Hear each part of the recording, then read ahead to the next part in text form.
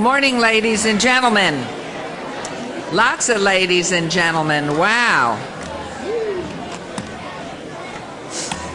There we go. Gamble. Are they cute?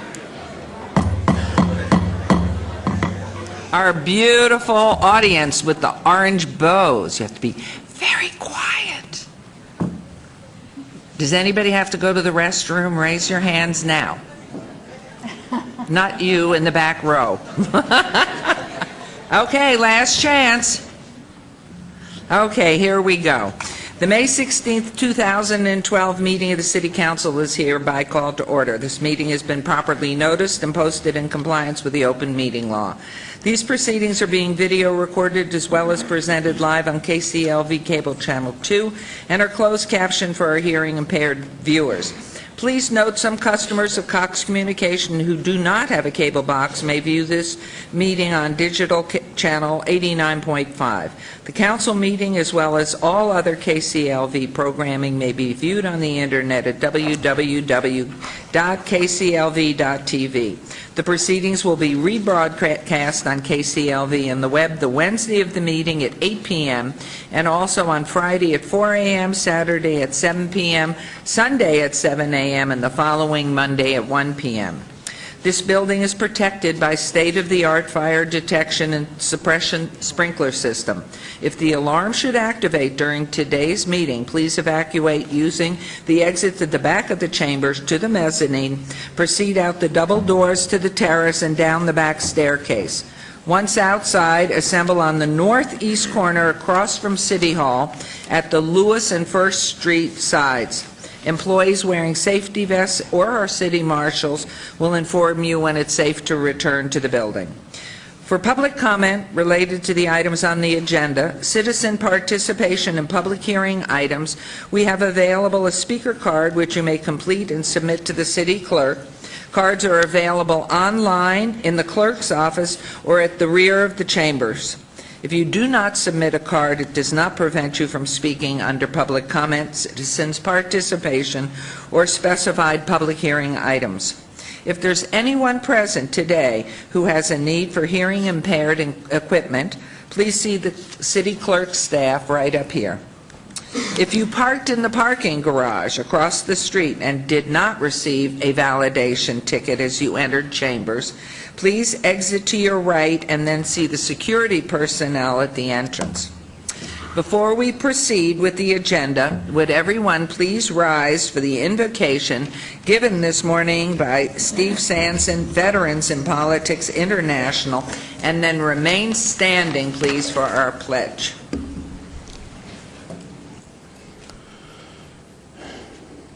O Lord, you are the dearest, well-wishing friend of all. You even accompany us in our very own hearts to give us guidance. O Lord, with your shining torchlight of knowledge and mercy, please grace us so that we may see all this clearly, that we may know that all your sons and daughters and you are our Father, known by many names.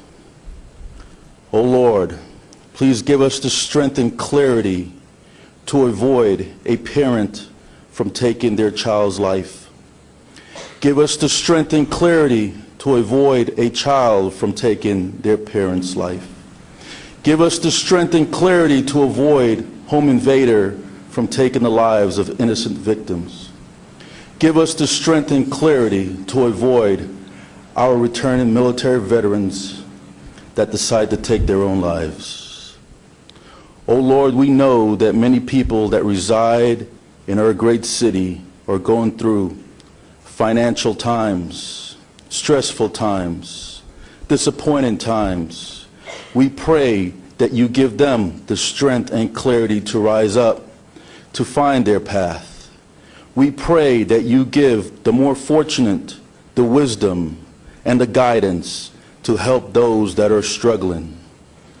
O Lord, please grant us all this wisdom so that we can be better stewards.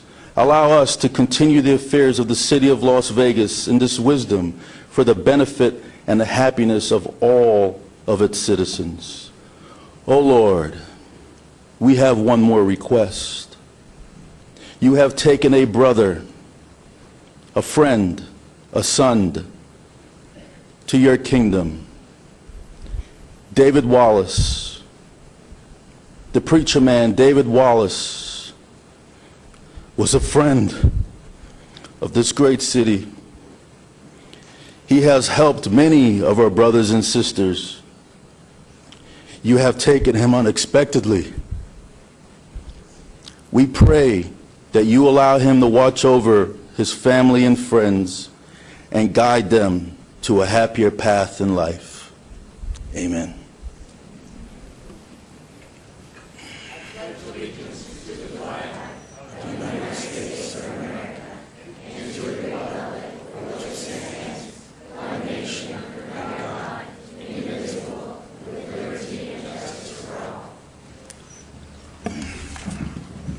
Thank you, and we will now proceed with the ceremonial portion of the agenda.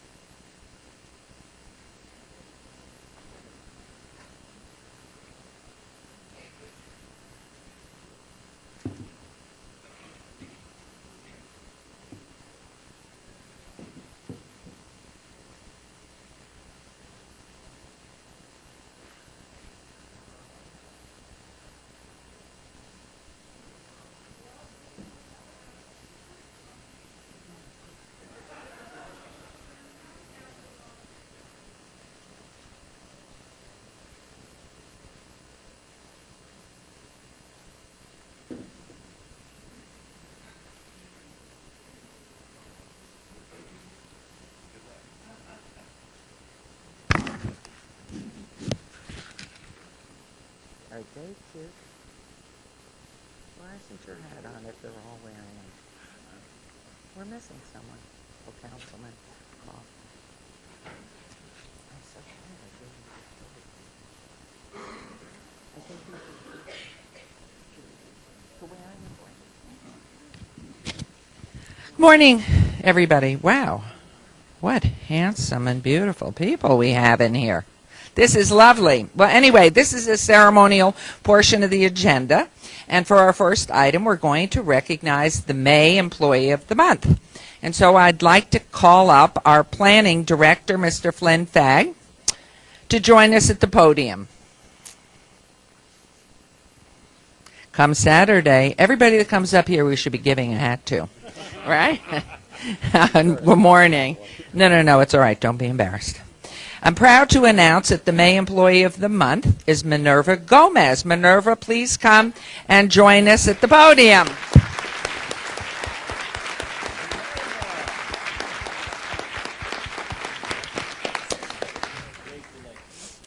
Congratulations. We're so proud. Minerva is the Senior Licensing Officer with the Business Licensing, and I'm very happy that we are recognizing her today because she has been instrumental in improving the city's customer service.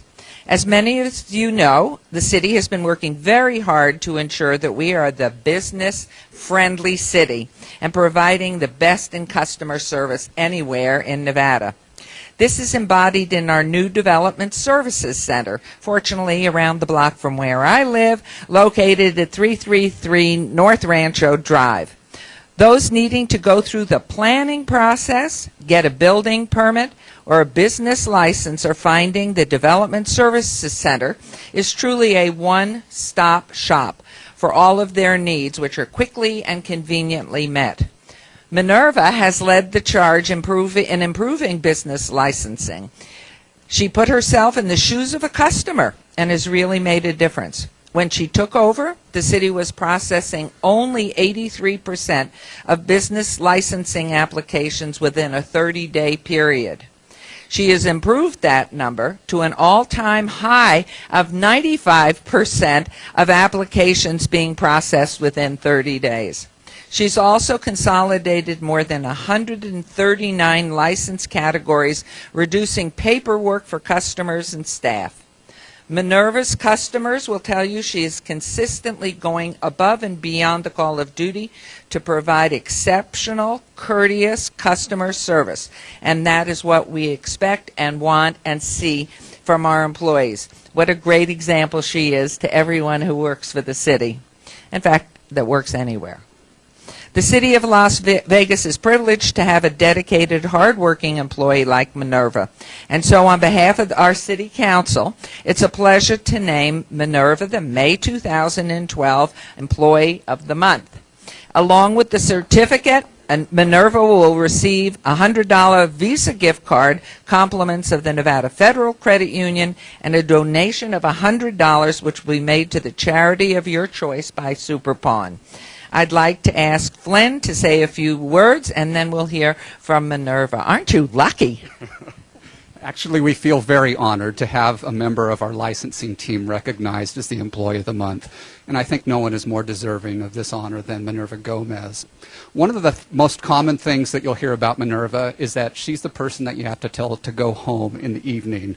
Everyone always has to go through and say, Minerva, it's time to go home. That's her dedication and devotion to what she does.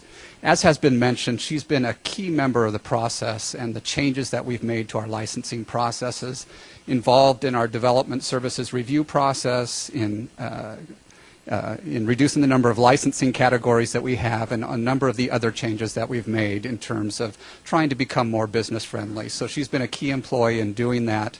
In addition, she has also participated in our Citizens Academy of Planning, which was something that she wasn't required to do. She did this on her own time just so that she would better understand the things that we do in the department. And so for her dedication and her devotion and her excellent customer service, we're happy to recognize Minerva as Employee of the Month. Thank you.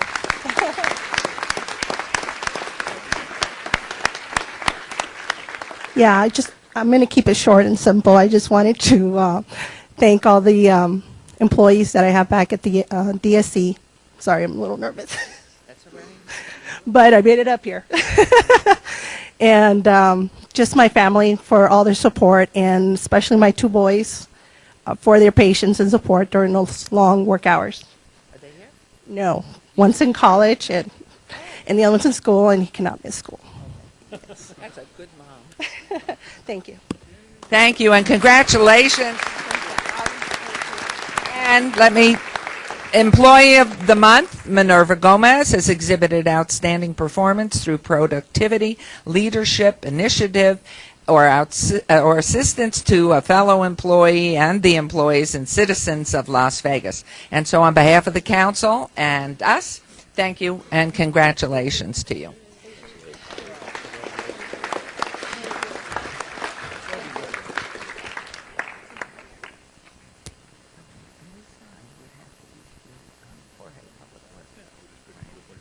Okay. We've just made a decision up here, if it's all right with the council.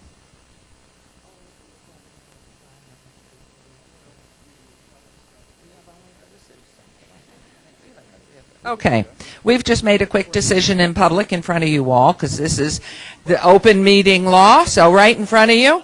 We would like to ask our Public Works, Mr. Cervantes, to please investigate where we can put a sign up in the public right-of-way around the building for our Employee of the Month going forward. And free parking for the month. But if you would do it, and starting with this, Mrs. Gomez would be the first one. So can we do it quickly? Government never works quickly. Oh, Mr. Bissell. So please. What? Okay. Boy, is this a good city council. All right, for our next item, I would like Historic Preservation Commission Vice Chairman Bob Stodahl to please come up and join us.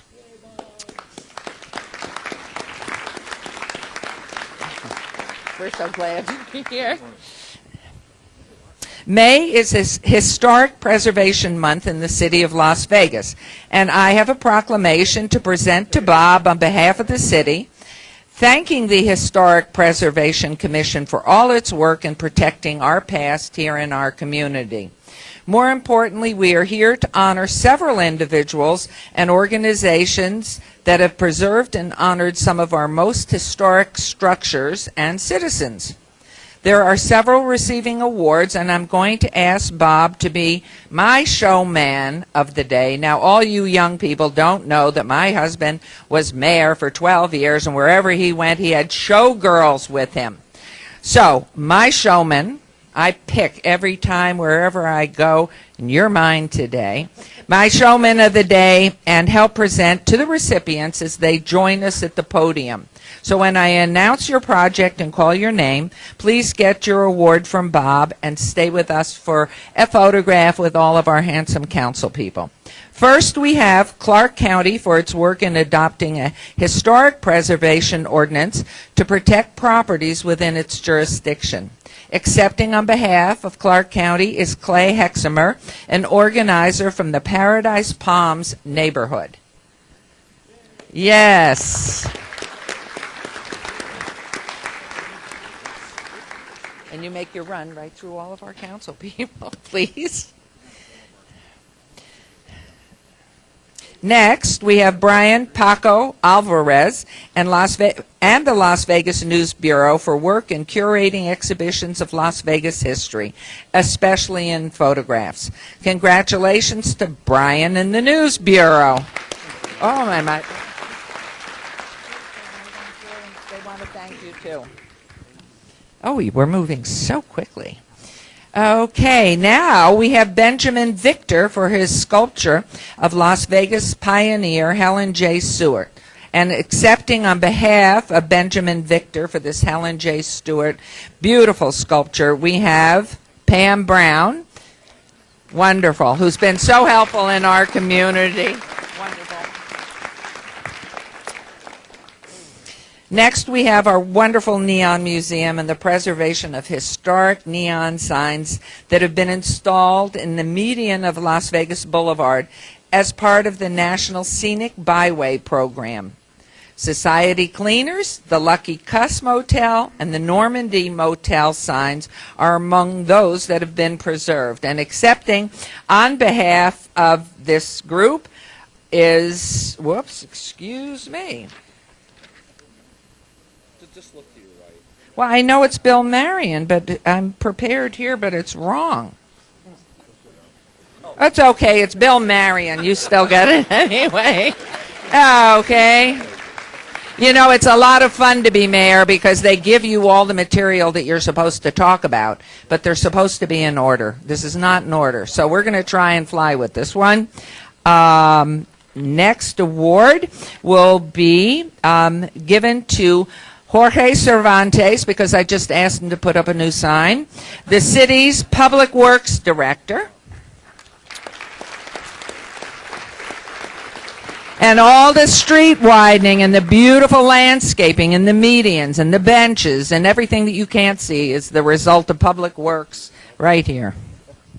And from our city planning, Flynn Fag, back up again.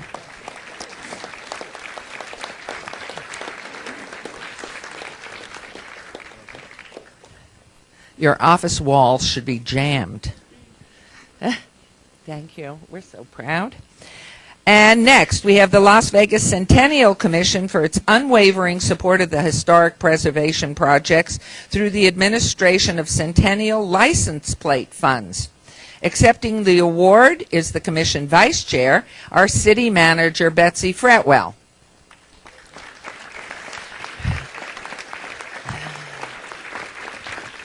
And now, I would like you all to join me in singing Happy Birthday to Betsy Fretwell, our City Manager.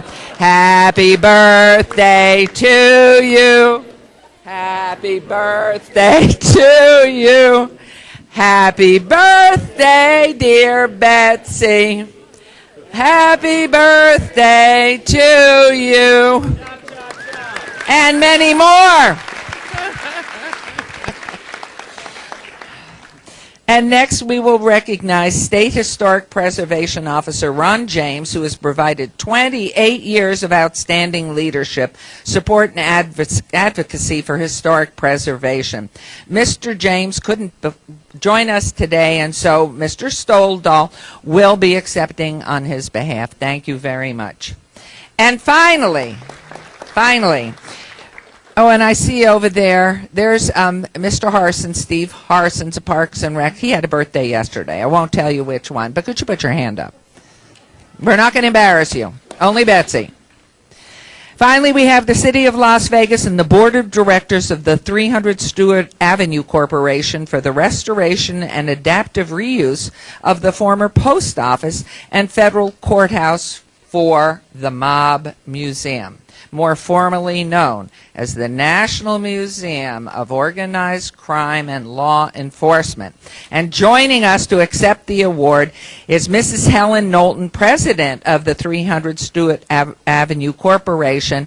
And I might tell you that this wonderful woman was head of the FBI here. So there are lots of things that you can do in your life and do different types of things. And we congratulate you all. It's so exciting.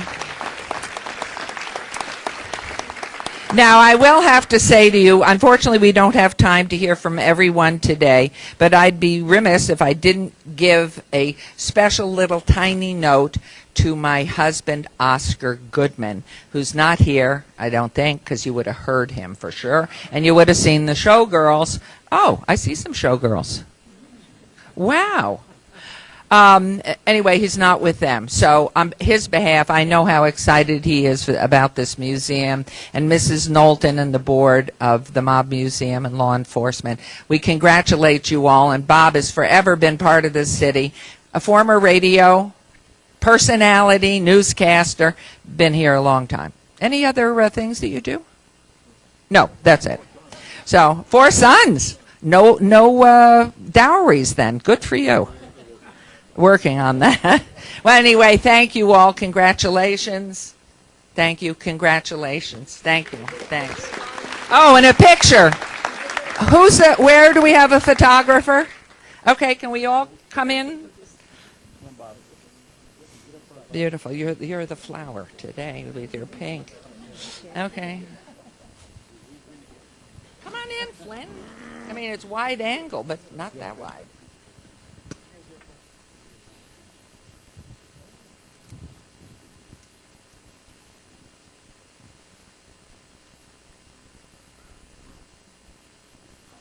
Thank you. Thank you all very much for all that you do for our city and our community. Thank you.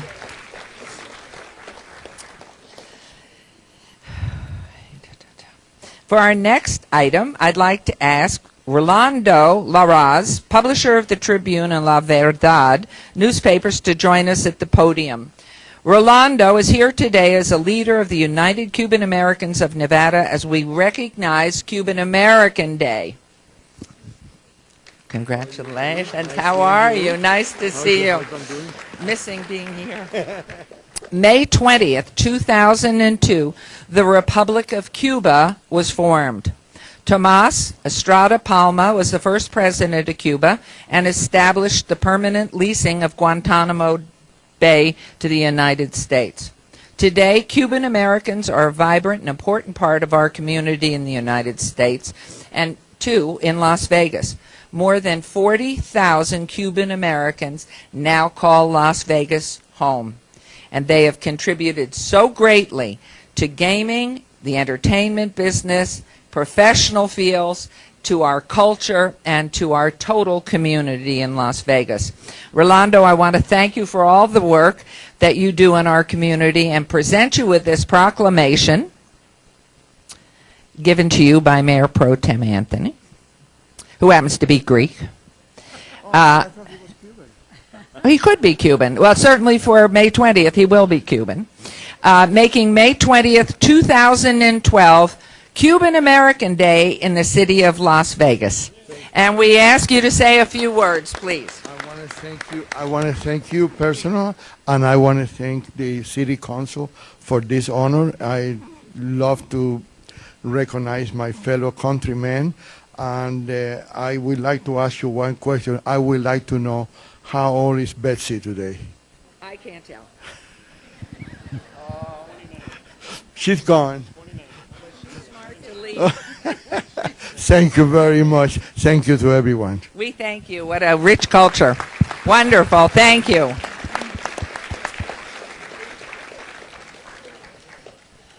Okay. For our next two items, Councilwoman Tarkanian is going to recognize a local dance group and a group of athletes, young athletes. And I hope the dance group will give us a number or two. Good morning. I'd like to ask the members of the Mirabella Maniacs cheer squad and their coaches to join me up here at the podium, if you could, on either side.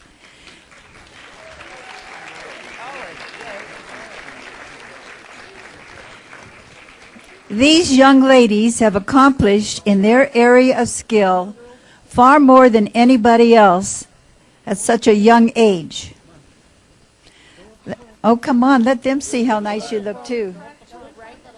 Yeah. Would you hand me the Mirabella Maniacs? You think we have enough up here now? Look at how beautiful these young girls are. And these talented, yeah, that's good. Thank you. Thank you. These talented and beautiful young ladies, ranging from the age of 5 to 15 years of age, competed recently in the USA Junior National at California Adventure Park. It was a junior national event, and it was a big thing for all the people who are involved in this type of sport activity. I'd like to say their names, and it's going to take a little while, but can I just quickly say their names, because you know what? You're on TV. And yes, you're on TV. And I want to say your name, so when I say your name, you can stand up. Do you want me to line them up and we'll go faster?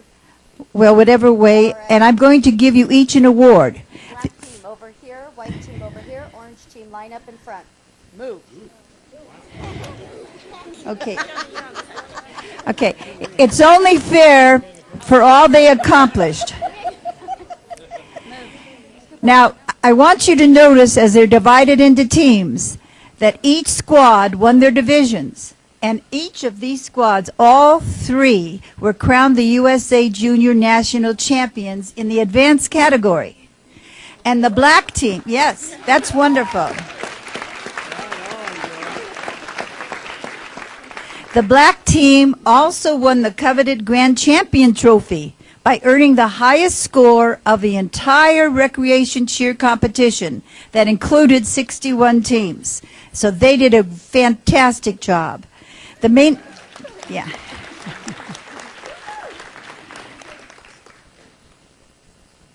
I got you. With this win, the Cheer Maniacs are 8-time national champions and 2-time national grand champions.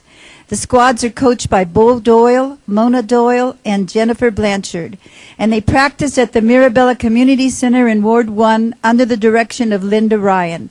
Now, let me just say a few words, if I might. I don't know if we'll have time to be able to say each person's name, but we want you to know that this is such a great group at Mirabella. I went to one of their presentations that was in the park next door to the Mirabella Center. I'm sitting next to a lady who's intensely watching, and she's so enthused. And I asked her, where do you live? And how far do you have to come here? And she said she lived in Henderson. So the Henderson people came all the way over to the city to participate in some of this. These are not easy things to accomplish. These young ladies appear many times for charity events, many times for educational events. They give of their time and of their efforts. They'll start at 5, and I can see you down there. Yeah. So let's give a big round of applause. Here, you can read them. Here you go. Okay? But the little ones you have to do separately. Okay. Okay, well, you're smart to wear this. Okay, they tell me that we can do this quickly because we have the team names on the back of the shirt.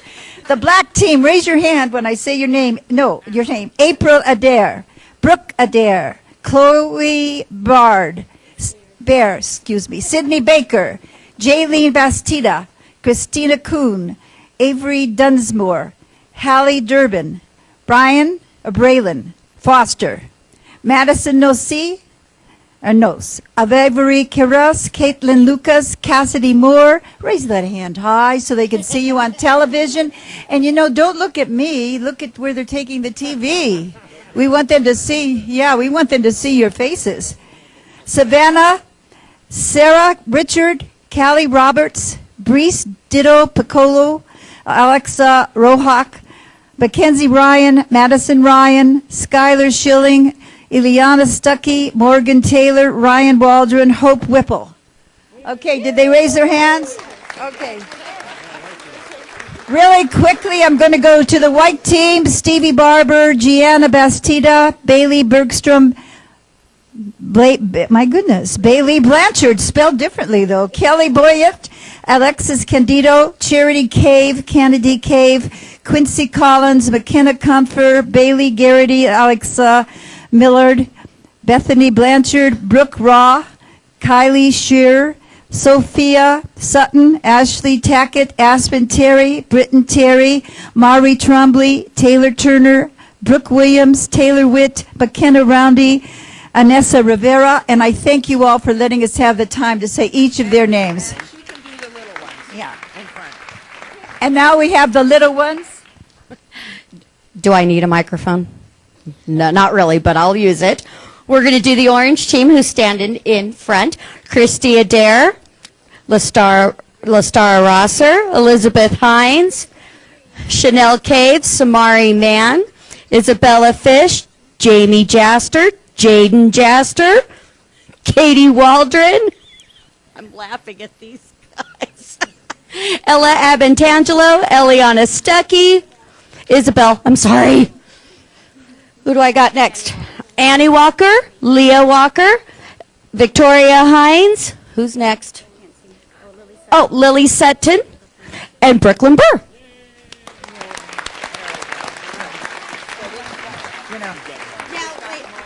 I want to just say this. I just know how very proud we are of you and everything you do, and I wanted to just say, would you just say a couple words? Thank you.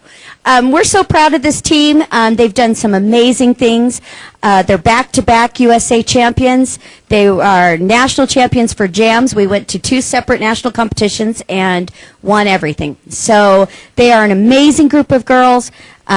We just love them to pieces, and we also brought you a shirt and the mayor a shirt so that you can represent Maniacs wherever you go. What? Maniacs can be your showgirls. Oh, yes, I that's exactly right. These are my showgirls. Okay, thank you very much. Thank you. Thank you. Very nice that you could come. Congratulations on all your hard work. Thank you. Good job. There's your t-shirt. Thank you. All right, let me get over. I want you to know when you wear this Maniac shirt, which I've worn in New York and Pennsylvania, everybody loves it because it says Maniacs on it. And they want to let loose and be a maniac too. All right, excuse me. One last thing, please.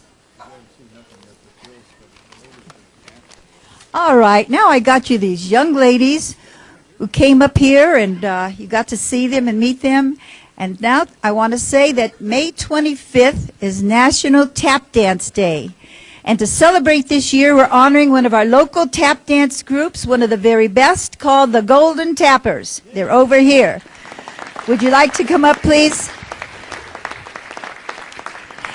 These are ladies who have been continuing their dance efforts their entire lives and have continued to be active in all kinds of ways.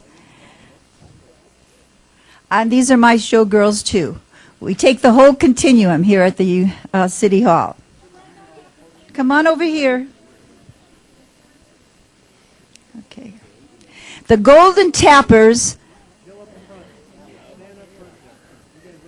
Come on, don't be hesitative. Oh, my goodness, I forgot. We have a gentleman there, too. I forgot him. I should have remembered. The Golden Tappers are a senior tap dance troupe who works out of the Las Vegas Senior Center. The group was started in 1985 by Jasmine Gamal, who is the instructor, choreographer, and director. Now, Jasmine opened her own studio in 1975, and she semi-retired after 33 years in 2008. However, fortunately for all of us, she continues to work with the Golden Tappers, and she continues to teach tap and belly dancing at various senior centers around town. And under Jasmine's direction, the Golden Tappers continue to perform at the Las Vegas Senior Center celebrations, as well as many other events throughout the city. Fabulous costumes, precise tap technique have always been trademarks of the Golden Tappers. The troupe currently consists of 9 women and 1 man, with some of the original members, when it first started, still performing. Jasmine, can you say can you say a few words for us? Well, all you gorgeous ladies that are part of that troupe that was just up here, maybe in 50 years, you could join a group like ours.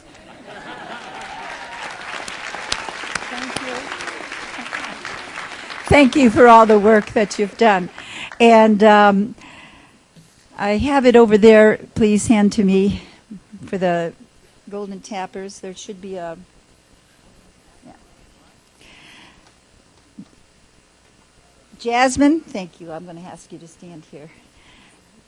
Jasmine, on behalf of the mayor and the Las Vegas City Council, we're presenting to you and the Golden Tappers this proclamation proclaiming today, May 16th, as Golden Tappers Day in the city of Las Vegas.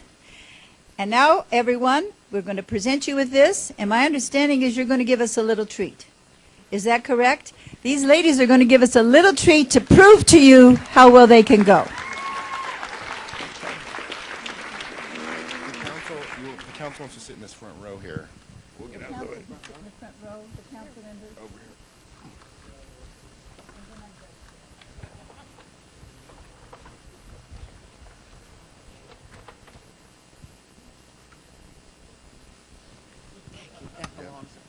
Yeah, I'll give it back.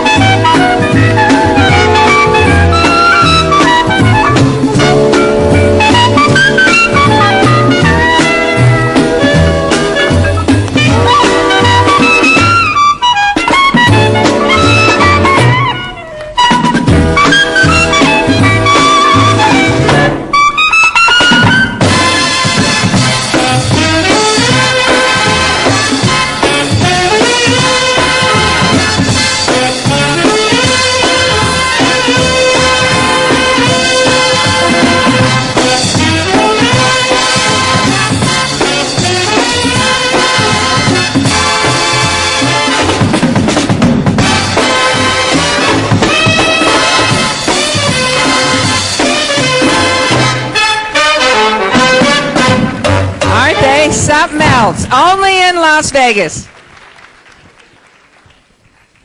There's no other city in the world that can have so much fun as ours. Thank you all. You are just the best. Wonderful. We're going to order a wood floor Next. Jorge?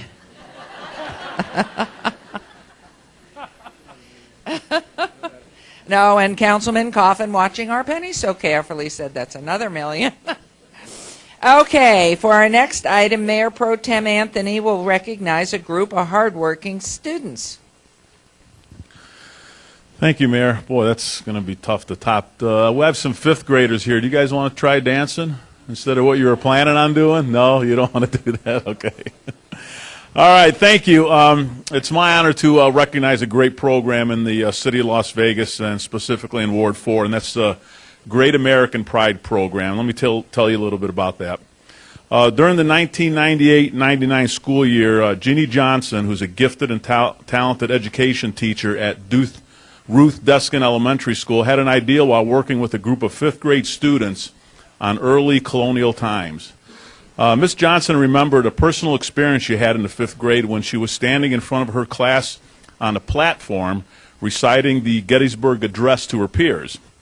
Miss Johnson said this was probably the scariest thing she ever did, but she was also very proud to be able to do it, and she never forgot that feeling. Ms. Johnson decided she wanted to provide an event for her students to duplicate that experience.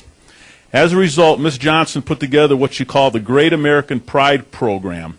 The program was open to all fifth graders, and it was voluntary. The requirements are an extension of the fifth grade level curriculum and are designed to enhance lessons presented in the classroom by involving students in a contest where each student can work to be a winner. So this program is above and beyond the regular fifth grade curriculum. Each year, a handful of fifth graders take advantage of this opportunity, and a lot of work takes place outside of their normal classroom studies. There's an emphasis on citizenship, famous historical documents, and there are 5 requirements that they have to fulfill in order to complete the program. Now, you got to listen to what they have to do here. I don't think I could do it, but they are required to write the Pledge of Allegiance with no mistakes. They are required to recite the preamble to the United States Constitution. They are required to sing or recite the Star-Spangled Banner. Again, this is voluntary. They're doing this because they want to do it. They need to recite all 50 states and capitals in alphabetical order. They have to recite all 44 United States presidents in chronological order. They're all in the back of our chambers. And they have to recite the entire Gettysburg Address. Can anybody in here do that besides these students? No, I know you can. Can anybody besides? Yeah, right. Okay, today I am proud to recognize students from 5 fifth grade classes in Ward 4 who have completed the Great American Pride Program. 1 class is from Ruth Deskin Elementary School, 1 class is from Mountain View Lutheran School, and 3 classes are from the Meadow School in Summerlin. So what I'd like to do first is I'd like to ask each of the fifth grade classes to stand up when I ask the teacher to come down here so we can recognize you. I want to do that for each class, and then we're going to have you all stand up to do something a little special. So I'd like to call up from Ruth Deskin, teacher Jeannie Johnson. Would you please come down here? And class, would you stand up? Where's the Ruth Deskin class? Go ahead and stand up. All right. Okay, go ahead and sit down. Very good. From Mountain View Lutheran, teacher Christina O'Neill, and would that class please stand up? Great job. From the go ahead and have a seat. The 3 classes from the Meadow School. Let's start with teacher Kathleen Brennan. Would you please come down here? And would that class please stand up? What a great group of kids. Okay, go and have a seat. The next class from Meadow School is Linda Bookout. Linda's not here. Would the class please stand up? Very good. Good job. Go ahead and have a seat. And the 3rd class from Meadow School is teacher Bill Bessel. Would you please come down here? And would that class please stand up?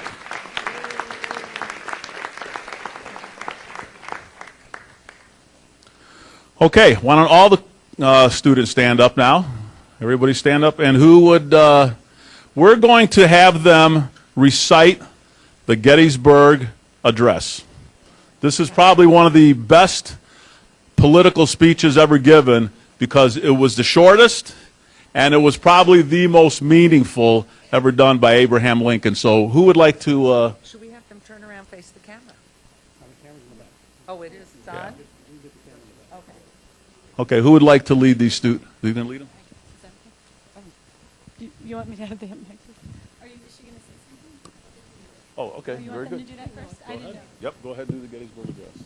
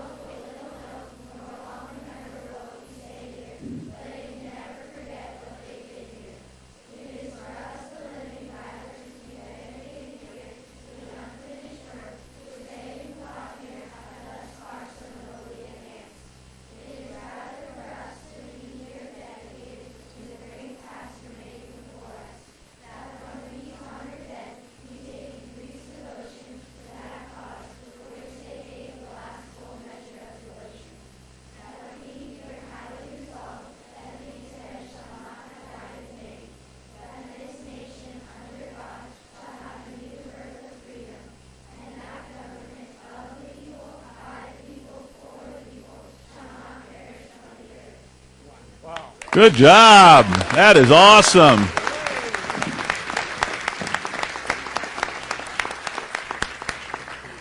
I'd really like to hear the 50 states and capitals in alphabetical order. That's what I'd really like to hear, but we won't do it. I'd like to have one of the teachers say something.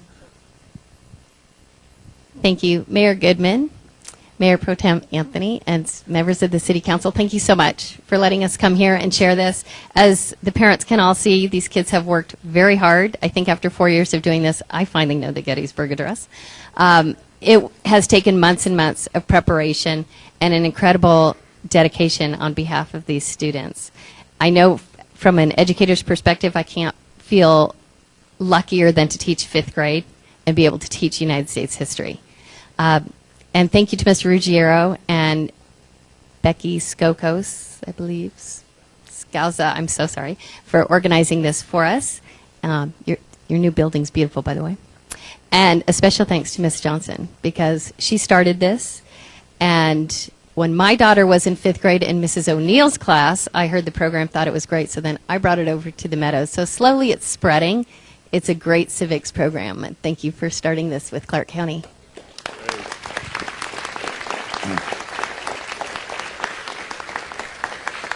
Thank you, and each of the students is going to receive a certificate of appreciation signed by the mayor and the entire city council, and then when we're done here, they are going up to the mayor's office to rummage through her office and go ahead and take whatever you want. It's not a problem. And then you're going to, some of you are going to go visit a fire station, and some of you are going to go visit KCLV, our television station. So congratulations, you are some great kids, and have a great day. Thank you. Thank you. Thank you. Now, 5th graders, when you get up to my office, there's a ledge. There's a platform like a balcony. You take one thing. We are throwing you off the balcony. Joke, that's a joke, in case somebody didn't get it. The other thing is when you get up to the office, you make sure you ask somebody on my staff. I think we have enough good luck chips, one for each of you. So if you forget, teachers, would you please remember to ask for a good luck mayor's chip, which comes from all of us, all your city council, because you live everywhere, I'm sure. And we have Councilman Beers from Ward 2. We have Councilman Ross from the Northwest, 6. We have Mayor Pro Tem, who is in 4, Anthony. We have Councilwoman Tarkanian, who happens to be my council person, takes good care of us in Ward 1, that's down around UMC and into the city. And then we have our wonderful cowboy here, who's already ready, Councilman Barlow from Ward 5, who's done such a great job. And of course, without his hat, because he always stands differently, our wonderful Councilman Coffin, who was born and raised here. So you can imagine this young man. Where'd you do 5th grade? St. Joseph's and John S. Park. John S. Park. So we are very, very proud to have that history. Of course, Councilman Barlow was born here, too. I don't think anybody else was born here. Reno, that doesn't count. And Greece, that doesn't count. So, and that's surely not me. So I think at this point, we have a final exciting something. Councilman Beers is going to recognize an organization that's really making a difference in people's lives. Tell us. And an opportunity to have a little fun.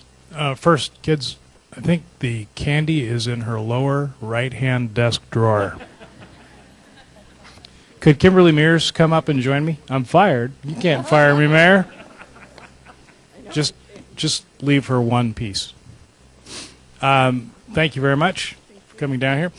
This Saturday is the Relay for Life that the American Cancer Society is putting on. I managed to get the mayor to declare Saturday Relay for Life Day, but the council would not meet with me on Saturday to do this on Saturday, so we're having to do it on Wednesday instead.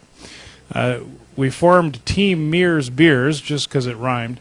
And if anyone would like to participate in the Relay for Life, it'll be this weekend. Would you like to describe where and when and how they can get involved, please? Hi. The Relay for Life of Las Vegas is at Centennial High School. It is a 21-hour event. When I was the event chair, it was just 12, but we're saving lives faster, so we've decided that we're going to shoot for 24 hours very soon. We are a 24-hour town, so there's no reason we can't have a 24-hour event to help save lives. Cancer has affected many of us, and we've actually, in the Las Vegas area, have 10 events in our communities. The Las Vegas event, I took that event to the first $100,000 event in Southern Nevada, so I'm pretty proud of that event. But www.relayforlife.org can get you right to that site. You put in your zip code, and it's a family event, so we would love all of you to come out there. The money that's raised stays here locally. We are actually funding researchers right now at the Nevada Cancer Institute, and Dr. Goodman will actually be speaking at this event on the importance of keeping our money in our communities. He is doing amazing things, and so anyway. Cool. Thank you very much. Congratulations. And this Saturday. Thank you. Now, if you will remain seated, normally when we leave this portion, we take a recess, but I'm going to ask you to stay put because once we resume our seats up on the dais, we have one more special announcement, which I know you'd like to hear.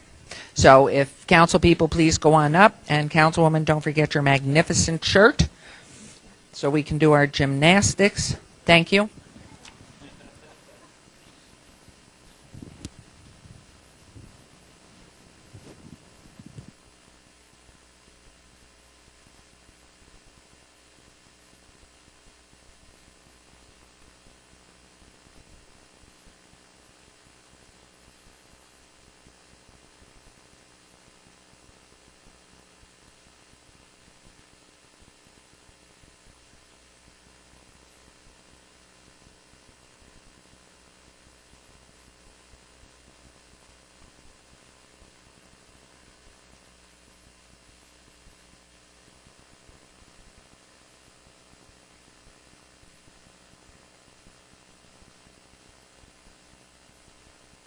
Microphone. Thank you, everyone. We're going to start or finish up this portion of the agenda. Councilman Ross has a special presentation. Thank you, Mayor and council members, and thank everybody for staying put for a few minutes while I give this very special presentation. And I told the mayor earlier, as these ladies were dancing, only in Las Vegas. We've got dancers, we've got great, talented kids in this community. Also in this community, this week is another great event. Heldorado is back again this year. Thursday, Friday, Saturday, and Sunday will be the Heldorado Rodeo. Saturday will be the parade, and that's why all of the council members, except Councilman Coffin, where's your bandana? There you go, right over your face. Does he look good or what? All right, Thursday, May 17th, tomorrow is Cowboys for a Cure at the rodeo grounds, which is literally almost on the corner of Stewart and Las Vegas Boulevard. You cannot miss it. Jace, are you ready to roll that tape? Okay. Now watch closely.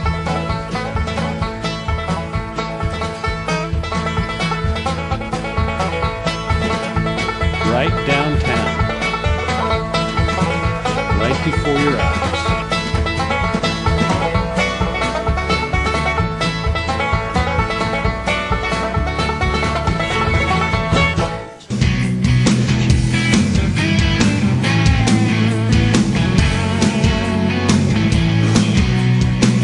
What do you kids think? You want to go?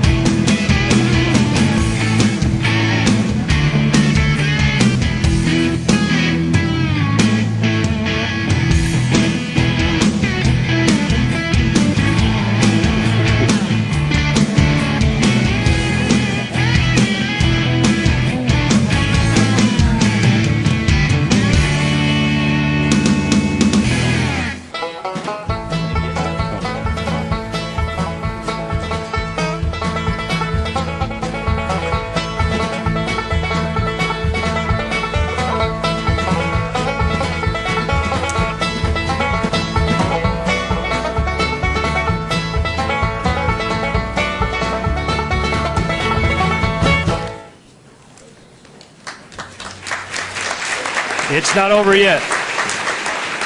It's not over yet. Esther, would you come up here, please? A funny thing happens whenever Heldorado Days rolls around. People around here act a little, well, different. Everyone tends to get a little cowboy in them. And not just the people.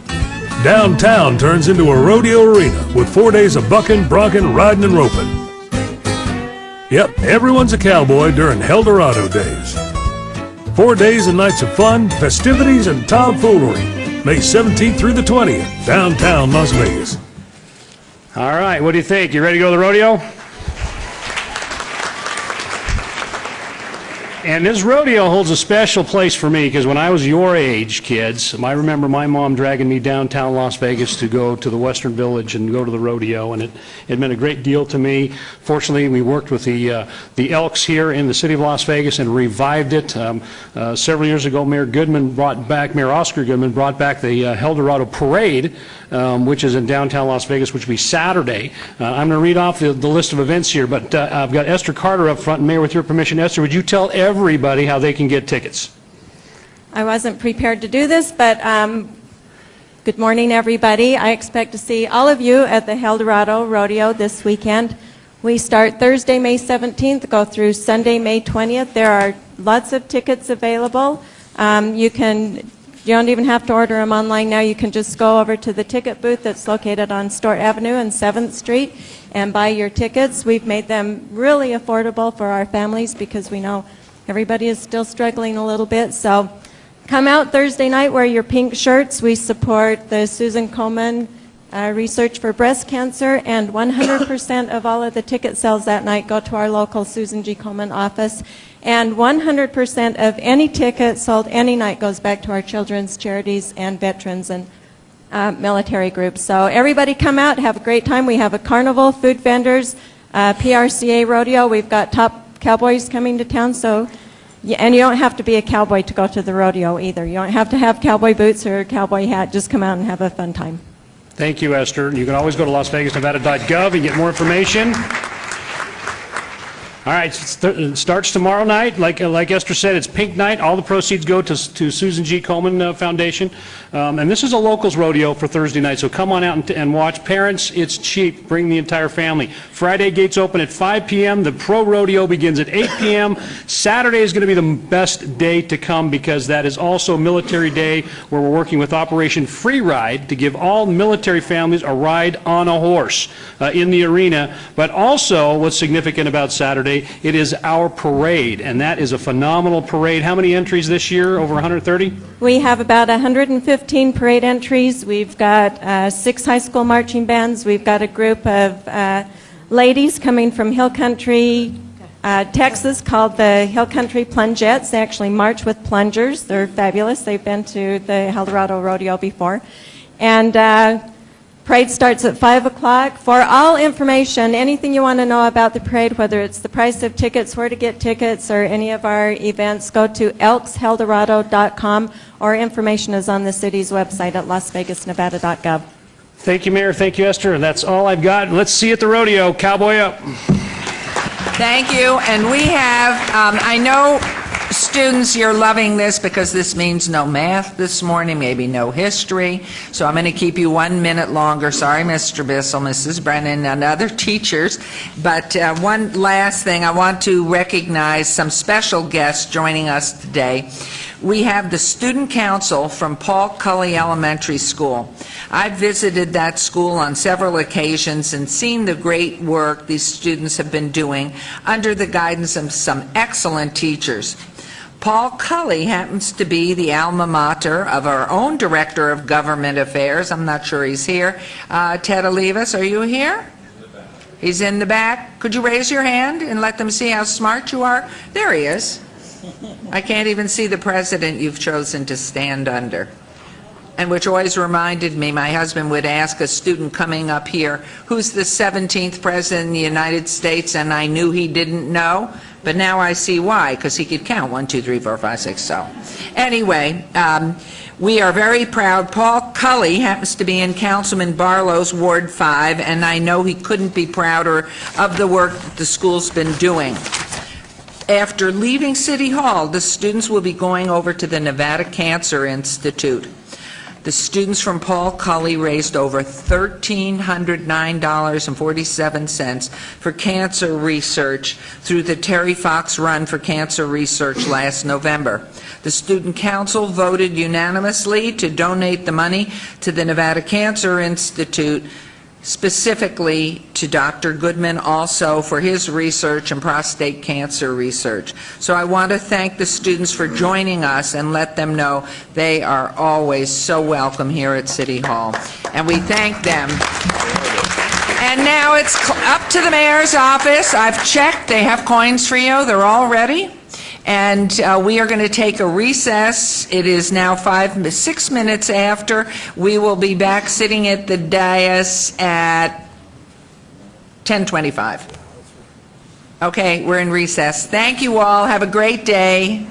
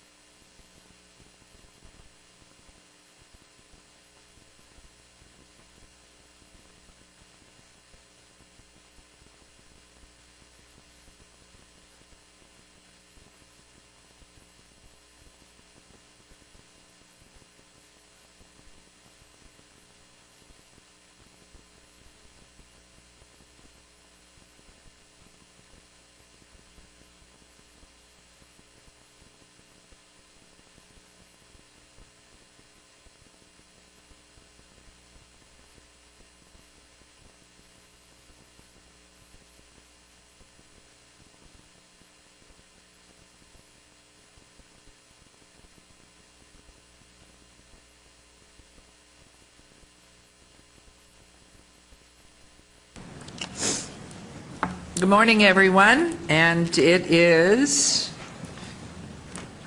we are already up here. There it is, 10:25. Sorry for the lengthy recess there. We will continue on with agenda item 12. Public comment during this portion of the agenda must be limited to matters on the agenda for action. The amount of time any single speaker is allowed may be limited. All comments made will be cross-referenced to those specific items. If anyone submitted a speaker card or who wishes to speak under this portion of the agenda, please come to the podium, state your name for the record. We will set the time at 1 minute at this particular time. And I have a card from Margaret Ann Coleman. You have to push the red button, the whatever color it is. Yes, my name is Margaret Ann Coleman, and I like to give praise to God. An arm, a leg, arm, and a head, meaning Allah, meaning people. I'm here today to address, can I save my children? I'm looking for reimbursement due to the fact I spoke with Councilman Barlow to speak with you about being on the bias list in my eyesight, due to the fact you haven't heard anything that I said, and due to the fact a court order you're not following, whereas you're not complying with law and order.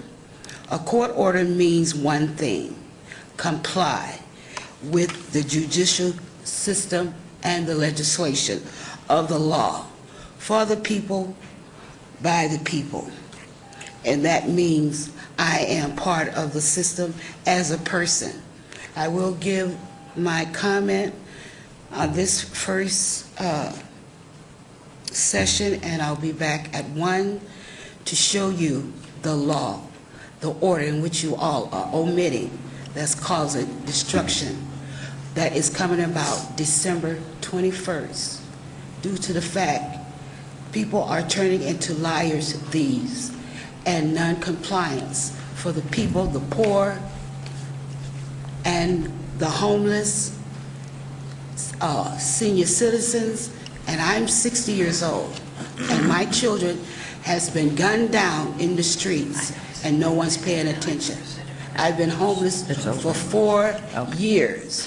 Due to illegal proceedings. Okay, thank you. It's been almost 2 minutes. We appreciate it. We'll hear from you later on. Thank you. Anyone else wishing to be heard in this public comment portion of the agenda, please come forward. Hearing none, we will move on to item number 13. These are the business items. For possible action, any items from the morning session that the council staff and/or applicant wish to be stricken, tabled, withdrawn, or held in abeyance to a future meeting may be brought forward and acted upon at this time. Councilman Anthony. Thank you, Mayor. I have 4 items. Item number 23, agreement number 120146RF, Westar Architectural Group, Nevada, Inc. Staff has requested that be stricken. Item number 26, agreement number 120147TF, Black and Vetch Corporation. Staff has asked that be stricken. Item number 34, approve a new beer, wine cooler on sale, Las Pupusas Restaurant number 5, doing business as Las Pupusas Restaurant number 5, 7450 West Cheyenne, Suites 108 and 109. Staff has asked that to be stricken. And then item number 54, work card denial for Jeffrey Manning. Staff has also asked that be stricken. Those are the items, and that's my motion. Thank you very much, Mayor Pro Tem. There's a motion. Please vote. Please post.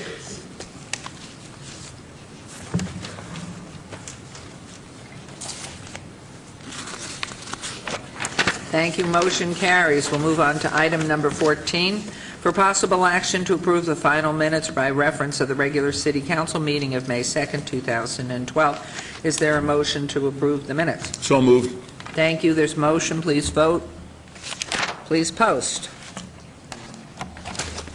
Here. Councilman Coffin, please. Motion carries. Thank you. Councilman Coffin? Yes, thank you. I'm not sure on the proper time we move to obey items, for example, in the afternoon agenda, but I thought that if this is not the proper time, I will say that I will in the afternoon move to a time certain, at least 2 months away, item 74 on the planning agenda. That way people who are watching or listening will know they don't have to come running down here and be here at 1 o'clock. Okay, that's very kind of That's you. item 74 on the Huntridge Theater. Okay, and that will be, it will be brought to the attention of the council as we come back from our lunch recess, but thank Right. you for, if anybody's waiting here from that. So Yep. we will now move on to item 15. Items 15 through 46, without those mentioned 23, 26, 34, which are stricken, on the consent agenda are considered to be routine. They are recommended for approval by the departments and may be enacted in one motion. Are there any other items in this grouping of 15 to 46, minus those three, that council wishes to bring forward? Hearing none, may we have a motion, please? Thank you, Mayor. I'll make a motion to approve the consent agenda items 15 through 46, except for items 23, 26, and 34. Thank you. There's a motion. Please vote. And please post.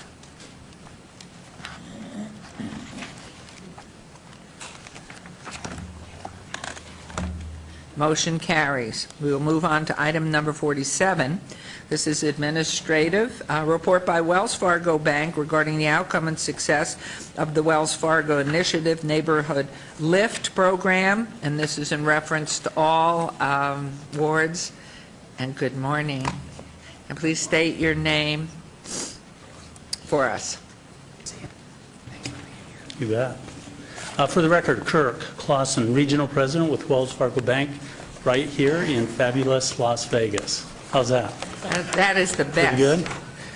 Say, we've been asked to give a report with regards to how the Wells Fargo Neighborhood Lift program went a couple of weeks ago. And so, to that point, we'd like to thank the mayor and council members for inviting us to bring an update to you. And these were very exciting results that were held on right here in Vegas on May 4th and 5th. As a general comment, the Las Vegas Neighborhood Lift event was so successful pound for pound compared to the other 4 communities that have conducted the same event on our behalf throughout the country. We were arguably the most successful event. And most of that is directly attributable to the city, the collaboration we had with the city, our nonprofit partners, and I would say the hard work done by my team here on the ground. So here are some of the initial results. We had nearly 1,100 people attend. Of those 1,100, 325 prospective home buyers reserved $4.875 million of the $7.2 million we've set aside for down payment assistance. These are grant funds that were conducted or reserved during the 2 days. 617 people signed up for the homeowner education program from Neighborhood Housing Services of Southern Nevada, and we really appreciate Lenny's help with that group. There were more than 90 mentions of the event in the press, which included Channel 2, 3, 5, 8, 9, 13, and 15. And what was really heartwarming, if you had a chance to stop by the event, as I know several of you did, to have folks come in who had heard about it at the last minute, watching one of the channels presentation, and they picked up, many of them, upwards of $15,000 in down payment assistance. We had nearly 100 people who utilized the affordable home bus tours. In addition, we saw many, many folks on their own drive to the featured homes that we agreed to with the city of Las Vegas and ourselves. Great job there. Those prospective home buyers are now busy looking for homes throughout the city of Las Vegas, and we hope to see many more homes become part of the program. The Wells Fargo Neighborhood Lift event was a complete success by every measure we had here. This was perhaps the best one, and I hope we can do some more down the road. You never know. It'll take us a while to get through $1 billion in committed mortgage funds, but like I say, you just never know. The market could really turn in our favor, right? We could not have had such an overwhelming successful event without your support and the support of Neighborhood Housing Services of Southern Nevada. And I just think it's really incumbent upon us to take a moment. We can't thank everybody, but folks like David Riggleman, Diane, Paul, Dr. Hibbler, Tim Whitwright, and Betsy Fretwell were absolutely terrific in helping us put together an outstanding program. And that would conclude our initial report. We hope to come back with more details in the future. We are so grateful for this, and hopefully it's a leadership role that everybody around the country is looking to. And we thank you, Mr. Clausen. And Thank you. Wells Fargo, we are so proud to be in partnership with you. What a great venture this has been. And we look forward to your next one soon. Terrific. 5 years, $1 billion. 5 years. So. It comes so quick, right? Right. Any comments, questions, Councilman Anthony? Thank you, Mayor. I went down to the Riviera, I think the first day, and spent some time with you, Kurt, walking around. And what impressed me the most was how organized the event was. You had a ton of employees down there. Nobody was standing in line. Everybody was being helped. It was just very organized. And that probably was a good feeling for people that are really in distress today over this housing thing, to actually go somewhere and meet with Wells Fargo's employees, where everybody had a smile on their face, and it was kind of it was a lot. People were having a good time down there, and they were walking out of the place possibly with a home. Yes. So I was just very impressed that how well you put the thing together. And I guess my one question is, I know you bank presidents probably hang out together, and you probably don't do much golfing because you're not really that good of a golfer, but sorry about that, Kurt. I knew that was coming. I know you did. But I'm assuming that, or I'm hoping that you're talking to other bank presidents in the Valley about them doing something like this also. And are you hearing anything about some of the other banks maybe participating in something like this? I can't tell you anything about other banks' commitments, but we have had some interest shown by other financial institutions wanting to know about the makeup of this. So let's keep our fingers crossed. Councilman Ross? Thank you, Mayor. Mr. Clausen, thank you as well. The reports I got were actually reports of hope has been restored to my family. Good. Because of what Wells Fargo, the City of Las Vegas, all these other organizations that are part of this. And that is probably the most meaningful thing that Wells Fargo has done for the citizens in the City of Las Vegas, at least those that participated, because you brought hope back. Okay. And, you know, we talk about these large amounts of money that Wells Fargo's coming up with to do this with. This is money being reinvested right back into this city, right back into our economy. Family by family. Family by family. And you hear me talk a lot about job creation and jobs. That's important, but it's that hope, too, that went along with what you did. Thank you for helping the families in this city. Thank you for helping the City of Las Vegas and our economy. Yeah, appreciate it. Thank you. It was really our privilege. Well, having met many of your volunteers from Oregon as well, and I think Seattle and Reno area that came down to work the program, commendations to all of them. They were just simply great and fun to be with. So it's a great effort, and we are grateful. Thank you. Thank you. Thank you. Hey, it's the best-looking, smartest group of assembled bankers you can find anywhere. So. Well, we saw that. We saw that. Forget about the golf. Thank you. Please forget He's about golf. hardworking. It's only part-time people that go play golf. Ooh. Okay, so ride horseback. Thank you, everybody. Mr. Much appreciated. We will move on to item number 48, discussion for possible action regarding a disposition development agreement between City Parkway V. Inc. and Boyer Las Vegas SNF-LC for the sale of approximately 2.69 acres of vacant land within the Las Vegas Technology Center, located generally at North Tenaya Way and Cascade Valley Court. This is in Councilwoman Tarkanian's Ward 1. And Mr. Arndt, good morning. Good morning, Mayor, members of the Council. For the record, Bill Arndt, Director, Economic and Urban Development. This item before you today is for a transaction in the Las Vegas Technology Center near Tenaya Way and Cascade Valley Court with the Boyer Company, a developer out of Salt Lake City.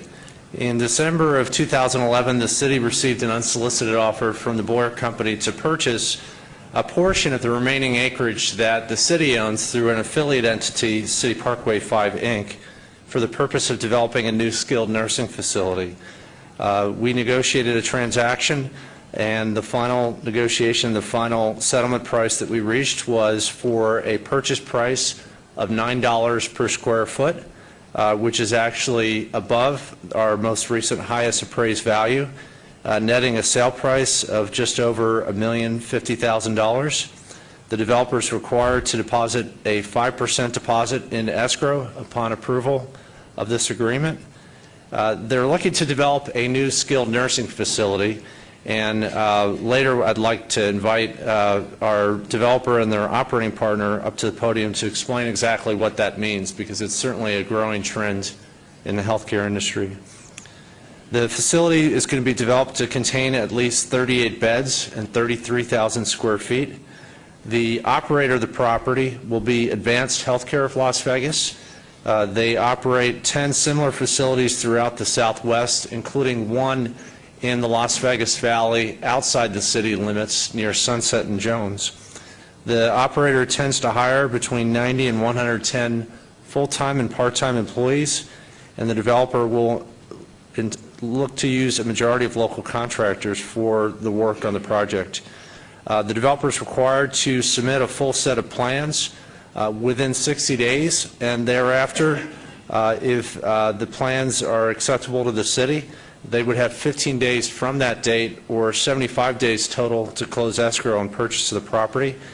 And then following approval of all the entitlements for the project, the developer will have 24 months to complete construction. We've also negotiated an operating covenant which requires the facility to be used for this purpose for a 5-year period. I would like to invite Nate Swain, a partner with the Boyer Company, as well as Robert Dellenbach, Vice President of Corporate Development with Advanced Healthcare, up to the dais. And while they approach you, I'm going to show up on the overhead a site plan showing the location of the facility, but perhaps more importantly, I have a photo rendering of the facility in the Southwest Valley at Sunset and Jones, so you can get a feel for what the physical character and the quality of development will be. And I'd like to invite and ask Mr. Dellenbach to maybe spend a few minutes talking about what's going to happen inside the facility, because this is certainly a growing component of healthcare in Las Vegas, an important component for our citizens and folks living in that part of the city. Thank you, Mr. Arndt. If you will step forward, welcome to Las Vegas, and how wonderful. And if you'll each please state your names. I'm Robert Dellenbach, Vice President for Development, Advanced Healthcare Corporation. It's an honor and a pleasure to be with you this morning, Mayor Goodman and all the council members. We are a family-owned business. As was mentioned, we have 10 facilities. We're actually building another one underway in Colorado Springs, Colorado. We have one here in the Las Vegas Valley. We do skilled nursing facilities for people who primarily have had some form of surgery, particularly knees and hips, where as we get older, those kind of things begin to show wear.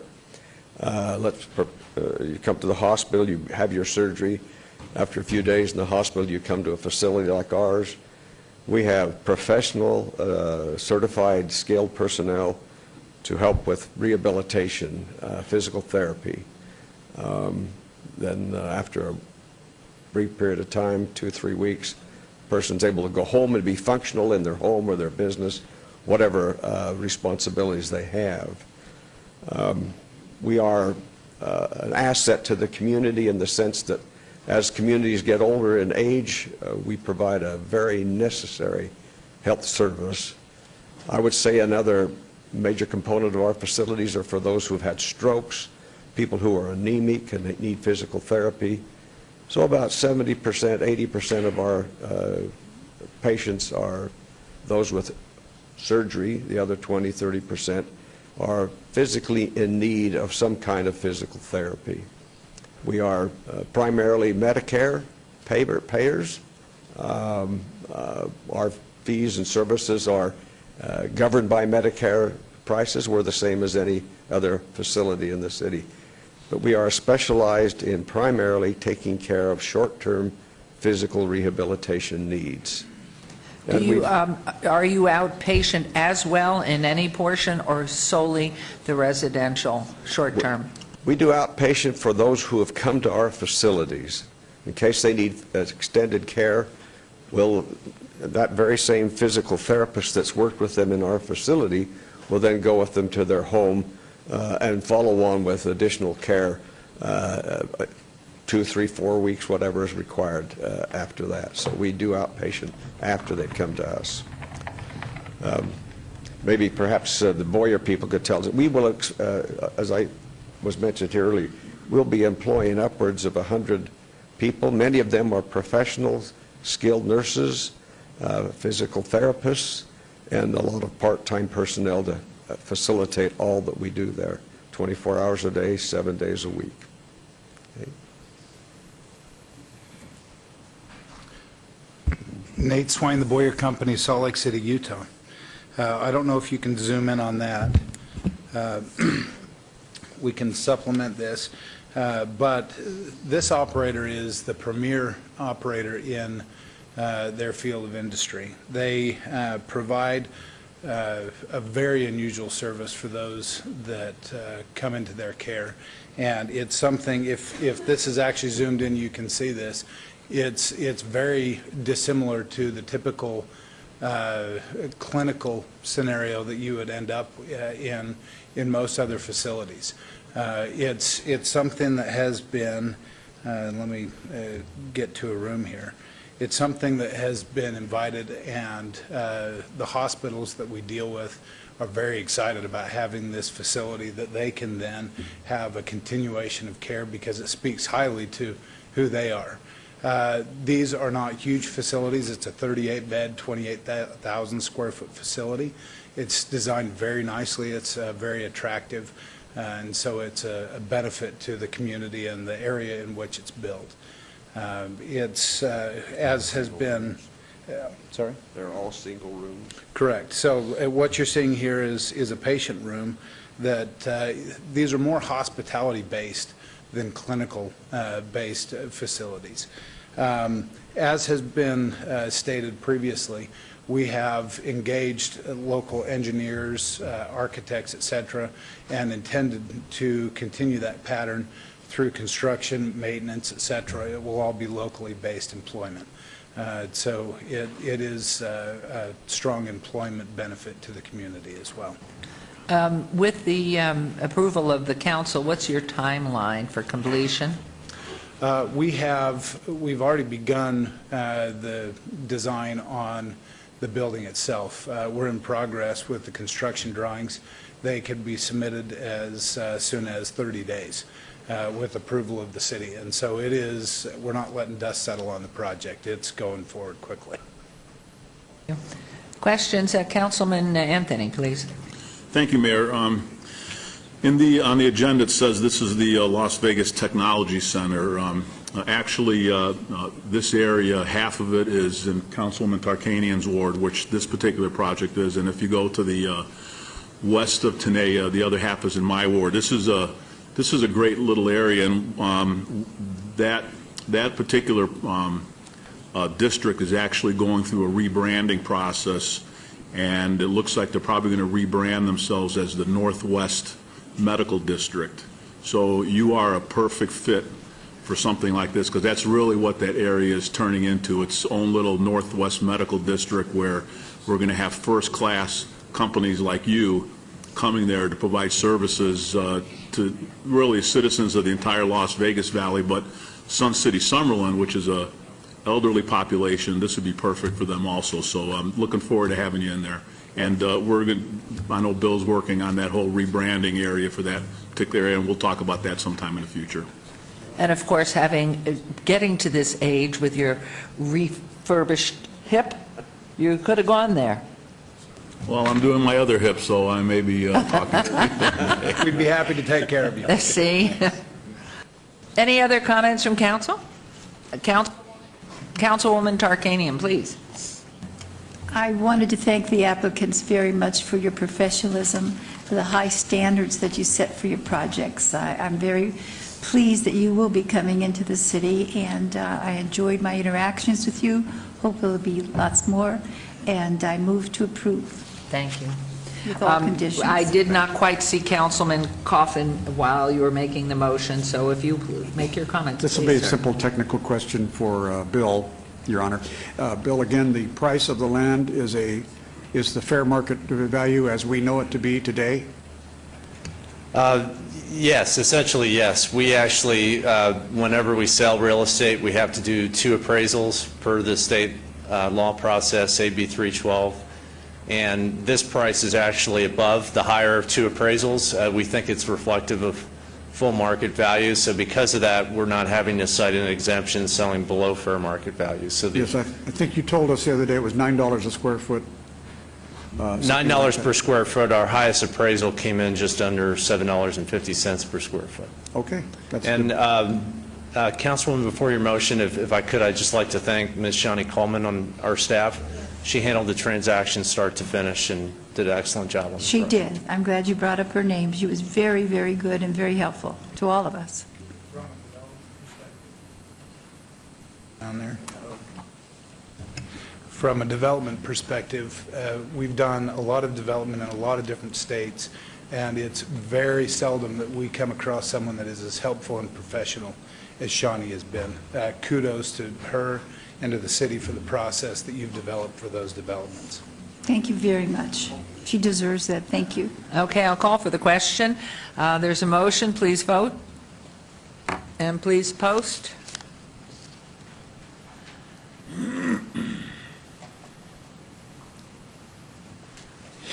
Motion carries. Congratulations. Welcome to the city of Las Vegas. Thank you. Thank you. Before we take 49, the group need to strike 55. Oh. And 55A too? No, 55A will replace 55. Okay. Before we have the presentations on items 49, 50, 55A, 56, and 57, excuse me, yes, and 57, they have a motion to strike item 55, Councilman. So moved. Thank you. There is a motion to strike item 55. Please vote. And please post.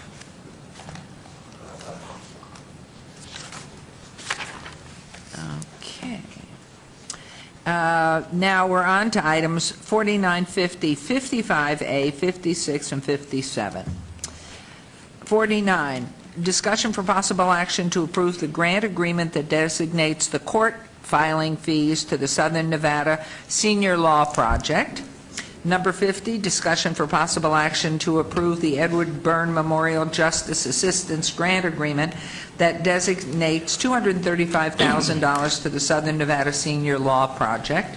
Number 55A, R-38-2012, discussion for possible action regarding a resolution supporting dissolving the Senior Citizen Law Project Advisory Board, which is the one that replaces number 55. Number 56, R-39-2012, discussion for possible action regarding a resolution supporting authorizing the donation of computer hardware and office furniture to the nonprofit Southern Nevada Senior Law Program. Number 57, R40-2012, discussion for possible action to approve a resolution supporting authorizing the donation of $200,000 general fund to the nonprofit Southern Nevada Senior Law Program. These are all related to each other and are for all wards. Mr. Harsin, good morning. Thank you, and good morning, Mayor and Council. All of these items are related to the transition of the Senior Law Project over to a 501c3. Deputy Director Lisa Morris has been working for the past 18 months with Program Administrator Sugar Vogel on this project, and so with that, I'm going to let Lisa walk you through the details, what all the agenda items are, and answer any questions. Thank you. Thank you, Director Harsin. Good morning, Mayor and members of the Council. For the record, Lisa Morris-Hibbler, Deputy Director of Parks, Recreation, and Neighborhood Services Department. I'm excited to discuss the final phase of the Senior Citizens Law Project transition from a city program to an independent nonprofit. As you know, this has been the culmination of efforts over the past 16 months. For the benefit of you and the viewing public, I would like to provide a brief historical overview before we move into the specifics of the 5 agenda items. Since 1978, the Senior Citizen Law Project has been a city-sponsored service program. Attorney Sugar Vogel has served as the project administrator of the Law Project since 1986. The Law Project provides legal assistance and support to senior citizens age 60. The program eligibility is not determined by income, which means a greater number of seniors can benefit from the services. The Law Project is the only free legal service provider in Clark County that exclusively assists senior citizens. And I'm proud to report that the Senior Citizens Law Project has assisted over 100,000 elderly clients with legal issues and has continued to achieve 90% or greater customer service satisfaction in all annual customer service evaluations. In 2008, the Fundamental Service Review was initiated to perform a comprehensive, critical review that assessed city programs and services in response to the significant economic downturn and substantial loss of revenue. All departments were required to eliminate or reduce various programs and/or services, including a reduction in force, within a 1 to 2 year time frame. In 2010, due to budget constraints, the city could no longer afford to make a general fund contribution to subsidize the Senior Citizens Law Project, which generally range from $250,000 to $450,000 annually. For the past couple of years, the Senior Citizens Law Project sustained themselves by relying on program reserves, which is depleting.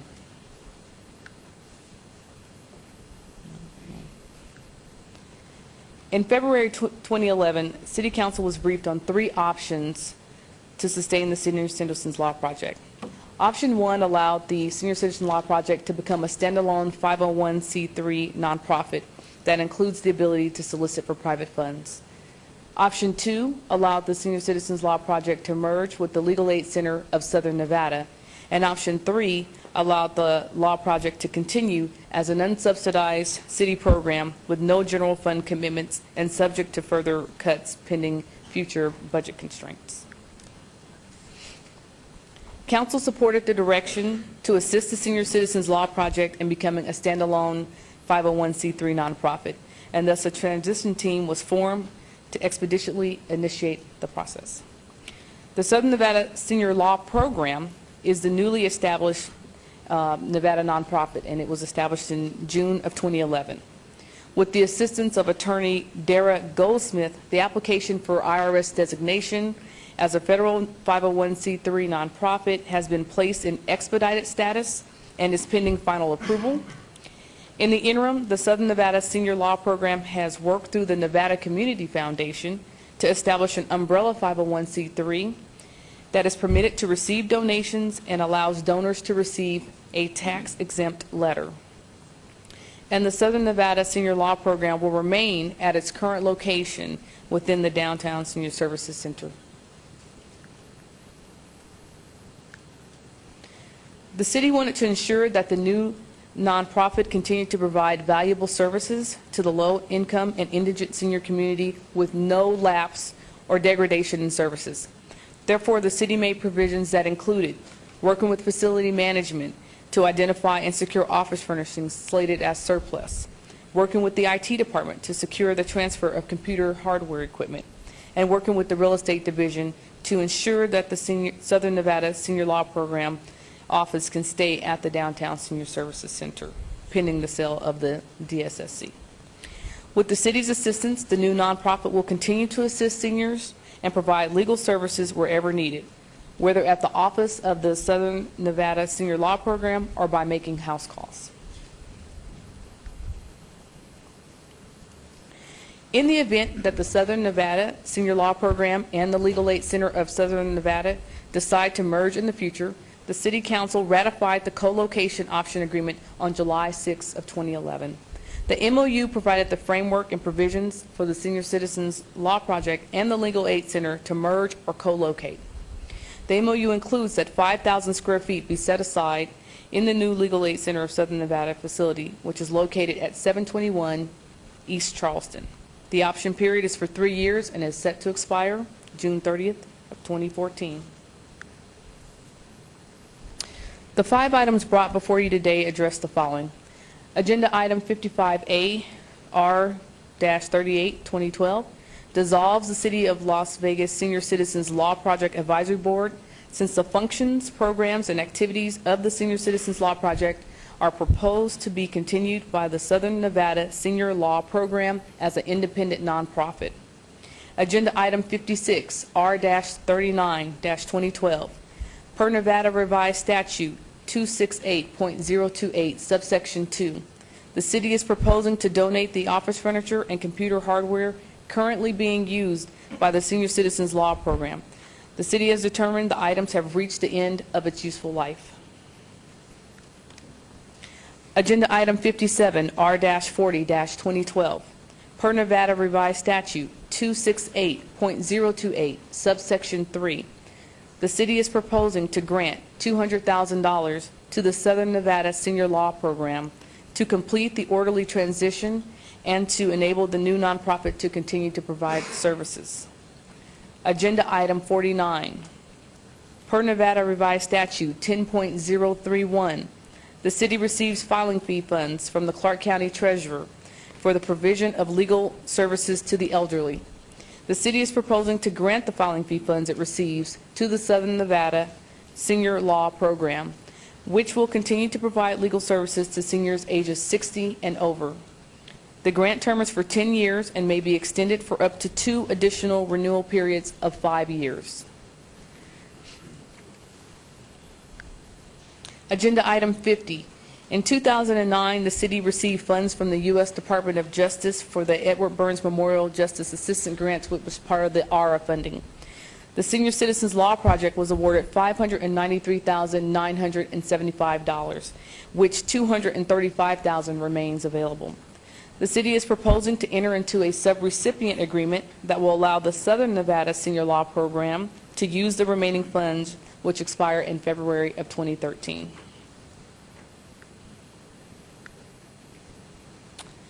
I'd just like to take a brief moment, if I may, and thank the transition team, because all of this would not be possible without them. We had representatives from the City Attorney's Office, Department of Information Technology, City Clerk, Finance and Human Resources, and certainly not least, I'd like to thank Sugar Vogel, who's in the audience, and her team, as well as Director Harson and the City Manager's Office. And at this time, I'd like to call Sugar to the dais. Thank you. Thank you.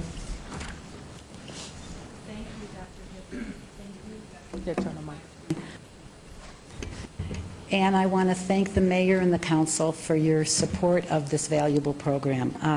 As you saw in the presentation, back in 1978, the city took a chance on a very small new program that wanted to provide free legal services to elderly residents 60 years or older. And it was very unusual for a governmental entity to take a chance to become the local sponsor with the Older Americans Act. I had the pleasure to join this program in 1984. And I can only say that it's only with the support and the guidance of the City of Las Vegas and the numerous mayors and councils for which we've served that we have been able to represent over 100,000 senior citizens in this community free of charge. Many of our clients are facing catastrophic illnesses. They have received a diagnosis. They want to get their affairs in order. Many of our clients have difficulties with public benefits, landlord-tenant issues, guardianship issues, and in this economy, bankruptcy and foreclosure. It is only with the support of the mayor and the council and this mayor and council that we can continue this valuable program by becoming an independent, nonprofit organization. We will have no interruption of services. And we've pledged to the Supreme Court and the Access to Justice Commission and to the city that our seniors will still remain receiving these quality legal services with your support. There are no words to thank the City Council and the Mayor and the management, the department for all the assistance you've given this program for the last 34 years. I am so rewarded to be able to remain with the program, and I pledge to you we will continue the quality legal services we have in the past, and we ask your approval on these resolutions. Thank you. Thank you. Our hats are off to you. We're just, I mean, what a wonderful, wonderful venture this has been, and just to see it grow and to know the numbers of people you've served and helped. It's such a difficult situation when one gets old to be left adrift and have legal issues and not be prepared for the future. So knowing how devoted you are, it's a passion in life, and you certainly have made a difference with everyone with whom you've worked. And I know our city staff has been invaluable, because they are invaluable. And it's very exciting to know you're going to have your home. I have a question, and so may other members of the council. I'm wondering, as you dissolve the advisory board, are they being absorbed into some other entity? The Justice Miriam Schering is chair of our new board. Bobby Grauner, the former Las Vegas constable, is on our board, and Judge Betsy Kalkowski. And certainly we'll be looking to our former board members for support and guidance, and serve on committees if they so choose on the new board. Thank you. And questions, comments? Councilman Ross? Thank you, Ms. Vogel. You know, we've had this conversation before about how invaluable, I think, thank you, what you guys do for the senior citizens in this community, and not just the city of Las Vegas proper, but I mean all the senior citizens. What a valuable asset you are. I'm so thrilled to death that you're taking this next step. We're so excited, and we're so thankful. Well, I'm compelled to ask you. You're very successful. You've been doing this for such a long time, and I want to ask you, why do you do it? Because I know the answer. Well, my parents taught me to respect my elders, and it's just when you sit in an interview and you interview your clients and you hear the contribution that they've made throughout their lifetime to this country, it's a blessing and it's rewarding for all of us. And we are so jazzed and so excited to keep a senior program intact and to continue this valuable service. And I just have to say again, it is so unusual for a governmental entity to have sponsored this program back in 1978 and has guided it through the success that we've had. Yeah, I mean, I wonder where all of these seniors would have been without the help of what you've been providing us. There's a lot more that has to be done. Director Harsons and Dr. Hibbler, you guys are phenomenal too. You know that. You do a great job for the city of Las Vegas. You've done a great job for the Senior Law Project. And I did have one question. Doctor, the furniture's not any good anymore. Sugar, are you okay with the furniture? We're fine. We're very grateful. It's lovely. Can we do better than that? I mean, it's lovely. Okay. In the closing, we're very grateful for the professional furniture. Thank you, Mayor. Thank you, Sugar. Did you get them your chair? Yeah, pass the chair on. I will. It's a very important chair. It's not a throne. No, it's your chair. That's mine. Anyone else comments, please? Councilwoman? I just wanted to thank you for myself and for so many members of the community who have interacted in one way or another with your group, for the recognition and the respect that you show to seniors for what they've contributed in the past. It has shocked me sometimes how quickly people forget what contributions have been made, or sometimes we just don't hear about them, but also for the respect and the help you're giving them now when they need it in these needs areas of the wills and everything else that happens as you get older. You've done a great job. Thank you. And congratulations and good luck on your new step. Thank you. Mayor Pro Tem, how about you go forward here, please? Okay, let's see if we can get this done. Item number 55A, I'm going to make a motion to approve, and according to Beverly, for some procedural reason, we need to take a voice vote on this, so all those in favor say aye. Aye. Against? Okay, motion carries. All right, item number 49, motion to approve.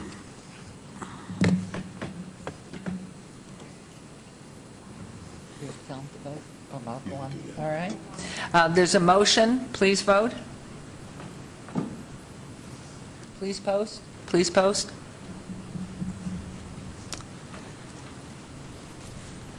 Item 49 carries. Thank you. Please continue, Mayor Pro Tem. Item number 50, I will make a motion to approve.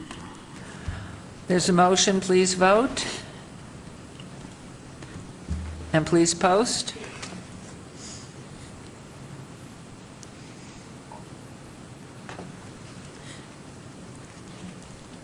Motion carries. Please move on. Item number 56, I will make a motion to approve. This motion, please vote, and please post.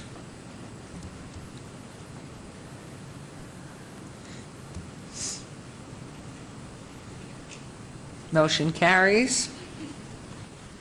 Item number 57, motion to approve. Thank you. There's a motion. Please vote, and please post.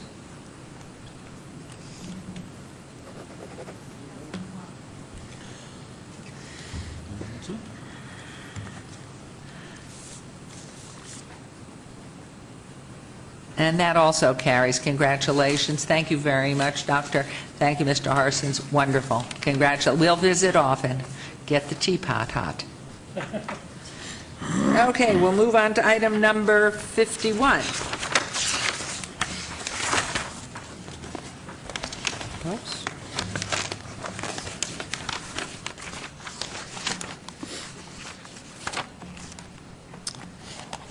Okay, why have I got so many fingers today?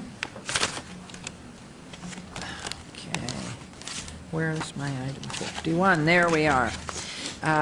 Discussion for possible action to approve settlement in the City of Las Vegas versus Mauro Baranzuskian regarding condemnation of parcels for the Casino Center 3rd Street realignment project. This happens to be in Ward 3. Councilman Coffin and Mr. Jervik. Thank you, Your Honor. Members of council, this item is in order. I ask for your approval. I'll be glad to answer any questions. Thank you. Any questions, comments here? Councilman Coffin? Your Honor, before I make the motion to approve, I wanted to ask, how is it that we got to the point where we were probably apparently appealing further up the legal chain on it? How far apart were we on the valuations of this property? This is very interesting, Councilman. This property was initially valued at $4,880,000 according to our appraisals. Under Nevada law, when you do a condemnation, you deposit that amount with the clerk. If the person takes that amount, which Mr. Baranzuskian did, you can still challenge the value, and that's what they did. It was an interesting period of time because from the time the city wanted this property and the time we got to court, property values had declined in the valley, but yet you still have this dispute between appraisers as to whether or not it's a pre-appraisal value or a post-economy value, and the judge in this particular case said it's a pre-appraisal or it's a pre-fall in the economy value, and found $345,000 approximately for Mr. Baranzuskian, plus another $81,000 in fees, which brought it to about $450,000, somewhere around there. We negotiated a $325,000. We could appeal it to the Nevada Supreme Court to find out if they would be more inclined to go with a current market value or go with the value at the time of the appraisal. But we submit to you this is probably a fair deal for the city, and given the value of the court, we're saving $100,000 for what the court found. I'll agree with that part of it. I was just thinking, it appears that this landowner was not greedy. He accepted our offer in that sense, that $4 million offer. So at least he wasn't trying to then leverage up, further on, was he? Actually, you're allowed to do that. Under Nevada law, if you take the deposit that has to reflect the current value of the property, which is what we deposited, you are still allowed legally to challenge value. But that's the only thing you're allowed to challenge legally. If you don't take the deposit, you can challenge the city's right to condemn in the first place in addition to the value. Okay, so he felt at that point he better get out quick in case the court changes its mind. Is that it? So what we did is we both agreed after the court decided to reduce the amount by $100,000 and not submit it to the Nevada Supreme Court, and so we're submitting it to you today. Okay. I move for approval, Your Honor. There's a motion. Please vote. And please post.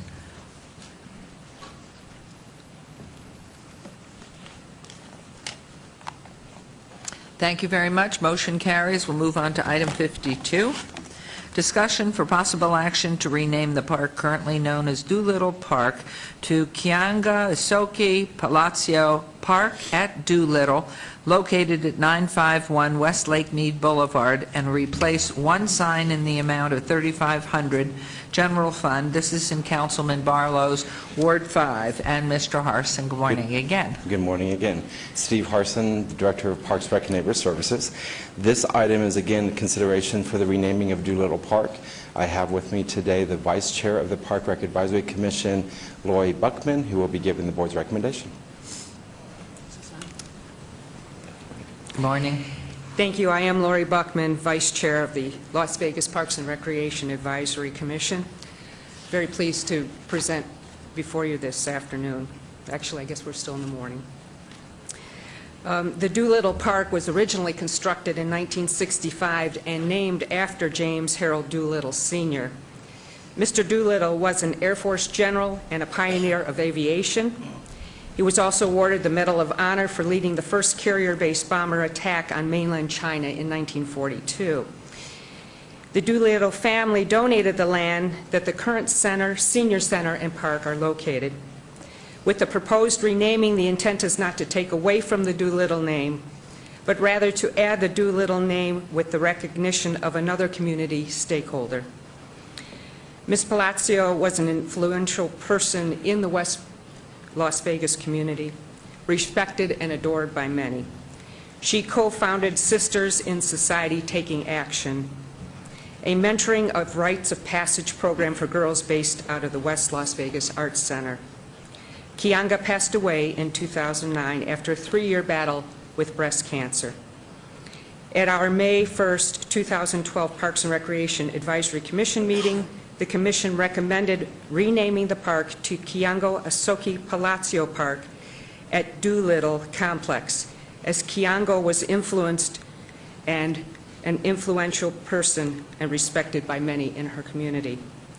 Since the Park and Recreation Advisory Commission meeting, it was suggested that the word complex be added. So the official change does read Kiango Asoki Palacio Park at Doolittle Complex. We are very sensitive at the Parks and Recreation Advisory Board to the established names of parks. This proposal came to us and we based our decision on the following criteria. We would like to retain a current name in some form. The contribution of the person proposed to the quality of life to our citizens must be established. Evidence of strong community support through meetings or signed petitions must be presented. Support of the councilperson representing that ward is very important to us, and costs incurred by the taxpayers for a change, such as signage or other expenses, be very minimal. This has met all that criteria, therefore we recommend that you go forward with this change. Thank you. Any questions, comments from council? Councilman Barlow. Thank you, Mayor and Council, and to the commissioners of the Park Board. Thank you so very much. Mayor, if you don't mind, I would like to ask that my good friend Mike Maxwell please come forward and share a few words as it relates to what this means to the community and more so to the Palacio family. Mr. Palacio was here, however, he was unable to stay, being that he had to get back to work. And so I would ask that we allow or allot a few moments for Mr. Maxwell to share some of his thoughts and comments at this time. Thank you. Good morning, Councilman Barlow, and to the mayor and members of the council.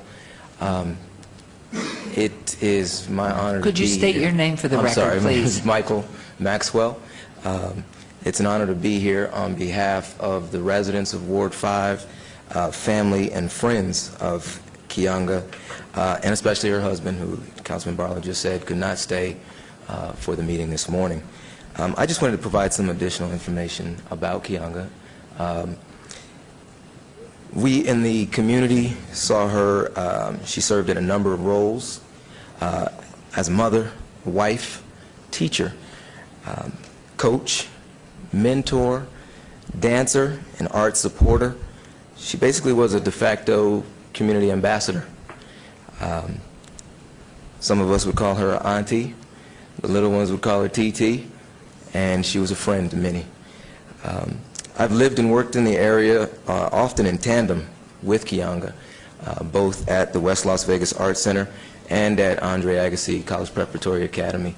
And the work that she did in both areas is appreciated and acknowledged by everyone, not just the adults that she encountered, but the children. So much so that at Andre Agassi College Preparatory Academy, they established the Kianga Palacio Hall of Fame, which recognizes scholar athletes at the school, those who are participating in athletics with a GPA of 3.5 or above. And just this year, I'm proud to say that we can add one of our former students who, I shouldn't say our former, she's a student at Andre Agassi. I'm not there anymore, but the student that we were able to mentor received the Bill and Melinda Gates Scholarship, and she will be leaving for college next month. So we are very proud of that, and that's the type of work that we were trying to do throughout the community. Kianga, for almost 20 years of her life, as we said, that ended way too early due to succumbing to breast cancer. For those 20 years, she was a solid fixture in the community. And Kianga touched thousands of lives directly through her service. And I just wanted to say, again, on behalf of the residents, her family, friends, that it would be an honor for the park to be named after Kianga Palacio. Thank you. Thank you, Thank you very much. And having said that, Mayor, I just want to add a couple more comments that the Palacio family, and in particular Kianga, most definitely, in my opinion, and there was well over 1,200 support signatures in relation to the park be renamed in her honor. And I can also state that everyone that signed off recognized the importance of Doolittle remaining because, of course, the outstanding contributions that the Doolittle family provided to this community was very important to us. And so we wanted to just make sure and be as clear and transparent as possible that we were not removing Doolittle, that we were just adding in honor of another significant individual who have contributed such a great impact and made a great impact in the community, such as Kianga, be added to this complex. And so before I cast my motion, Mayor, I would like to turn the microphone back over to you. Thank you. Council, Mr. Jerbick, can you explain some of the process of naming parks, changing names, adding to parks? Is there anything, tell us at the council level? The Park and Recreation Facility naming policy was amended in 2001. Both times it addressed whether you could name parks after living or deceased, and both times it addressed the issue of how do you do that. It was amended in 2001 to allow a living person to have a park named after them in addition to deceased. And relevant to how you name a park or rename a park, Section 4 of that policy, and I'll read it and then explain it briefly. Park and or recreation facility names will not be changed unless the current name ceases to reflect geographical, historical, or other significance. And the second part says park or recreation facilities named after individuals will not be changed without the unanimous vote of the City Council. I think that first sentence is talking about parks that are not named after individuals, so if you have a park that is named after something generic, you'd want to make sure that it no longer reflects an historic or geographical or other important purpose. That's not the case here, but it is the case that it is named after an individual, so the second part does kick in, which says parks or recreation facilities named after individuals will not be changed without the unanimous vote of the City Council. So in my opinion, even though the Doolittle name is going to remain on the park with this recommendation, it is a change, and therefore this is going to require unanimous vote of the City Council. But that's how it works under the existing policy. Any question? Whoops, Councilman Coffin? Thank you, Your Honor. I'm going to be supporting the motion that's going to be coming from our colleague. I just want to say that it's very important when we're talking about this to say and recognize the efforts that have been exerted by the Parks Advisory Commission. They've been under the gun a lot this year. It has not been an easy one. They came back and helped properly restore to the J.C. Park the name of the J.C.'s, because sometimes these things are done in haste or they're done in the heat of an emotional action or something, the death of a person. And so it's often comes fast at you, and I think you're finding your way to solve these dilemmas by creating this kind of of a name. And in fact, my only objection had been, and people will see that on the reader board, it looks like just plain Doolittle, which is hanging out there, and you've added Doolittle Complex. And because it's important for us to remember on this date, while we're very close to the time, right now in this month, I think, when the Doolittle Raiders attacked, counterpunched, if you will, the nation of Japan. And our country, if we think back, because most people here are a little too young to remember World War II, but let's take a look at 9/11, which is the most recent occurrence, very similar. The 6 months after 9/11 happened here were probably the lowest point in our country's history since the attack on Pearl Harbor in December of '41. And then you look back here, now we're talking about Jimmy Doolittle's efforts, and that was approximately 6 months of the lowest point since the Civil War at that time. And I remember as a little kid how important it was to know who Jimmy Doolittle was.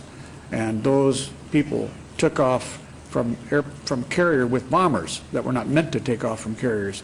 And they practiced here in Nevada. So when that park was named, it was named by people who understood and who lived at the time, when they knew that the Doolittle name was very much recognized here in Nevada as a place where that raid took a lot of its training, just as the raid on Osama bin Laden, frankly, was planned and executed here in Nevada. I think that these strikes, these counterpunches are important for our national morale, so it would be terrible for our morale if we were to take Colonel Doolittle's name off. He was a colonel then. And so I think that I certainly can support this, and it's a good time to bring up again to the new generations how important Colonel Doolittle was and his efforts. And remember, those folks took off from those carriers without enough fuel to get back. They could only go over Japan, drop bombs, and go like mad for China, and only parts of China, because most of China was under the control of the Japanese. So it was truly a remarkably brave act by he and his men. So, Your Honor, I wanted to make sure that as long as Doolittle's name is still in there, I think it's fine. It's very supportable and an excellent solution. Thank you, Councilman. All right, Councilman Barlow, please. Thank you, Mayor, and thank you, Councilman Coffin, for the history lesson, because I know, in all true sincerity, you shared some information that I didn't have myself, and I'm pretty sure those who are viewing have been educated as well in the significance of Doolittle, and that's why the community has chosen to make sure that, first and foremost, that we continue to honor the great contributions that the Doolittle family, and specifically the General, made to this country, not just the Las Vegas community.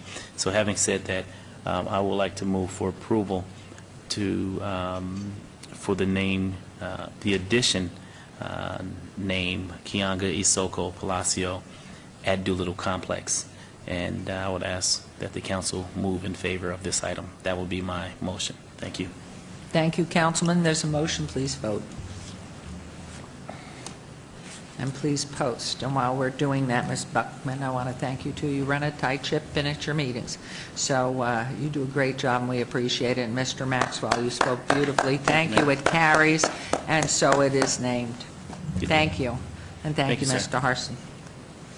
Okay, we will move on to item number 53, discussion for possible action to rename the park currently known as Freedom Park to Gary Reese Freedom Park, located at 850 North Mojave Road, and replace 3 signs in the amount of $9,500. And this is in Ward 3 and Councilman Coffin. And I have a letter to read at the appropriate time, but Mr. Harson, please. Okay, again, this is a consideration of renaming Freedom Park, and I have again with me Vice Chair Lori Buckman, who will be giving the board's recommendation. Thank you once again, Lori Buckman, Vice Chair of the Parks and Recreation Advisory Commission. Freedom Park was originally constructed in 1972 and named after all those who served in the military. Gary Reese has been a committed citizen for the betterment of the community for many years. He served on the Planning Commission and, in addition, 16 years as a City Council person for Ward 3.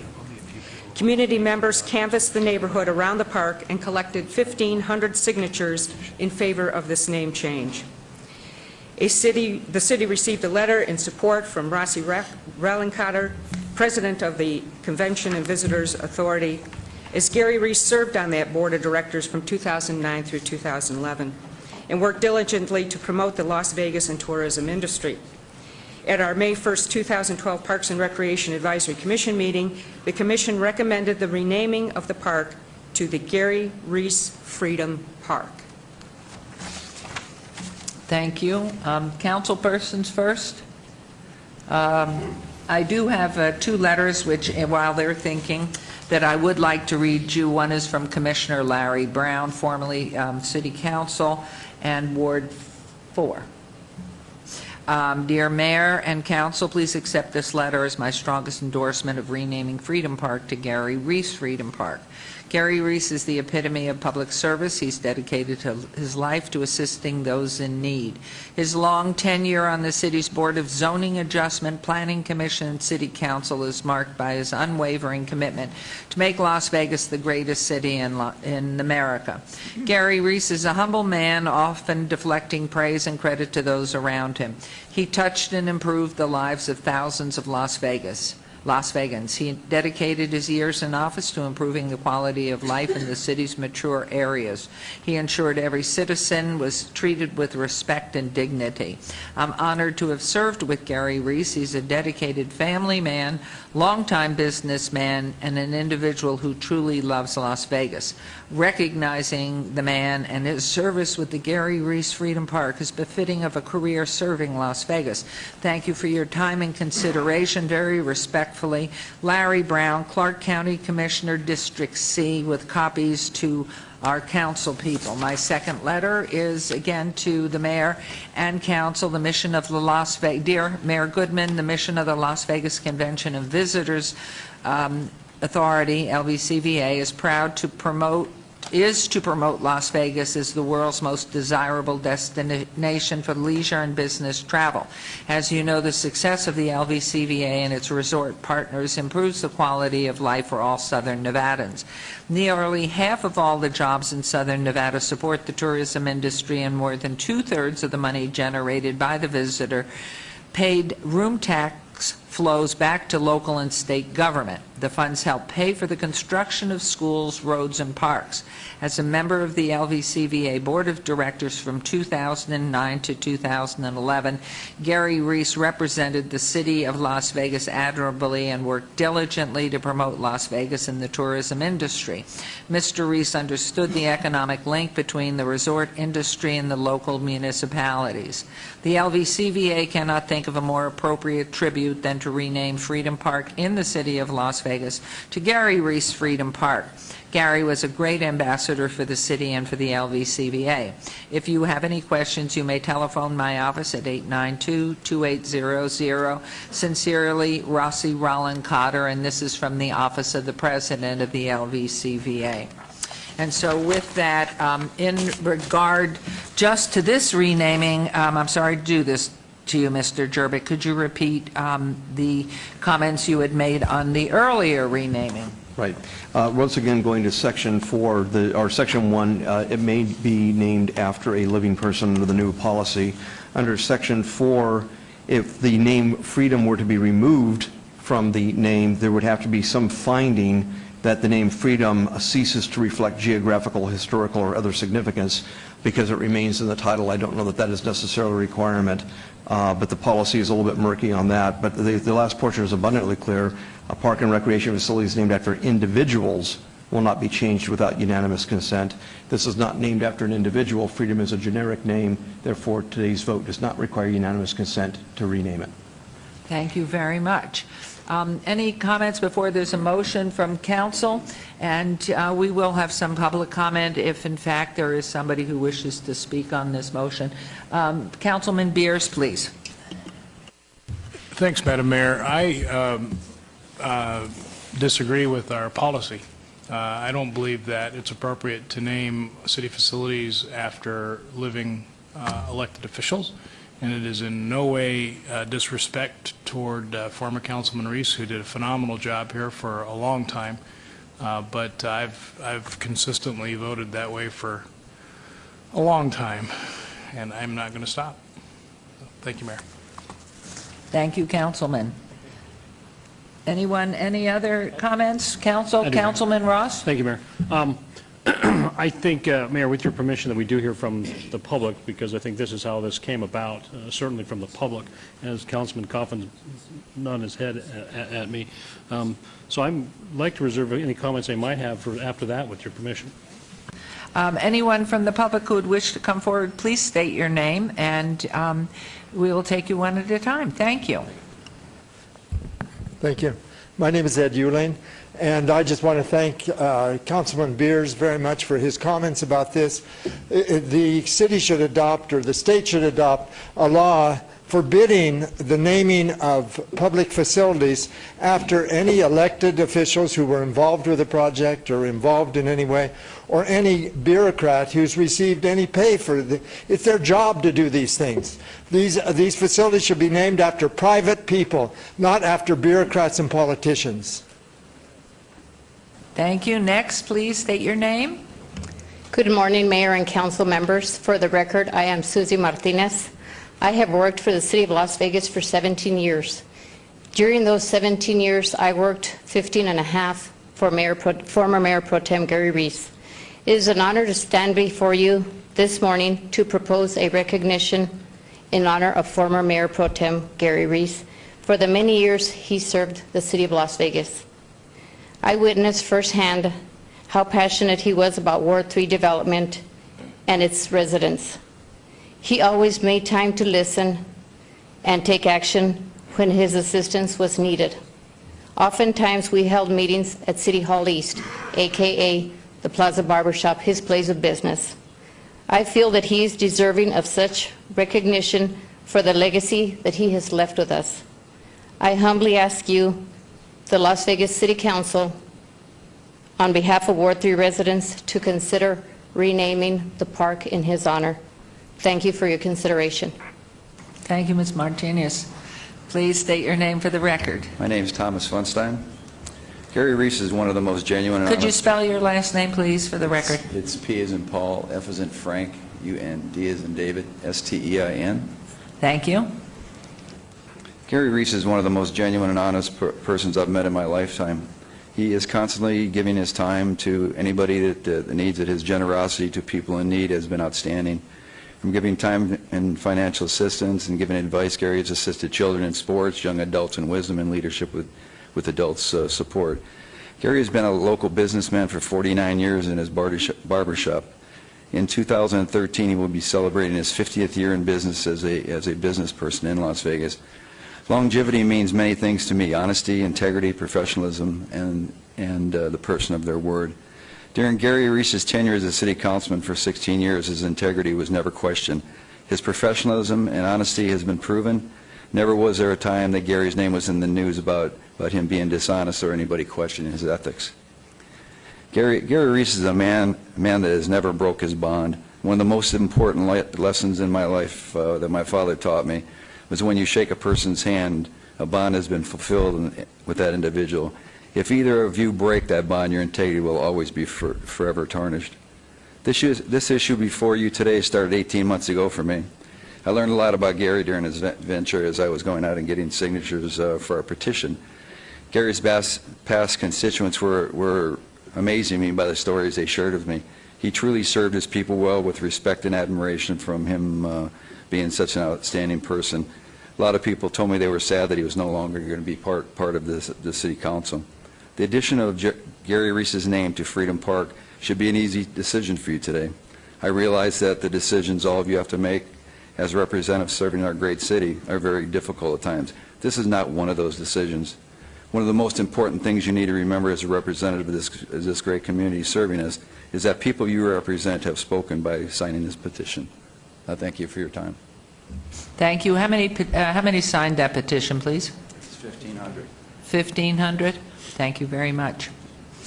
And just a comment, Mayor. The petition is in our backup as well for the council benefit. Morning, Your Honor. Council members, Michael McDonald for the record. There's not much more I can add to it what Tom has set forward. I just wanted to add that when all of you sitting there, you know the feelings that you go through. And It's a very difficult situation every time you push this button. We all know that. And I've had the opportunity to sit where you sat, and individuals before me know how difficult it is at times. I served with Gary Reese. We came on together in 1995. And a lot of the changes that happened at City Hall were the element of the two new guys that just wanted to serve the community. We changed a lot at City Hall. But I can tell you the changes that you see here today and the legacy that each one of you leave behind are as great as what started back then. Gary was a hard-driving individual when he was on the city council, and it was an honor to serve with him. He never missed a meeting. And for each of you that have been on this board, you know how difficult it is to not miss a meeting. Even during the time we lost his mother, Gary would still show up at the meeting the next day. I can tell you that was a commitment to the community that not many people are able to do. I know I couldn't have done it, and Gary did. Whether it was a softball game, a baseball game, soccer game, football game, anything that dealt with youth in this community, Gary Lee would show up. Whether it was in my ward or any ward that we were serving. He always supported the mayor and council. He was never controversial. He always took great pride in serving his community. And I know it's difficult when you have to try and change the name of a park or add something to it. But in the words, Lawrence Weekly, we did it back one time when we did it, Commissioner Lawrence Weekly, then City Councilor Lawrence Weekly. We named a soccer complex after Betty Wilson. Betty Wilson was a great woman. She was always there to coach women's soccer, and she had not yet succumbed to her illness. I knew Betty the entire time I was growing up. I grew up with her daughter.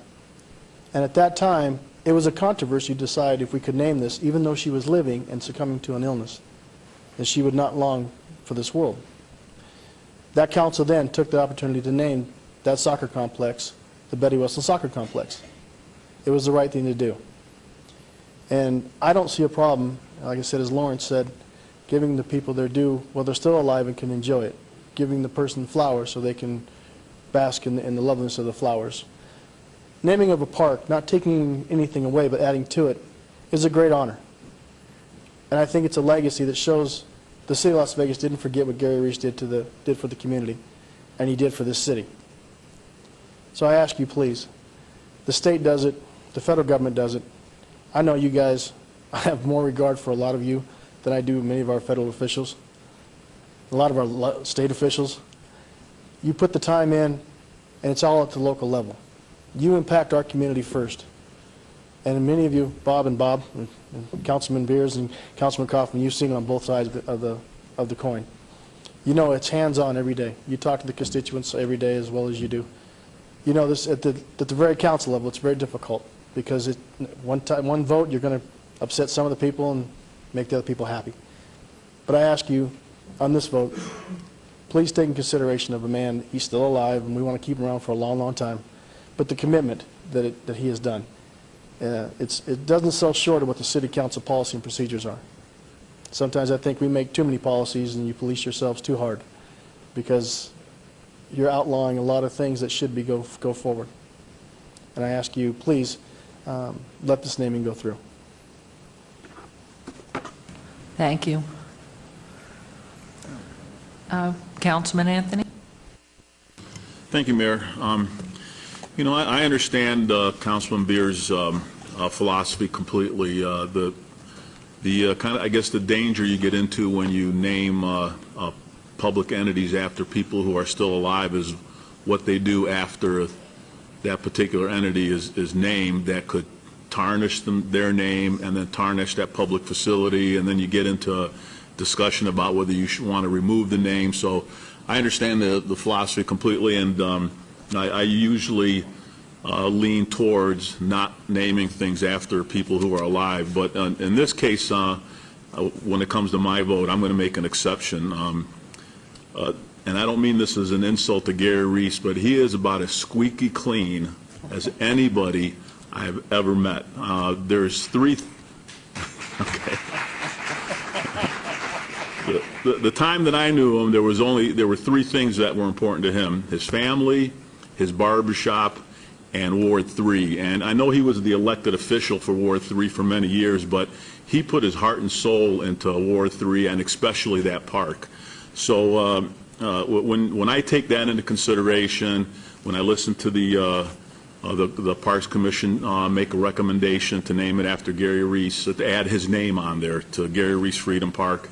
When I hear the city make a recommendation to do that, when I hear 1,500 signatures, this one, even though it's somebody that's living, is an easy one for me to support because that really is his area and his park, and he deserves to have his name attached to their park. So thank you.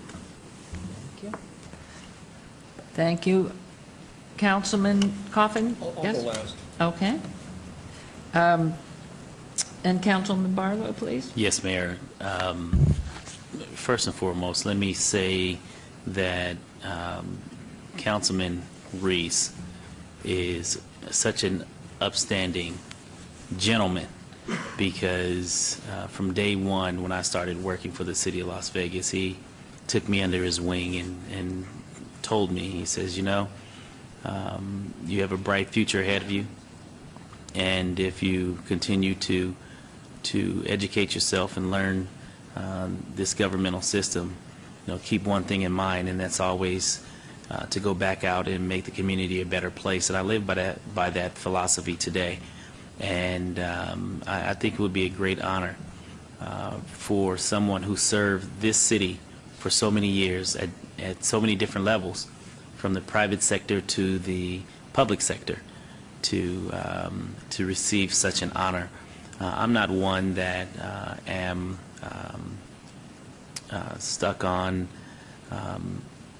providing someone their flowers after they're gone. I don't have a problem with naming rights of those that are living, because there are a lot of living individuals in this community that are very philanthropic and give to this state and to the city and to the county in such a great way that they deserve to have honor and be able to smell those flowers while they yet live. And so my position would be to vote in favor of the recommendation to add to this great historic park the name of Gary Reese. Thank you, Mayor and Council. Councilman Ross? Thank you, Mayor.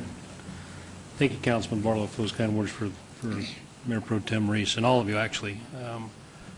I want to say this. On my wall in my office hangs a poem, and it's called, the title of the poem is God Give Us Men.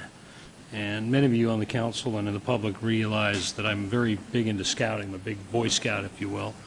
Part of scouting is building character in people. And I don't know if Gary was ever a Boy Scout or not, but it doesn't matter, because the man was born with character. And in that poem, God Give Us Men, it talks about men of integrity, men of honor, men who can who will do the right thing, and men that have a spine and stand up for what's right. Gary's is that man, and he's been a fine example to me. When I became a city councilman in 2005, he's a fine example to his family, many of which are here today. This is a great day in the city of Las Vegas for us to be able to do this for this man. Thank you. And I have lived with the former Mayor Pro Tem, Gary Reese, 12 years sort of beside, but in absentia with my husband, the former mayor, except for Councilman Reese having slit his ear, scraped him with the razor a couple of times on the cheek. He had my full devotion. I certainly appreciate Mr. Ewing's comment, and certainly Councilman Beer's comment, because it always was amazing to me that we were naming so many public buildings on people, especially our elementary schools, people, some of whom have been extremely generous to our community, some of whom have really just been a good person. And so I do wonder at that, and I certainly appreciate that you believe in and stand by what you believe in. But I, too, just think former Councilman Reese has been a wonderful example of giving. The only meeting my husband missed in 12 years was the meeting where we heard that Councilman Reese had moved to give $100,000 $100,000 to middle school extracurricular activities when everybody had been working so hard to save dollars. And he moved that motion, and the council bought right with it to give $100,000. So I know this man, and he's only a giving soul and certainly honorable, and what a nice thing for him to be honored in an area that he devoted himself so much to, as Ms. Martinez has noted. And so I too feel very comfortable. I do honor my colleague and his thoughts, because I have always thought that myself. But since we have done naming of the living, I certainly believe that this is something duly given to Councilman Reese. So thank you, Ms. Buckman, for all you've done, Mr. Harsin. And Councilwoman Tarkanian? Yeah. As I came to know Gary, I certainly became a big admirer of his passion, and as somebody has already stated, the complete focus of heart and soul on his family and also on Ward 3. He loved Ward 3, always talked about it, brought up all the background information, and he worked very hard to do everything he could. And I appreciate the comments that were made by someone that says, well, that's your job, that's a politician's job, or that's elected official's job. I understand that, but you know, some people do their job over and above. When I was on a selection committee for the schools in the school district, I thought, why are we honoring a lot of these other people? How about the educators that gave their heart and soul? Not every educator was equal. Some did especially well, and it's nice to be able to honor them while they're still alive, because they can savor that honor, because they can go there, and even if you sit in the park, Gary's going to know, you know what, they appreciated what I did. It was all something I did with my heart. He'll feel great about it, and I feel great knowing that he's going to feel great. So I just want to say how I support this. Thank you. Councilwoman, I'm sure Mayor Pro Tem, former Mayor Pro Tem Reese would be honored if this passes to have a picture taken in front of his sign with anybody in his ward or anywhere else right in front of it. Right. Thank you. Okay, Councilman Coffin. Is public comment over, by the way, Your Honor? Is that right? One last time, anybody wishing to come forward? Yes, thank you, please. Okay. Thank you. And then at the conclusion, well, I'll ask if anybody else wants to talk before I make a motion. I will support this. The concept came to me last summer about changing the name of the park to Gary, and I was reluctant to do that then because it, in essence, implied a substitution, not an addition. And I would not have supported it then because it's, you know, as I talked about the history of why a park was named after some person who is now obscure to today's generation and maybe the previous generation, General Doolittle, Colonel Doolittle. There was a history on Freedom Park and why it was named Freedom Park. And it is named after people. They're dead. And they fought, or they served and are alive in the conflicts we've had in the Cold War as well. Remember, this was named at the height of the Cold War. And so there were real strong reasons why it was called Freedom. It's not some sort of amorphous name that somebody stuck on a park. So to change it would not have been acceptable, to at least remove it, absolutely unacceptable. But to add the name of a person who was an outstanding public servant and continues to serve us essentially as a consultant, as a person who is one of the wise men of an area. I think we treasure those kinds of people. So again, the Parks and Recreation Commission had a difficult chore to take, and we can thank you, Ms. Buckman, for again bringing forth what in essence is a good solution to a vexing problem, and that is how do you mix the present and the past. And I think Gary's very much a part of both and have, our respect. I like to tell people I'm serving in Ward 3 standing on the shoulders of my predecessor, Gary Reese, who did a fine job.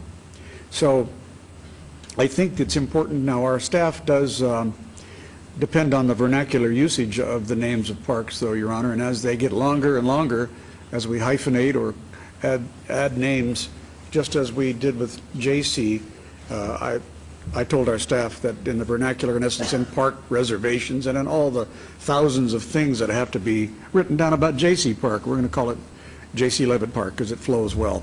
And so I will also make the same request of staff here that it be called a Freedom Reese, because Freedom Reese rolls right off the tongue. It sounds good, and I think that's kind of how we'll talk about it. But in practice, the name of the park will be exactly as it is in this motion. And that's how future legal references and how our monuments will read. And maybe there will be a real monument in this park to the people who were really implied to be named in Freedom. And Gary, just as I'm working on a private fundraising project for J.C. Levitt Park, so that proper recognition might be given to people that will not be easily wiped out by a vote of a council. So therefore, Your Honor, if you're ready for a motion, I will make it. All right. Then I do move that item 53 be approved by this council today. And also, by the way, as an addendum, with the great thanks to the council, from the council to Councilman Reese for his many years of service. Thank you, Councilman Coffin. There is a motion to approve, please, or deny. Please vote.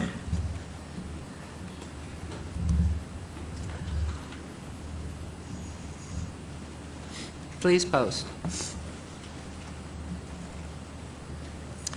Thank you very much. The motion carries. Congratulations to you, Gary.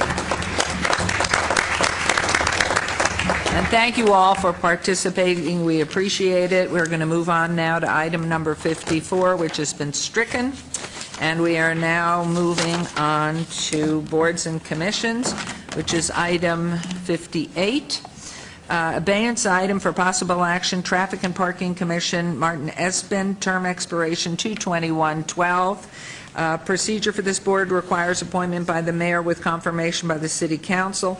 Options are to appoint a new Ward 2 resident to this seat. Councilman Beers, do you have a recommendation, please? Yes, Mayor. Margot Erickson, I believe, is still in the audience. There she is. And Ms. Erickson is a resident of Ward 2 who's contacted me a couple times already on traffic issues. And so when this vacancy came open, I figured she'd be the perfect citizen in the neighborhood to represent us in that capacity.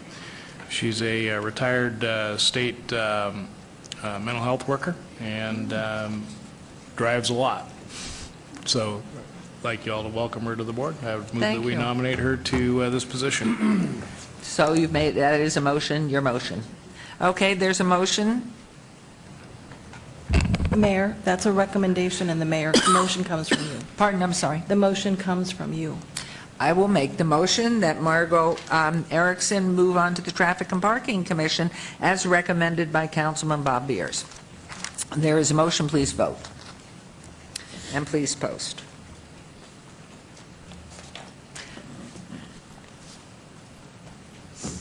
Motion carries. Congratulations, Ms. Erickson. Consider yourself the recipient of long stem roses. We will move on to item number 59, discussion for possible action regarding member appointments to the Board of Appeals for the City of Las Vegas, building official or fire marshal. Are there any recommendations? Councilman Ross. Yes, Mayor, if I may, ask Director Knight to come up to the microphone and just give the council a brief on this. I think they're recommending a few names. I'd like to recognize those names. I think that's the intent, Mr. Knight.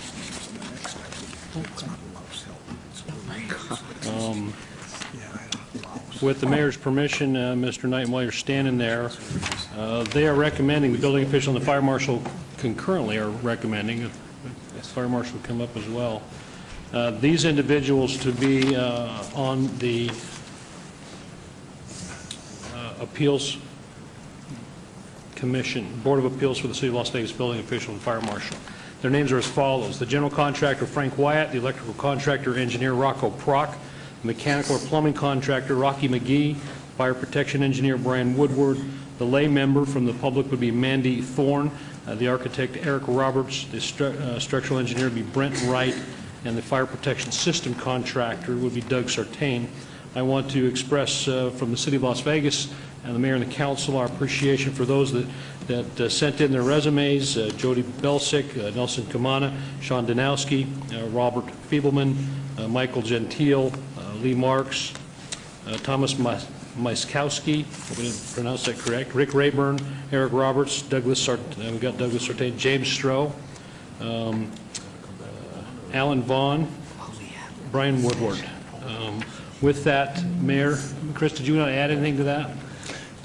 Yes, sir. Chris Knight, Director of Building and Safety. I'm here with Chief Robert Bell, the Fire Marshal for the city.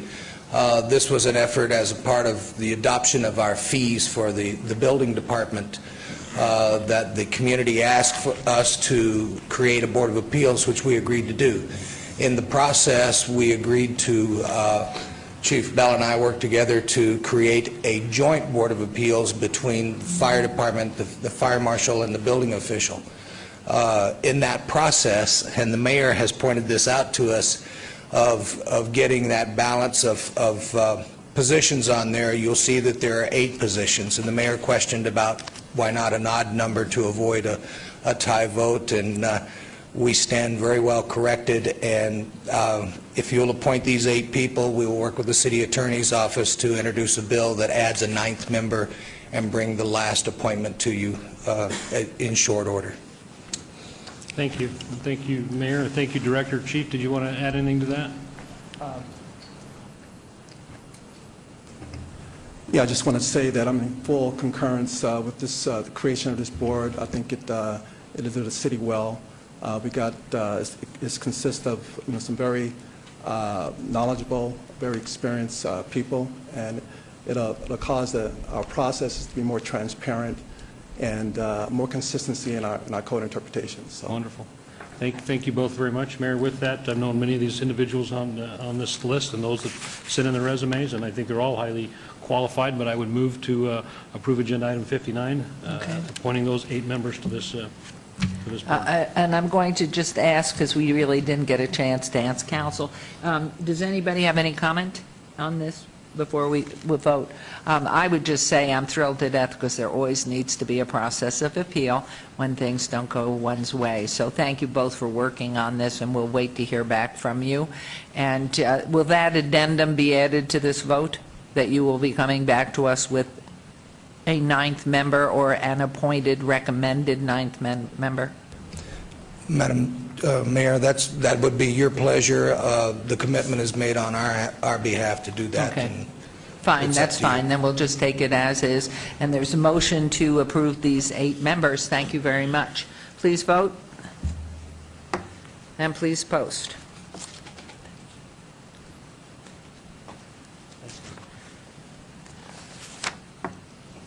Thank you. Motion carries. We will move on to item number 60, discussion for possible action regarding replacement appointments to the Commission for the Las Vegas Centennial. My motion is to replace Bruce Woodbury and is to appoint Jane Pike to replace Bruce Woodbury, and Councilman Coffin, Louise Helton replace Mike Varney. That's my motion, if it's okay, and I get a head shake. Okay, thank you. And that's my motion, please. On the motion, Your Honor. Yes. I think it's important to say something on this about Louise Helton, because the commission exists because it has money, and it has money from a license plate bill that I sponsored in the legislature. But the license plate bill happened because of Louise Helton, so it kind of came full circle. Yes. Louise is a community activist. You really wish you all could be called a community activist. Well-known in the community, works with everybody and anybody, and anybody that doesn't know Louise is probably really out of touch with what's going on in the community. Louise brought the idea to me. She pestered me. I had to do it. It sure paid off. We'll no one would have dreamed it was the greatest soon. selling license plate in the history of the state of Nevada. And we'll do a park for her sometime soon. Well, we'll put a hyphen in front of her name. Joke. But Councilwoman Tarkanian said everybody knows Louise, what a great lady. Thank you so much. So that's a motion, and if you'll please vote. And please post.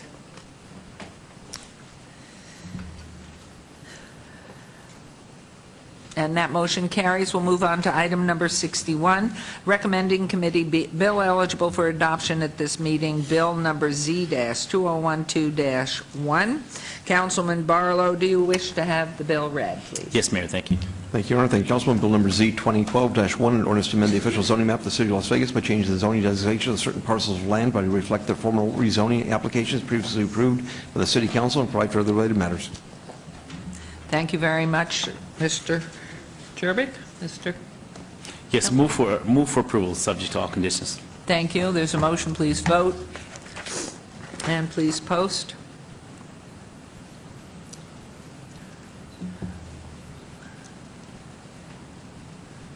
Thank you very much. Item carries. On to agenda item 62, bill number 2012-20. Councilman Barlow, do you wish to have the bill read? Yes, Mayor. Thank you, Councilman. Bill number 2012-20, an ordinance concerning City of Las Vegas, Nevada, Special Improvement District number 1485, Alto Drive Landscape Maintenance, FY 2013, providing for the payment of the costs and expenses of maintaining street beautification improvements, assessing the cost of maintenance against the assessable lots, tracts, and parcels of land benefited by said maintenance, ratifying, approving, and confirming all action previously taken, and prescribing details in connection therewith. Move for approval, subject to all conditions. Thank you. There's a motion. Please vote. And please post. Item number 63, bill number 2012-21. Councilman Barlow, do you wish to have the bill read? Yes, Mayor.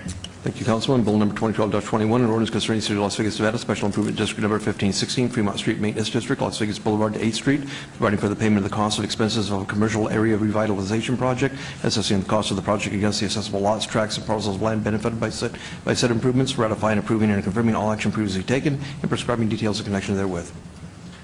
Councilman Barlow. Move for approval, subject to all conditions. There's a motion. Please vote. And please post. And on to agenda item 64, bill number 2012-22. Councilman Barlow, do you wish to have this bill read? Yes, Mayor. Thank you, Councilman. Bill number 2012-22, in order to update the licensing regulations and fees applicable to apartment houses, clarify zoning requirements pertaining to the conversion of multifamily apartment developments to co-op status, and provide for other related matters. Thank you. Councilman? Yes, Mayor. Councilman Coffin, I believe, has a comment at this point prior to the motion. Thanks, Your Honor. I'll be opposing the bill. In looking at it, of course, and having gone through the hearing in the recommending committee, one has to realize we're going to lose track of a lot of these dwellings that are for rent, and the registration, to me, the registration provision is important because if those who haven't read the bill understand we're raising the limit of those who have to register as apartment owners and up to a larger amount. I guess it's those who have 5 units or more, from 3 or more, I believe. And in doing so, that's mostly downtown, well, a good deal of it. And I think we lose track of who owns what. And, a lot of our land prices are based on speculation. And once again, we see that the owners of these places, many of them are LLCs based in other states. I do not believe that just because it's hard to find people, hard to serve them for violations, that we should just simply abandon the quest and then simply regulate ourselves out. In other words, lift our requirement for regulation and just say, well, we just won't try to find them. We'll just go for larger units. So I think, I'm sure a case can be made for this, as one was, but on the other hand, I think it's the wrong thing to do because we'll lose track of who's owning what in downtown because the license is the primary source document. You can go to the county and find an ownership, but it's another requirement that we would have to go to another governmental body to find out quite a bit of information about the people who own Las Vegas. So for that reason, I will be opposing. Thank you. Thank you, Councilman. Thank you, Councilman. Councilman Barlow. Thank you, Mayor. I would like to move for approval of this item subject to all conditions. Thank you very much. There's a motion. Please vote. And excuse me, before Councilman Beers, go ahead, please. Thank you, Mayor. I'm in need of additional remedial beginner training because I, as Councilman Coffin, am used to addressing these motions after the motion is made but before the vote is being taken. So I will get better over time and chime in sooner. I shared a little bit of Councilman Coffin's concern about the giving up of information that would help us manage the city, but I think we heard from staff during the briefings that this information isn't used by anyone. we compile it, but it's really not used. So I'm in support of the motion. Thank you, and I will try to keep my right eye down on you, so you can get in before... It's a matter of timing, not my failure to get your attention. Thank you, and now, we do have a motion made by Councilman Barlow, and I think we voted. No, we haven't posted, Mayor. We haven't posted yet. Okay. Please post. And the motion carries. Thank you very much. We will now move... We will now go into closed session. We will research and we recess, and we will... Ms. Fratwell? Yes. How long do you think the closed session will be? How much? Okay. Mayor Pro Tem says 1:15. Compromise. Good. Thank you very much. We are recessed until 1:15.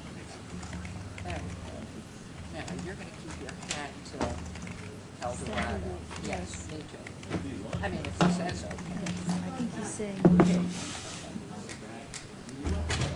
Are we eating back there and then coming?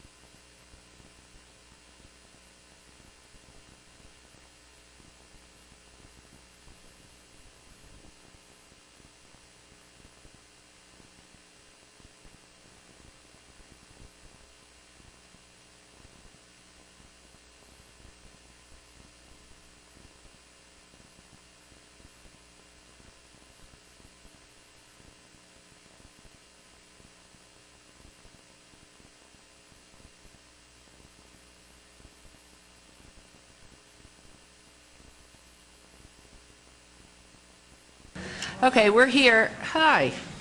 We're here at 1:15. We're waiting for the rest of our council who is still in closed session. But we are making it. Now we can vote. Okay, so are we starting with, we have a new book there too.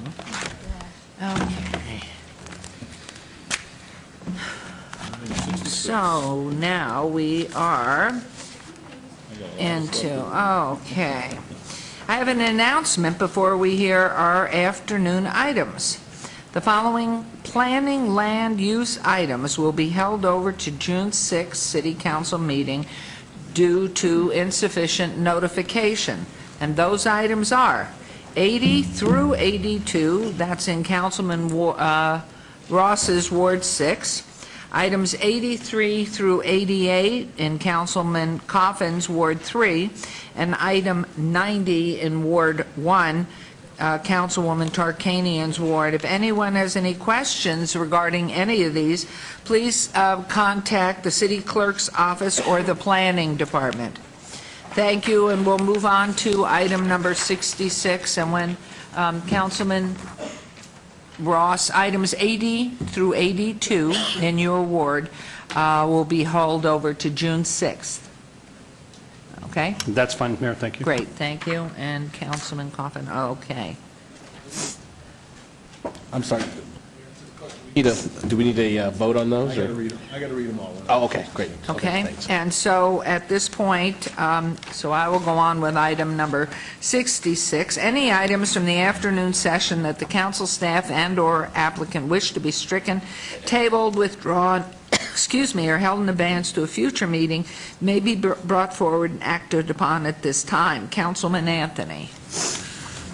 Okay, thank you, Mayor. We have quite a list here. So items 76, 77, 78, and 79, GPA 44653, Zone 44654, Variance 44656, and SDR 44655. Applicant owner Jose Garcia on .20 acres at 2041 Ballard Drive. Staff has asked that to be stricken. Items 80, 81, and 82, MOD 44703, SUP 44701, and SDR 44700. Applicant Giza Development, owner Rohina Najma Trust, northeast corner of Riley Street in Clark County 215. Staff has asked that be obeyed till June 6th of 2012. Item number 83 and 84, variance 44710 and SDR 44708. Applicant owner EVAPS LLC, 400 South 7th Street. Staff has asked that be obeyed till June 6th of 2012. Item number 85, SUP 43979. Applicant Lamar Krutbosch, owner Melissa F. Maxwell, 1110 East Bonneville Avenue. Staff has asked that to be obeyed till June 6, 2012. Item number 86, SUP 44658, applicant Sam E. Hamika, owner Dye Properties, 3020 East Bonanza. Staff has asked that to be obeyed till June 6, 2012. Items number 87, 88, SUP 44662 and SUP 44663, applicant SRL Feline Foundation, owner Roger Museum 1431 East Charleston. Staff has asked that be obeyed till June 6, 2012. Item number 89, SUP 44681, applicant Dolgan Midwest LLC, owner B. Lance Miller and Marion Miller et al. At 3700 East Charleston Boulevard, number 120. Applicant has asked that be withdrawn without prejudice. And item number 90, EOT 44961, applicant owner C&W Properties LLC, 6138-6144 West Charleston Boulevard. Staff has asked that be obeyed till June 6th, 2012, and that will be my motion. Okay, that's lengthy. All right, just quickly, it was items 76 through 79, 80 through 82, 83 and 84, 85, 86, 87, through 88, 89, and 90 have had a different dispensation, either a strike or an abeyance. Yes, Councilman. Your Honor, as I mentioned earlier in the morning session, we have to obey item 74 on Huntridge Theater, that corner. Add 74. Was that already mentioned? For 2 months. It's to the second meeting in July. It's not, I don't know the date. Okay. I think when we get to that, since we have had so many abate or stricken here, or withdrawn, just ask you again not to let me forget that, All right. please. Thank you. So, I don't know why we don't. do you have want to that. make any other comments to this, or then we'll just I was throw just adding in? it to your motion. Fine. Okay. Will you add that, please, then, Councilman Anthony? So the motion is to obey item 74 till July 18th, 2012. There's a motion. Please vote. And please post.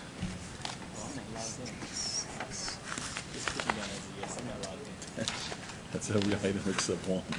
Okay, so now let's try to keep this straight where we are. Okay. Oh, and we need to post, and there we are. So that motion has passed.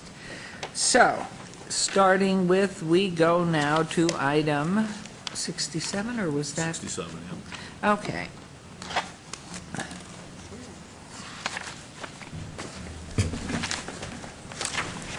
All right, this is agenda item number 67. This is a public hearing on Local Improvement District for Special Improvement District number 1514, Ann Road and Cimarron Road, west of Leggett Road. This is in Ward 6, Councilman Ross. This is a public hearing which I declare open.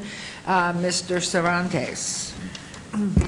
Good afternoon, Mayor and Council. Jorge Cervantes, Department of Public Works, and with me, Gina Benglass with our Capital Project Management Group. This is a public hearing for a special improvement district for work that was done along Ann Road and along Cimarron Road. The improvements include a 43-foot wide section of pavement along Ann Road that's about 600 foot long, and a 33-foot wide section of pavement along Cimarron that's about 180 feet long. Is that correct? 300 feet long. 300 feet long. Excuse me, how many feet? 300 feet long. It also included sidewalk and driveway improvements and a street light in front of the residential home on Cimarron, and then asphalt in lieu of sidewalk along Ann Road, but the asphalt work hasn't been levied against the property, so that's being paid by the city. The bond that's being sold for this is a 20-year bond. The assessment on the properties for these improvements is a total of $195,000, $59.93. I'm sorry, let me repeat that. $195,059.93. There's some city funding adjustments that's being matched to the value of $20,598.38, and there are some traffic improvement funds that are being included for $33,108.50 for a total project cost of $248,767.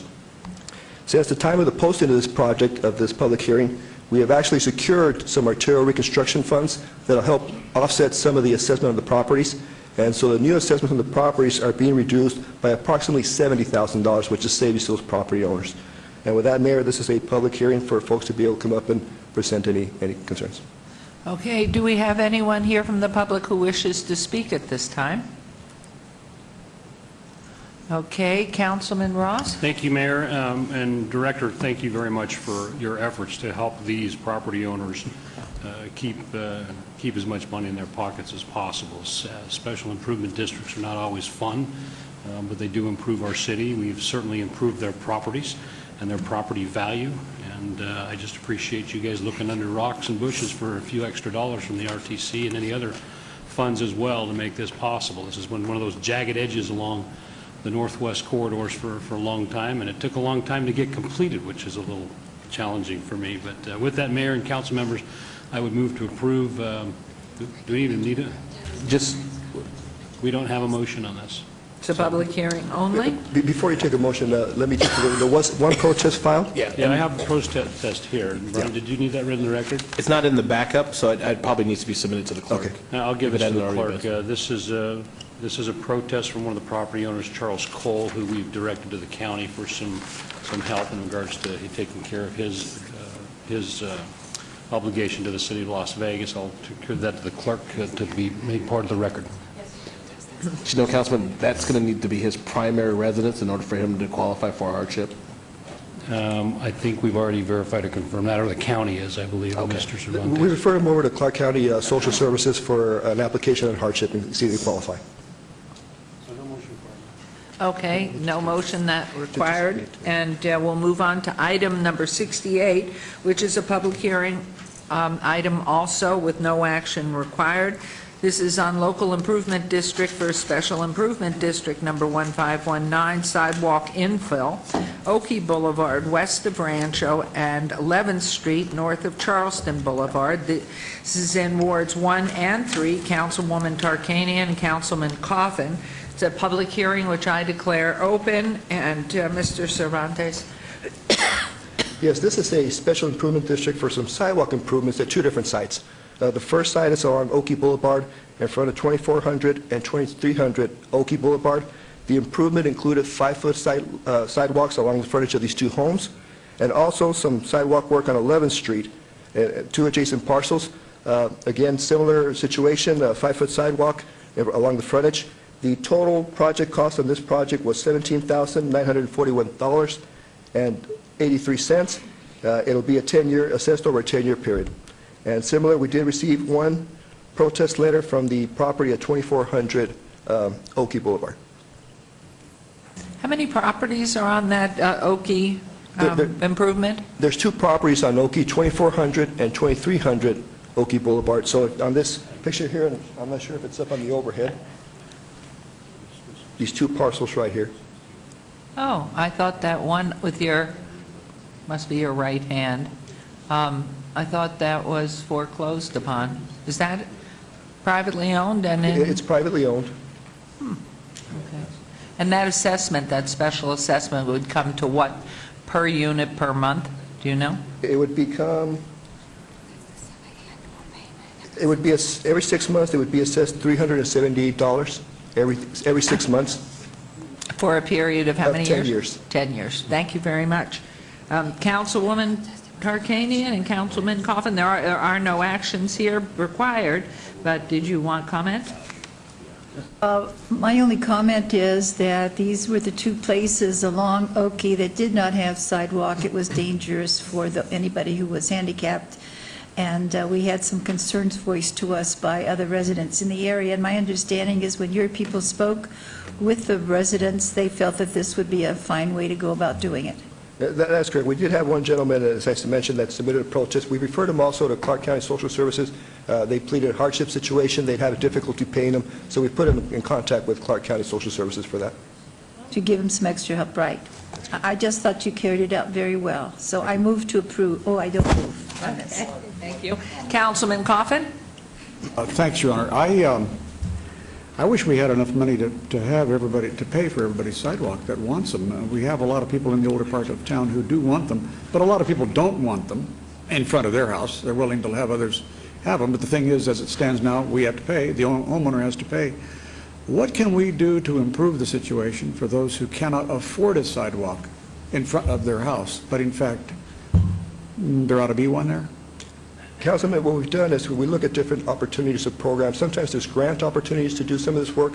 Currently, we're doing a lot of work in your ward and in Councilman Barlow's ward, where they've got areas that fall under the Community Development Block Grant Program, CDBG program, who will fund these type of improvements. So we're doing an extensive outreach out there to do that.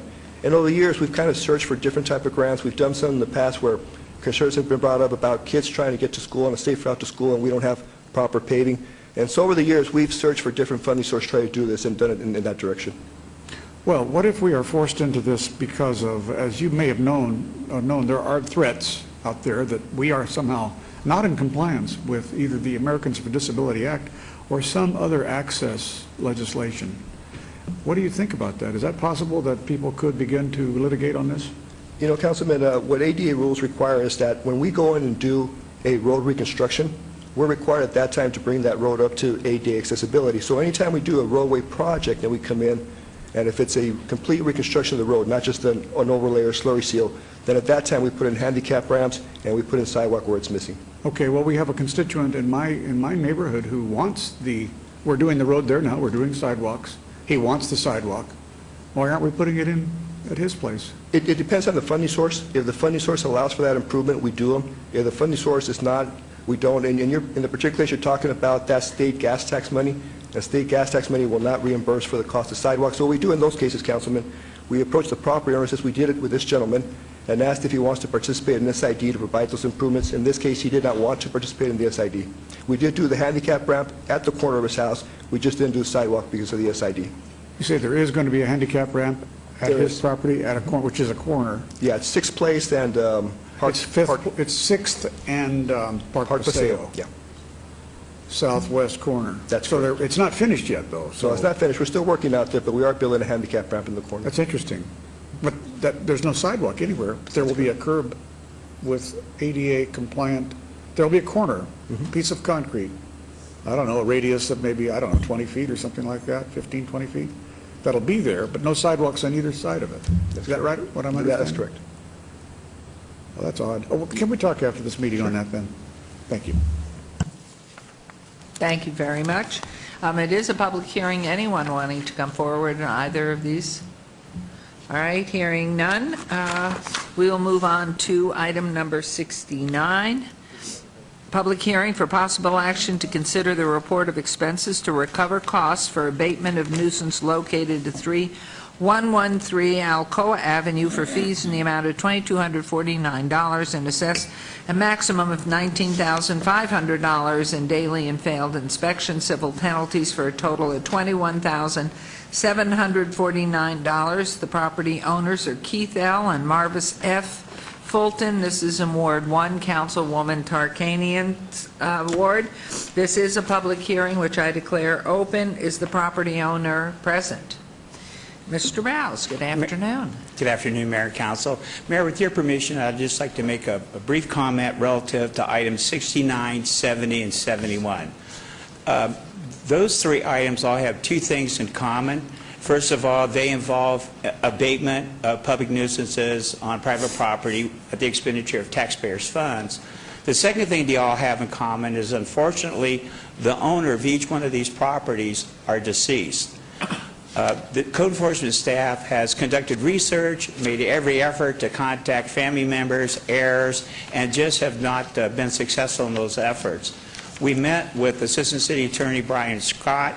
He suggested a couple of other sources that we might be able to utilize, other tools to find family members, and we fully intend to utilize those tools. But we're bringing those items to you today because the ownership of the properties are in limbo. The property may end up going to an estate sale. Some family members may want to acquire the property or whatever, and we think it's important that we move forward, get the liens if the council desires to assess liens against the property. So those are recorded, so anybody who has future interest in these properties are aware of that. So with that, Mayor, I'll go into item 69. The major cross streets to this property are Sahara and Valley View. This property is, not in foreclosure. The owner is deceased. The case was opened on October 27, 2011, and was closed on March 19, 2012. We commenced the abatement work on February 15th of this year and finished it on the 16th. The abatement work consisted of removal of high grass, weeds, refuge waste, dead vegetation, removal of dilapidated sheds, and securing of all windows and doors. The city's out-of-pocket expenses are $2,249. The assessed daily civil penalties are $19,500 for a total of $21,749. The property was valued on Zillow as of April 16th of this year at $60,300.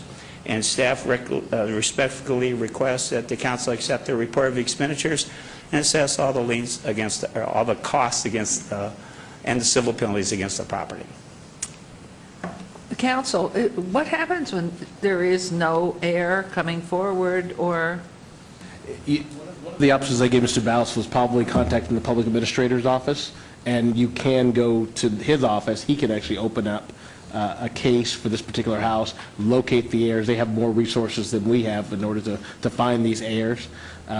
We talked about a number of different resources that we could possibly use, even going on, the websites like Ancestry.com, and then there's another one that you can also go on to try to locate the heirs. But normally the public administrator would handle something like this. And in that case, once you have found an heir, Right. and they have just walked away from it, would it inure to the city? Who would it go to? Normally, things are seat to the state after a certain amount of time. I think it's like 5 to 7 years. If no one comes forward, then the state would take it over. So it is possible the city has to keep this up to 5 to 7 years? Could be, yes. Doesn't sound reasonable, but so be it. All right. Anyone from public wishing to be heard on this? Thank you, Mr. Bowes. Councilwoman. If we have to keep it up for 5 or 7 years,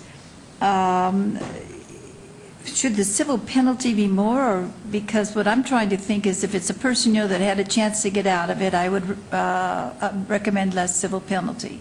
But is it important for us to get it on the record so we get our full amount of money out of it? Yes, ma'am. Okay, then And I will move to Council- follow. I was gonna say, and that 5 to 7 years is only if the public administrator takes it over. Oh. If no one takes it over, it could be 20 years. I mean, it could just It be could as be long as 20 years. as long as the house is there. So, Well, I guess that reaffirms the 5 years, the 20 years does. So I will move to follow staff's recommendation on both items, of Thank both you. parts of the item. Thank you. There's a motion. Please vote. And please post.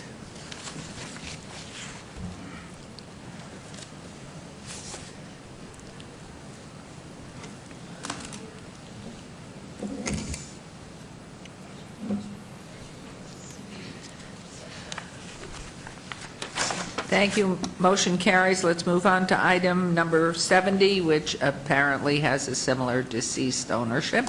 Public hearing for possible action to consider the report of expenses to recover costs for abatement of nuisance located 5308 Delray Avenue for the fees in the amount of $2,163.50 and assess a maximum of $19,500 in daily and failed inspection civil penalties for a total of $21,663.50. The property owner, trustee, Clark County Treasurer, care of Stanfield Family Trust, again in Councilwoman Tarkanian's Ward 1. It is a public hearing, which I declare open. Property owner present, can't be, or a representative of the trust? Nope. Mr. Rouse. Mayor and members of the council, the major cross streets to this property are Decatur and Charleston. This case was opened in October of 2011 and closed March 27th of 2012. The abatement work commenced on February 15th of 2012 and was completed on March 19th of 2012. The abatement work consisted of removal of high grass, weeds, refuge waste, dead vegetation, removal of a Dodge van, securing of all windows and doors. The out-of-pocket expenses to the city was $2,163.50. The total civil penalties are $19,500 for a total of $21,663.50. The property value pursuant to Zillow as of April 16th is $63,400, and staff respectfully requests that all out-of-pocket expenditures and civil fines be assessed as liens against the property. Were we out cruising around that we found this property, or was it reported to the city? And all 3 cases were reported to the city. We received complaints. Thank you very much. Councilwoman? It is my understanding that in all cases such as this, we are reactive rather than proactive in finding this. Is that true? In other words, we don't go out looking around. We respond to people who call us. Yes, ma'am. We don't have staff members, city people whose job it is to go out and look around. No, ma'am. I wanted to make that a point because some people do think we have people who do that. But as I understand, what comes before us, except for maybe a time or two, is reported by our reaction to a complaint. That is correct. In this economy, with what's happening and everything, we're pretty busy right now handling the complaints on these types of properties. Anybody wishing to be heard on this? I'll declare the public portion closed. I move to approve staff's recommendation. Thank you. There is a motion. Please vote and please post. And on to item number 71, again, public hearing for possible action to consider the report of expenses to recover costs for abatement of nuisance located 221 Samantha Street for fees in the amount of $2,203 and assess a maximum of $19,500 in daily and the inspection civil penalties for a total of $21,703. The property owner, Opal Spencer, this is in Ward 3, Councilman Coffin, and I gather Opal Spencer has deceased as well. This is a public hearing. Anyone wishing to come forward on this issue? Mr. Bouse. Mayor and council members, the major cross streets of this property are Marion and Stewart. The case was opened on August 31st of 2011 and closed on March 27, 2012. The abatement work started on March 22, 2012 and was finished that same day. The abatement work consisted of removal of high grass, weeds, refuge, waste, dead trees, removal of an obstruction that was blocking the city right-of-way, and trimming of all overgrown vegetation. The city's out-of-pocket expenditures totaled $2,203. The assessed daily civil penalties are $19,500 for a total of $21,703. The property is valued by Zillow as of April 16th of this year at $41,000. The staff recommends that the City Council approve the report and assess all out-of-pocket expenses and civil penalties as a lien against the property. Thank you very much. Anyone wishing to be heard on this item? Hearing none, I'll close the public hearing, and Councilman Coffin. Thanks, Mayor. I think we have a deceased property owner, and it's not clear as to exactly who the heirs are, because we see a lady named Kraus is her daughter, and it is in probate. But we don't know if it's out of probate yet, do we? No, sir. The information that we have is that the property is in probate. Mrs. Kraus advised us that she believed the property was left to the property owner's stepson, Joseph Brook. We've been advised by the neighbor that Mr. Brook from time to time visits the property, but we've been able to find no address for Mr. Brook. We have no telephone number for him. We checked assessor's records. We can't determine if he owns any property. So again, we'll continue to use the resources that Mr. Scott pointed out to us and attempt to contact Mr. Brook or the probate court and advise him of this situation. But we have possibly animals living there, and maybe Mr. Brook is coming by and feeding them. Off and on we hear, yes, Brook lives there. No, he doesn't live there. I think we need to check on the welfare of the animals at that residence to verify if there are animals, using our police powers to check as soon as possible to determine if in fact there are animals being cared for improperly at that residence. So I would wish that be your action from here after I move. Or I can make a condition of the motion. We will contact Animal Control and visit the property tomorrow. Okay, I would appreciate that as happening as soon as possible. Therefore, I will move for the council to approve the item 71 per staff recommendations with all conditions. Okay. There's a motion. Please vote and please post.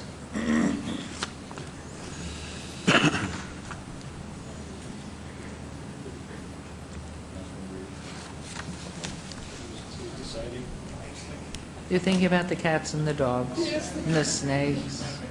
Okay, here we go. Madam Mayor, could I have just a brief clarification from Councilman Cobb? Do you mean domestic animals?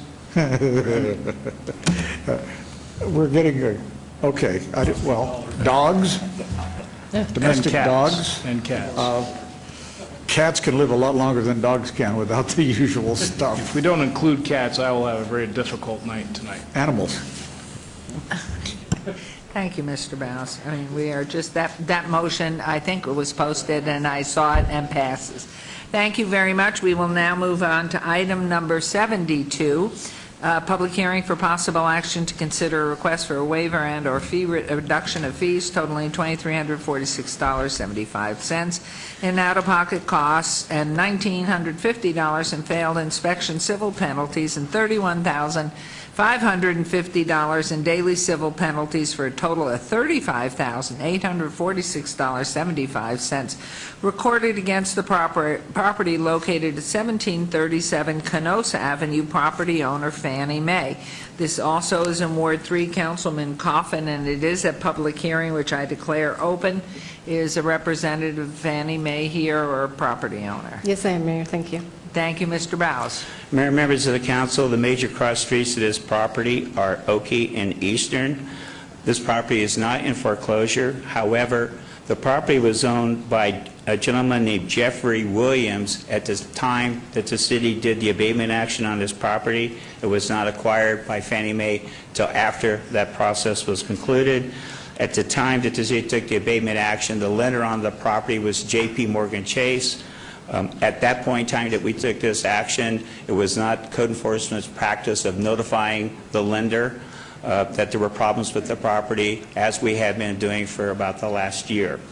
The case was opened on this property on June 7, 2010, closed November 10, 2010. The abatement work consists of removal of dead high vegetation, refuge, waste from all exterior areas of the property, and removal of a shed structure. The out-of-pocket expenses incurred to the city were $2,346.75.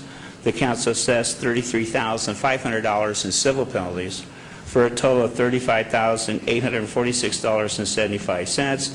The council took that action at its May 4th, 2011 council meeting. The property value pursuant to Zillow as of April 25th of this year is $58,300. And staff standard recommendation on these types of waivers is that the waiver request be denied. Thank you. Anyone wishing to be heard? Ma'am, if you would say your name and any comments, please. Bonnie Leonardo, I represent Fannie Mae with McCarthy Holthus law firm. We just want to state for the record that the property is under contract, and it is expected to have a closing date of May 31st, so that it will be occupied and it will be maintained. Wonderful. May I ask what the closing price is? I cannot answer that. Okay. I'm not aware of the total. Okay. Questions, Councilman Ross? Thank you, Mayor. Mr. Bowles, Fannie Mae picked this house up after it was foreclosed upon.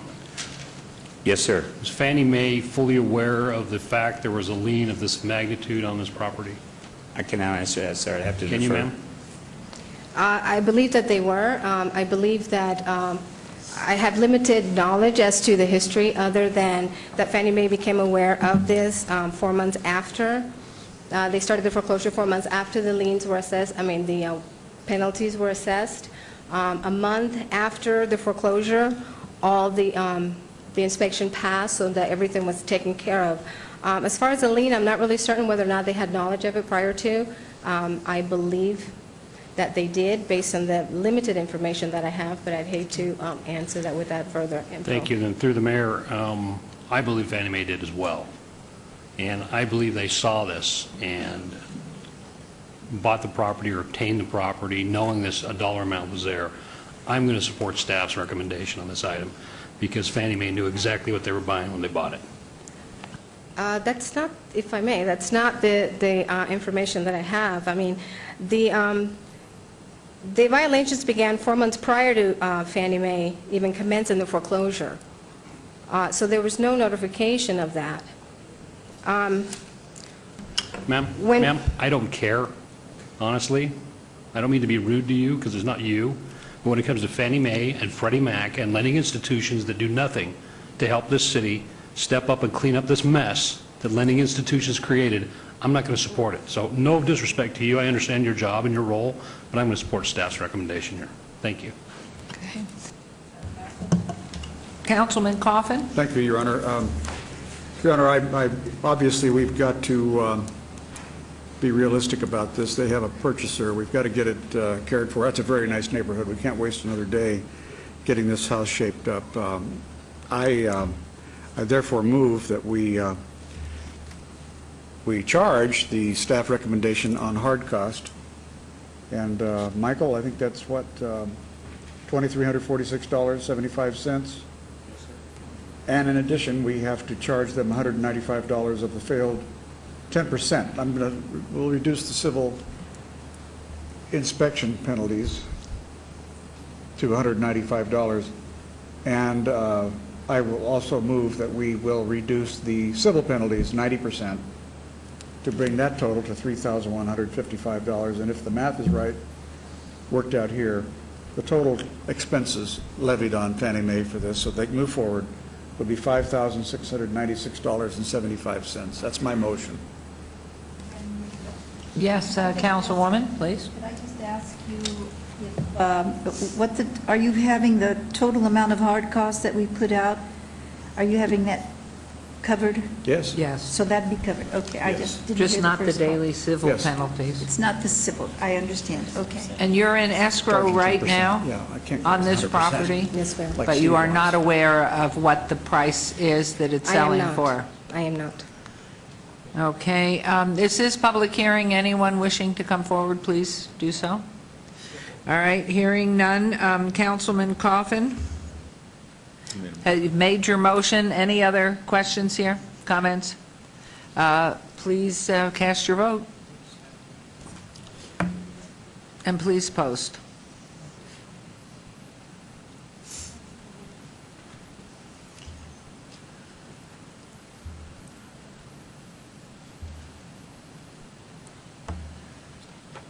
Motion carries. Thank you very much. We'll move on to item number 73, hearing for possible action to consider the appeal regarding the nuisance notice in order to comply for property located at 2301 Palomino Lane. Property owners Leslie Mark and Sarah Stovall, Ward 1, Councilwoman Tarkanian. Is the property owner or representative present? Yes. Thank you. And Mr. Baus. Mayor and members of the City Council, I have provided each member of the council a binder with all the documentation relative to this case. Included in your binder on the inside cover is a copy of the PowerPoint presentation I'll be giving you in a few moments. And also in the back of the binder is a letter we received from Mr. Stovall yesterday. I've also provided a copy of the binder for the city clerk for the record, as well as the city attorney. With that, I would like to give a brief PowerPoint presentation, Mayor, to go through the history of this case. This property is located at 2301 Palomino Lane, and the property owners are Leslie Mark and Sarah Stovall. The property is located at the southwest corner of Palomino Lane and Rancho Drive. It has about 108 feet of frontage on Palomino Lane and 180 feet of frontage on Rancho Drive. The previous property owner the previous owner of this property was the Better Business Bureau of Southern Nevada, who acquired the property on October 2nd of 2000. And in conjunction with that purchase of the property, the Better Business Bureau sought a zone change. Existing on the property at that point in time was a 3,341 square foot single-family dwelling. The Better Business Bureau wanted to convert it to office use. So they had obtained approval to convert the zoning from residential estate to professional office parking. In conjunction with that zone change, the Better Business Bureau also engaged or undertook a site development review by the City Council that's required by code. And there were two conditions on that site development review imposed by the City Council relative to the access to the property from Palomino Lane. The first condition, condition number 3, basically said that there's a prohibition against access to the property from Palomino Lane, and condition number 6 required that a landscape plan be submitted as part of the project, and that the driveway entrance on Palomino Lane be removed. This is a picture looking at the property and the driveway from the Palomino side of the property, looking across the driveway to Rancho Drive. And the question before you today involves the gate that's in the forefront, the forefield, the Palomino Drive driveway access. That driveway was or was not in violation of what was mandated? The driveway, as it exists today, does not comply with the condition of the site development review, but in a few moments, Mayor, I can tell you Okay. how that came to pass. And that was at the time of the Better Business Bureau having it, this was in place? Yes, ma'am. Okay, please Yes, ma'am. proceed. So as part of the site development review by the Better Business Bureau, a site plan was submitted showing the Palomino Lane and the Rancho Drive corners and the driveway. And I'm going to show you an enlargement of the right-hand side of this exhibit. This is the driveway approach from Rancho, the driveway approach from Palomino Lane, and the oval represents the area that's in question.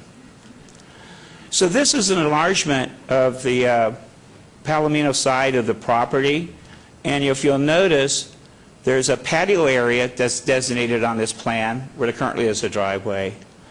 And there's also new potted plants that are shown, those are the round circular things, that are shown across the driveway.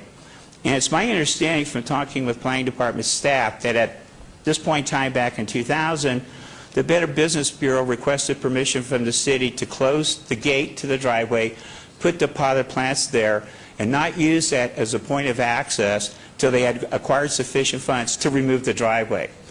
At that point in time, the city did not have a process where site development review was recorded, so there's no record of this action. If you looked at the records of the property, and there was no follow-up by the city to go back at some future point in time to ensure that the condition was complied with.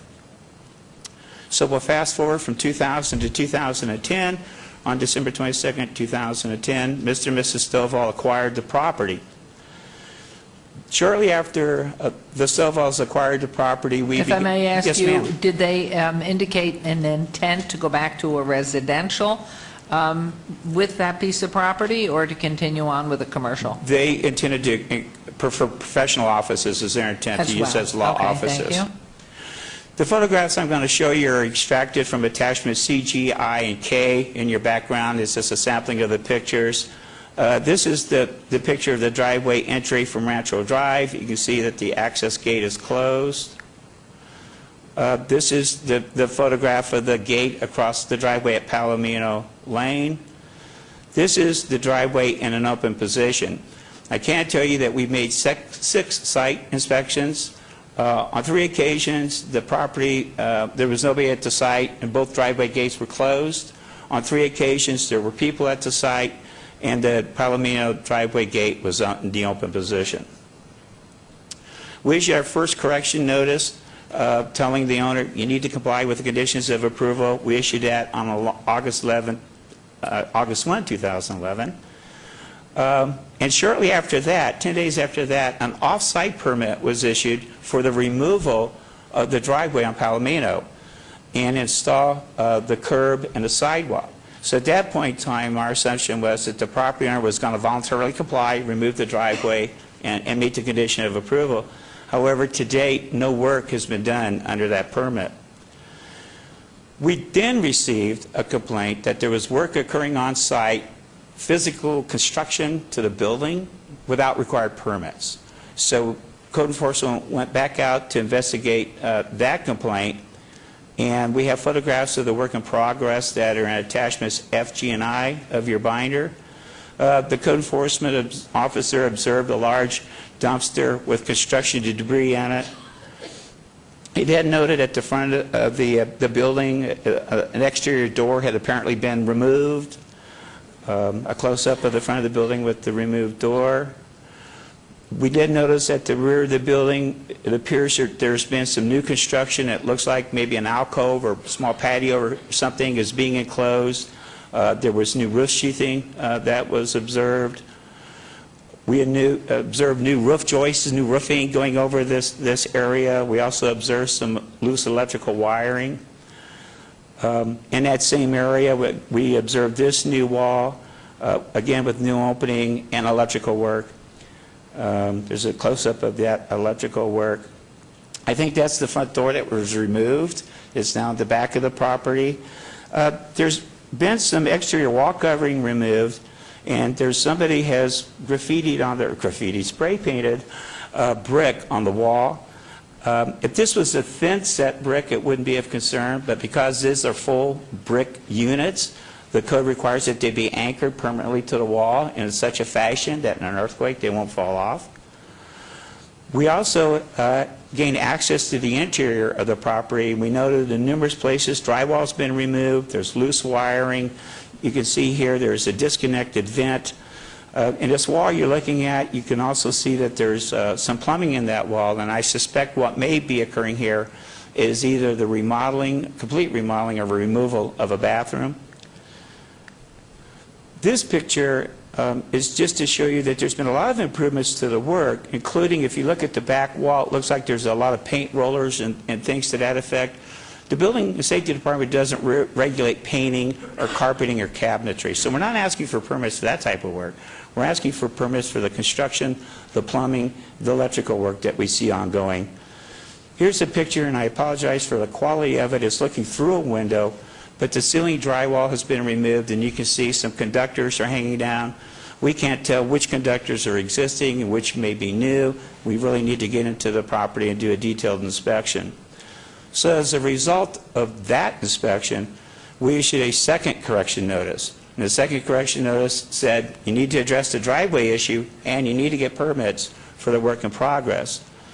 10 days notice was given to comply. We didn't receive compliance, so we issued a notice and order on January 18th of this year in an attempt to compel compliance. The notice was posted on the property, and as required by code, it was mailed to the property owner, certified mail, return receipt requested. This is a slide of the card that you can see that someone did sign for the notice and order. In response to some correspondence with Mr. Stovall, we identified 3 issues that lent themselves to appeal, and we wanted to advise him of those appeal procedures. We advised him that if they wanted to amend the site development review condition relative to the driveway, the Title 19 has a process for going back and doing that amendment. We advised him that if he wanted to appeal the requirement for building permits, he could appeal that to the Building and Safety Director, Mr. Knight, and then the notice and order itself is appealable to the Mayor and City Council. There's been no action on the site development review appeal through the Planning Department. However, Mr. Stovall did file an appeal of our determination that permits were required for the work to Mr. Knight, and Mr. Knight subsequently denied that appeal, finding that the work does in fact require permits. And then that leads us to the letter that we received yesterday from Mr. Stovall requesting a 30-day continuance of this item. And that concludes my comments, Mayor. I'd be happy to answer any questions. Huge, huge. They were not allowed to participate in the free time that the planning department said they would waive all penalties of everything if you've made an addition. Just recently, what was that we've had in the building and safety? Yes, Mr. Knight, what was that where everybody who's been cheating all this time and working at home building additions, you said you've been exonerated for a period of time. Don't these people fit in that? Yes, ma'am. That amnesty program is for private homeowners and is not for commercial businesses at this time. So that was the issue. No, ma'am. It's through the entire month of May, but this is not a private home. This is a commercial business. And it doesn't qualify for our amnesty program. Unfortunately, it doesn't. But the entire effort was to get people safe in their homes. And there's still a responsibility because, and the reason for that is because homeowners can do an owner-builder project. And a lot of homeowners do owner-builder projects, and they do the remodeling themselves, and they don't get permits, and they don't understand that. On a commercial piece of property, by state law, you are not allowed to do an owner-builder. You have to have a licensed contractor, and thus, with the responsibility of having a licensed contractor, there's not a justification for doing an amnesty program. That's what their license is all about. They come and get permits, and they do that work, and that's what's required for a commercial property. So when they converted this property from residential to commercial, an office building, they wouldn't be eligible for our amnesty program. And that is all because it's state law Yes, And we ma'am. are just in compliance. And for those who are watching TV, how long is the amnesty on residential? Till the end of Continue? this month. To the end of this month, and we are at the 16th. So Yes, ma'am. May 31st, everybody who's listening, get in there. Okay, let's proceed on. If you will state your name for the record and make your comments, please. Good afternoon, Mayor and Council. Justin Stovall on behalf of the owners, Leslie and Sarah Stovall. I'm their attorney and also their son, Your Honor. If I could just have a few brief moments to... Are you Justin? I am Justin. Who signed? Excuse me? Yes, ma'am. Some of this, yes. I am the one Okay, who signed thank on you. those. So, first of all, I'd like to thank Councilwoman Tarkanian. You know, the owners and myself have lived on Rancho in Charleston for at least 20 years, and we're very understanding of the complaints that Councilwoman Tarkanian gets from people, and you know, we're striving right now to fix those and respond. So, in addition to that, I'd like to thank Mr. Baus and Mr. Scott. I spoke with Mr. Baus yesterday. It was probably a little bit too late to you know, get any changes to his wonderful PowerPoint presentation, but he was very responsive, and same with Mr. Scott, who I spoke with on a conference call this morning. You know, there's basically three categories of items that are in front of the council this morning. One is the conditional use items, and just to save a little bit of time, I hope that we've resolved these through an agreement with Mr. Scott and Mr. Baus, and I hope that's acceptable to the council. As far as the conditional use items go, in the STR, we're looking at 3 and 6, and that's basically the ingress and egress onto Palomino. The owners concede, especially in light of the traffic signal that's gone out there now, and they've recently put a traffic signal at Palomino and Rancho, that we should not be using that as an ingress and egress. All right, and that's voluntary. We've agreed to voluntarily restrict any ingress and egress onto Palomino from the north side of the property. All right. Now, I spoke with Mr. Baus and Mr. Scott about this, and what we would ask, what we would request of the council, is that you give us a temporarily allow us to go back to what the Better Business Bureau was doing. And what they did was they locked that gate, and then they put planters up. All right. In frame 14, it shows you know, a slab that's in between the sidewalk on the interior side of the gate. That's where we're talking about putting planters. All right, and we'd be locking. Mr. Stovall, could I ask you a question? How do you, with those gates closed, how do you access the property at all? There's an ingress and egress on Rancho as well. There is? Yeah. It kind of horseshoes the way it is right now, and I don't know if you can really see it. I thought slide 14. Can you pull that up? I apologize. Now I'm okay. If you look at kind of the center of the screen facing where the sign is, directly in the middle, there's a gate over there on Rancho, which is also an ingress and egress, and that's clearly the safest.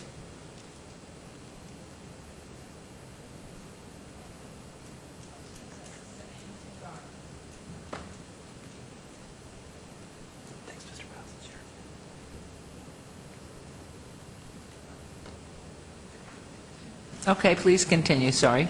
And so what we're requesting, with the understanding of Mr. Baus and Mr. Scott, is that we have a year or two of temporarily leaving it, and I think Mr. Baus has been using 1 year, to temporarily put it back to where the Better Business Bureau had it. And I'll move on to our plans as far as the building code violations or the items go in a second. That will relate to our landscaping plan, which eventually we would, you know, permanently close that ingress and egress.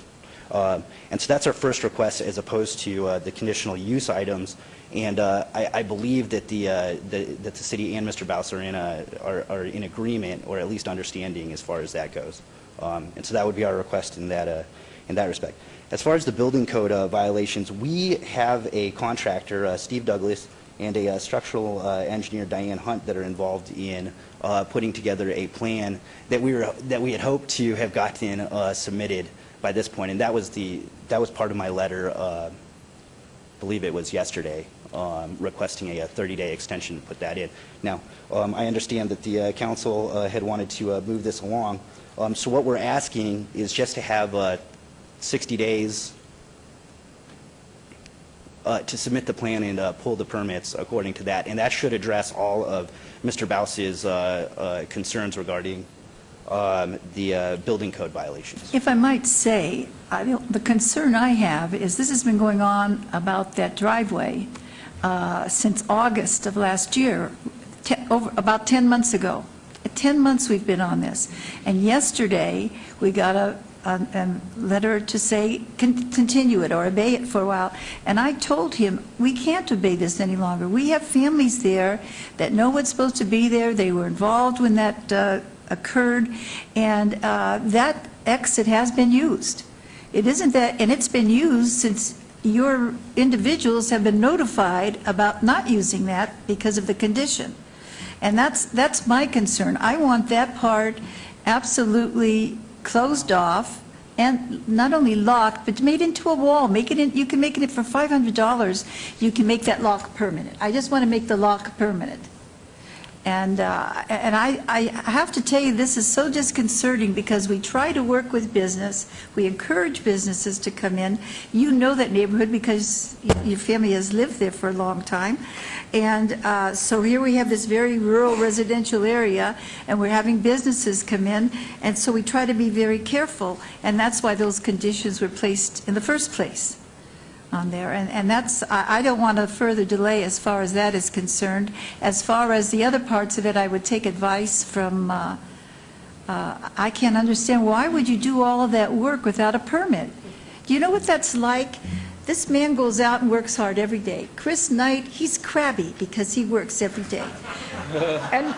And, you know, the council works hard. We have so many people working hard. When we have to go over about 10 months with more letters and more letters and more time in a situation where our money's needed in some very critical areas, it's like you're snubbing not just the council, you're snubbing the people of Las Vegas, you're snubbing the people of that neighborhood. That's my big concern about lengthening any time for an abeyance. If I could respond to that just very briefly. The owners and myself understand your position on that. I understand why you did not want to obey this hearing. Could you talk, is that mic on? Yes. Oh, can you I'll get speak just a into the tiny mic. bit closer? Yes. The owners understand, and I personally understand your position regarding the abeyance, and we're here, we're trying to rectify the situation with the participation of Mr. Baus, and I understand. And I understand your concerns. I mean, the owners understand your concerns. What we're trying to do right now is fix the situation, and we've done the best we can. We're agreeing to close it off exactly how it was for 10 years while the Better Business Bureau was in that building. All right. As far as the code violations, we are trying to, with the participation of Mr. Baus again, trying to rectify that situation. We're just asking for a little bit of time with the city's participation to get everything square. You know, when we, as far as your constituents' concerns, when we moved into that building, or when we purchased that building, all right, and I do want to make one more point before I get into that. And me and Mr. Baus had spoken about this. The building's not occupied. It hasn't been occupied since we've owned it. It won't be occupied while these violations are being alleged. And we've given you a timeline of about 60 days. All right.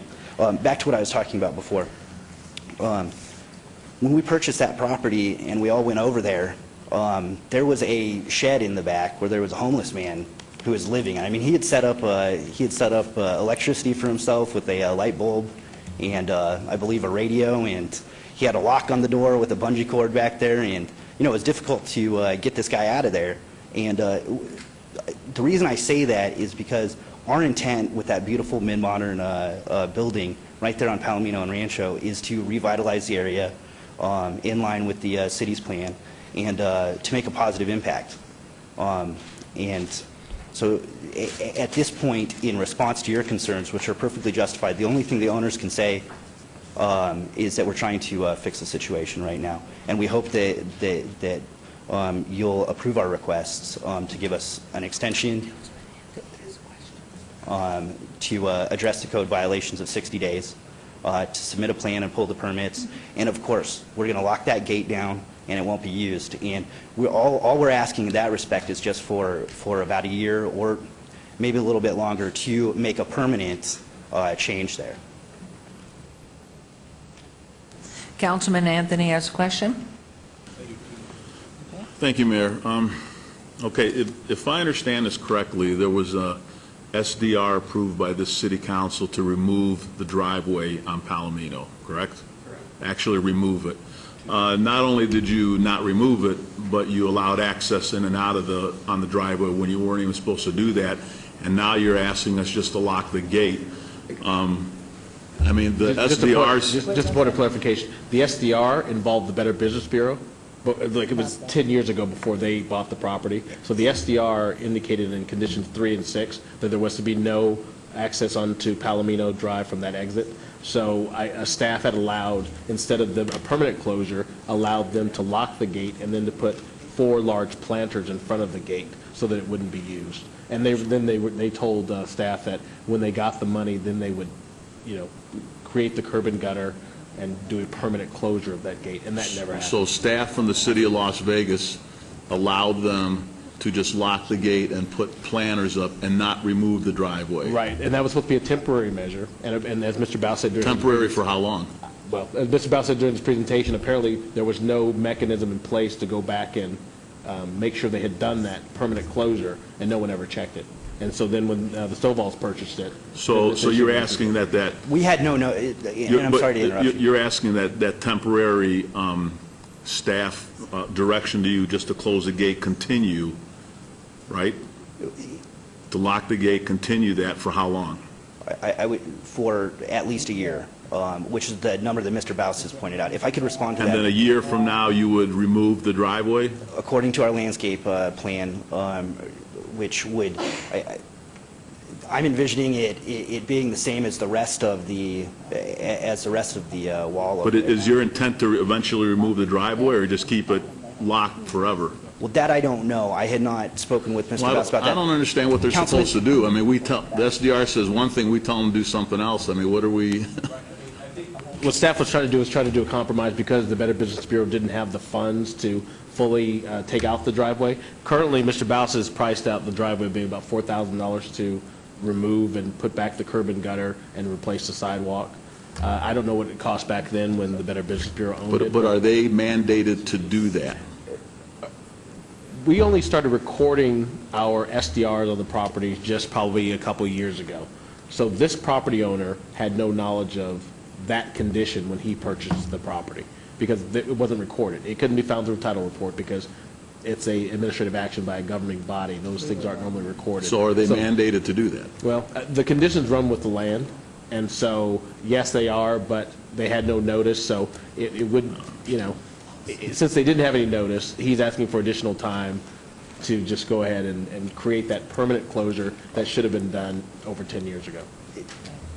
I think Okay. I have one other question. Oh, excuse me, Could yes? I respond to? Could I briefly respond to that, just to I'll let the clarify? mayor decide that. I apologize. No, we had just some comments from up here, and I think Councilwoman Tarkanian has some comments, too. I just have one more question. Oh, yes?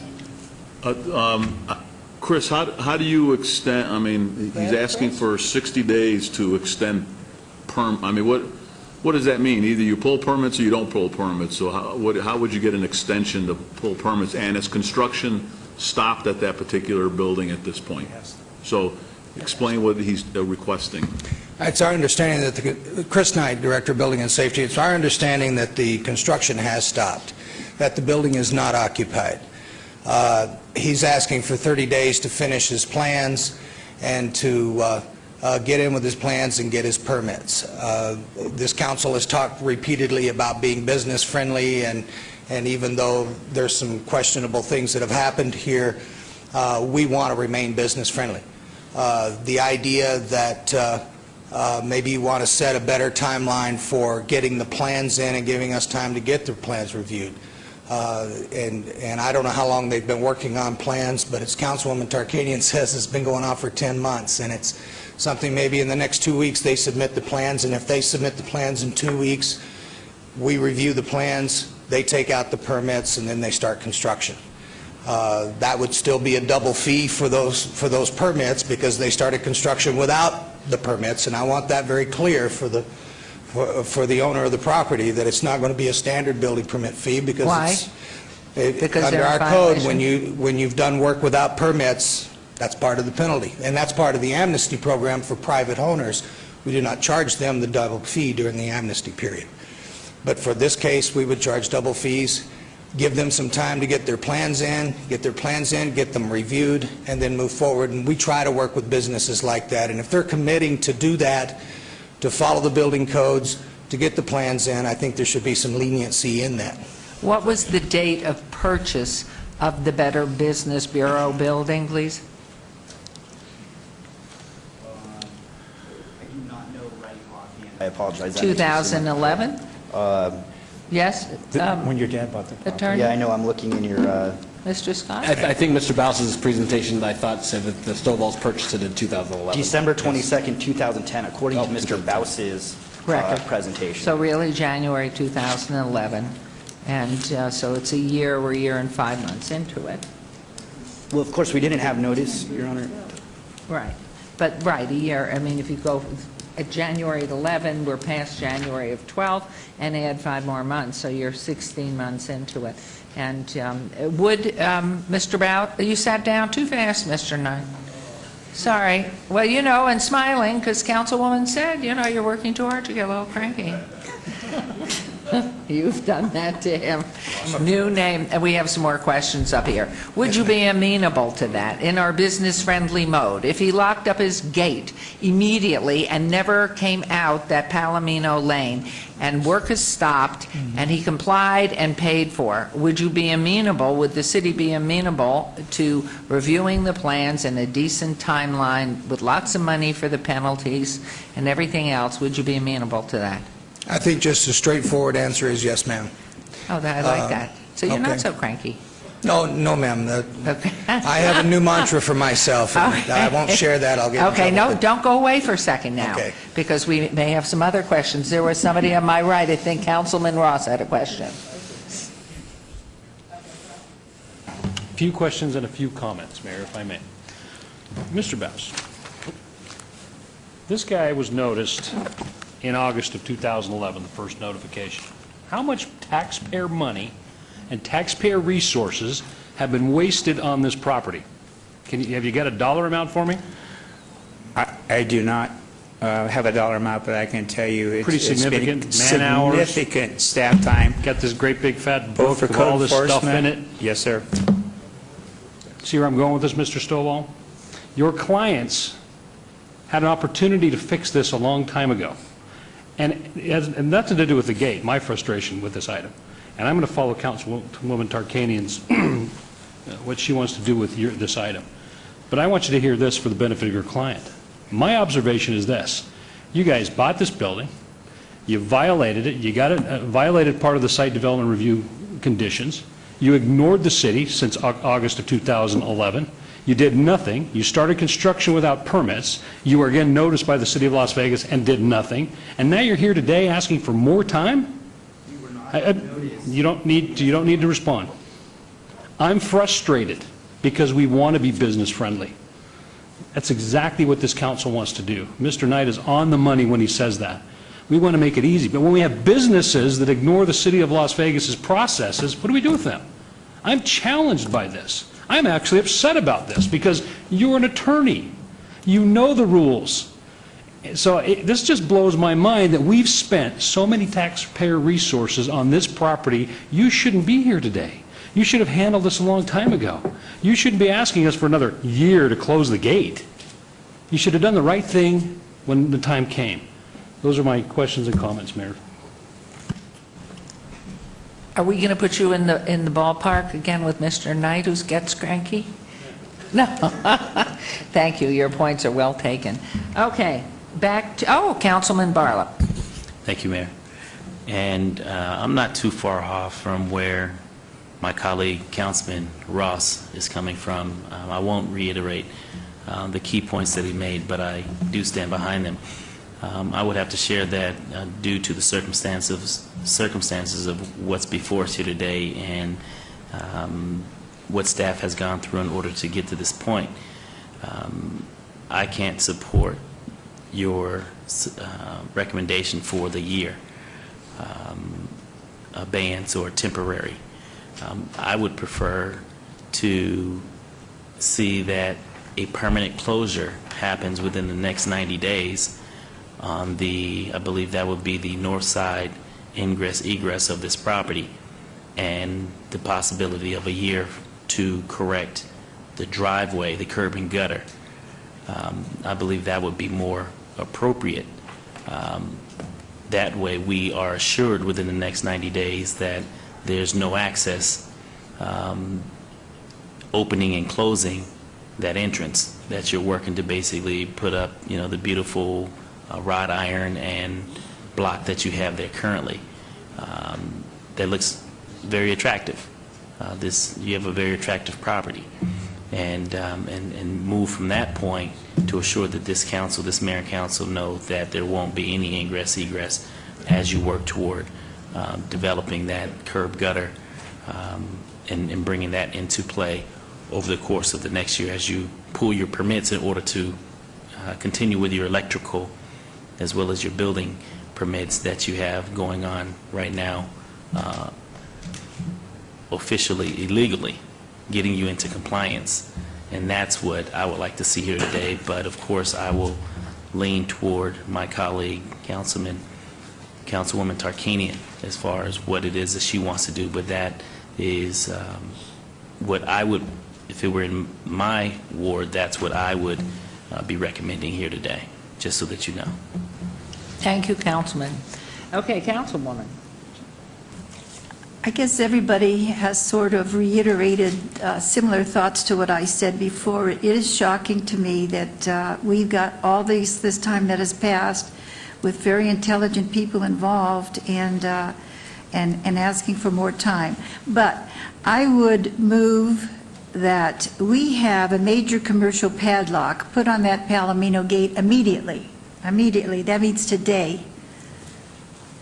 And that within 1 year, within 90 days, we make it so that it's immovable, you know, and I don't know, Chris, if you need a permit for this or not. Just make it so you're not using a padlock, it's permanent. The gate becomes a wall.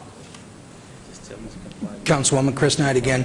You can weld the gate shut. It's a very nice looking wrought iron gate. And that's what I'm saying. And you can just weld it shut. As Councilman Barlow said, and the mayor has said, that is an attractive gate. I agree with it. I just want to make sure nobody can go in or out, because after the fact of us notifying as far as you shouldn't be going in and out, people went in and out. And because a short distance down Palomino is a school. And because that street doesn't have sidewalks every single place, there's some carelessness there. That's one reason why we put the traffic light up. And I'm very concerned about that. So I would say by the end of today, have that major commercial padlock put in, and within 90 days, whatever you say as far as a permit needed or not, make that wrought iron gate into a wrought iron fence so that you can't open it at all. And that within a year you take, and that's what you asked for, a year, you take care of the driveway. So that way we're going along with that, but as far as the immediacy of keeping that egress out, we're being able to do that. And then, as far as the permits are concerned, Chris, don't they have, you're saying that we could let them have more time to do the permits? Is what you feel would be all right? I would recommend getting plans into our office within the next 2 weeks. Okay, okay. And then immediately, within 5 days of notification that the plans have been approved and are ready for permitting, that they take out the permit. That's a common thing that we do with our customers. Question, if I may. Could you put on your microphone, please, whichever button? I have no idea. There you go. The red light's on. Is it possible for you to get those plans in 2 weeks? I have no idea. That's the simple answer. Councilwoman, he has no ideas if he can get them in 2 weeks' time. My question being, obviously being business-friendly, we want to help you, but we don't want no work done, no more work done on the property until the permits are in, and you probably should lock the other gate as well until the permits. What is a reasonable timeline? Me and Mr. Baus had discussed 60 days. And to get any permits, get your plans into the permitting department no, for approval? Mr. Knight, I guess, is addressing something different. He's saying 2 weeks to get the plan submitted, and then however long after that for the permitting. Now, I had kind of lumped it all together into a 60-day period for both of those. So I'd ask for 30 days to get the plan submitted, and then me and Mr. Knight could discuss the permitting after that. 90 days. I'm not a builder either, so some of these. I mean, we want you to succeed, obviously. So if you can't do it in 2 weeks, and you can do it in 60 days, as long as nobody's using the property and nothing's happening on the property, and the gate on Palomino is permanently locked. And no work is continuing on the property because, again, I've been following this, and I know that Public Works went out there and they put notices and they spoke with individuals on there, told them they didn't have permits, and it was still going on. So there should be no work going on at the site. Then you would have 90 days in which to turn in the plans. Is that right, Chris? Is that what you need? 90 days. What the gentleman is asking for is 30 days to turn in the plans. And, Oh, excuse me, I'm sorry, and- 30 and days. he wants You're 60 right. days to get it permitted, I think. I think that's what he's talking about. All right. With the timelines, I apologize for interrupting. Okay, so 30 days to get in the plan, and then from that point, 60 days to get the permits. No, ma'am, be 60 days total. It'll be 30 days from the time they get the plans in to get the permits. Okay, okay. Okay, that's very, very lenient. So, And what happens if that doesn't happen? we will It's a beautiful start. building, We will by start the way. working with the attorney's office to move forward with the next steps in the citation, and we will probably red tag the property so it's not eligible for occupancy, cannot be occupied. Yes, sir. I had spoken with, I apologize for interrupting again. I had spoken with Mr. Baus about this, and, you know, I want to make this a point of emphasis. We're trying our best to be cooperative right now, and so, you know, as far as what would happen, I don't think that's going to happen, but me and Mr. Baus had discussed just handling this administratively so that they could calendar it another hearing had we not. I think what he's trying to say that we had discussed that if they go forward with this particular plan that you're outlining today, they wouldn't have to come back to you anymore. Chris could make sure that they comply, and Mike could make sure they complied, and they wouldn't have to come back on for another agenda item. All right, you wouldn't have, but Chris, you know that every time we do this, that in Ward 1, I want to be involved. So we don't have to come here, but I have to be involved with meeting with Chris. I just feel a responsibility there. Councilman, we'll make this a part of your regular briefings that we have with you, so that we keep you up to speed, and as things change, we'll communicate either by phone or by email just to keep you apprised of the progress on this property. All right, now. Councilwoman, one thing. Yes. And for the record, could we, you said they had a year to take out the driveway, but could we, for the record, just get a better... I was going to do that Oh, just okay. now. That's on the north side, isn't it? The Palomino driveway. I want to make sure it's in the record. We're talking about the Palomino, which I believe is the north side, is it? Yes, ma'am, that's The correct. north side of Palomino. It's the south side of Palomino, the north side of the property. The north side of the property? Yes, ma'am. Okay, the north side of the property. Make sure that's in the record, that that's what we're talking about, because we're not talking about your regular gate on Rancho. Did And you if have I a may, question? You did add that gate, which is beautiful, be made permanent fencing at some point, whatever the councilwoman is giving as a timeline, or Mr. Knight or Mr. Bowes are giving you, that becomes permanent. You're going to lock it today. Yes. But it will, with commercial lock. Yes. But that it's going to become a permanent gate or wall of the gate, because it's very attractive. Of course. It is very attractive, and you're just turning the wrought iron gate into a wrought iron fence, which shouldn't be very expensive at all, just to make sure that it's permanent. Of course. Can I respond? Yeah. Obviously, our intent would be to make it consistent, the gates out there. Now, I don't see any reason why it would not be. I think the ambiguity that Mr. Scott was referring to, though, is what we're actually speaking about when it comes to the sidewalk. Now, the gate itself and making a fence there as opposed to a gate, right, if those are the right terminology, that's a different issue than actually doing the sidewalk itself, because right now there's a... Right. No, you're right. I forgot what Mr. Baus referred to it as, but it's an actual curtain, I suppose is what he said, where you can actually drive into it. Right, but you will fix it, and we're giving you extra time to fix it.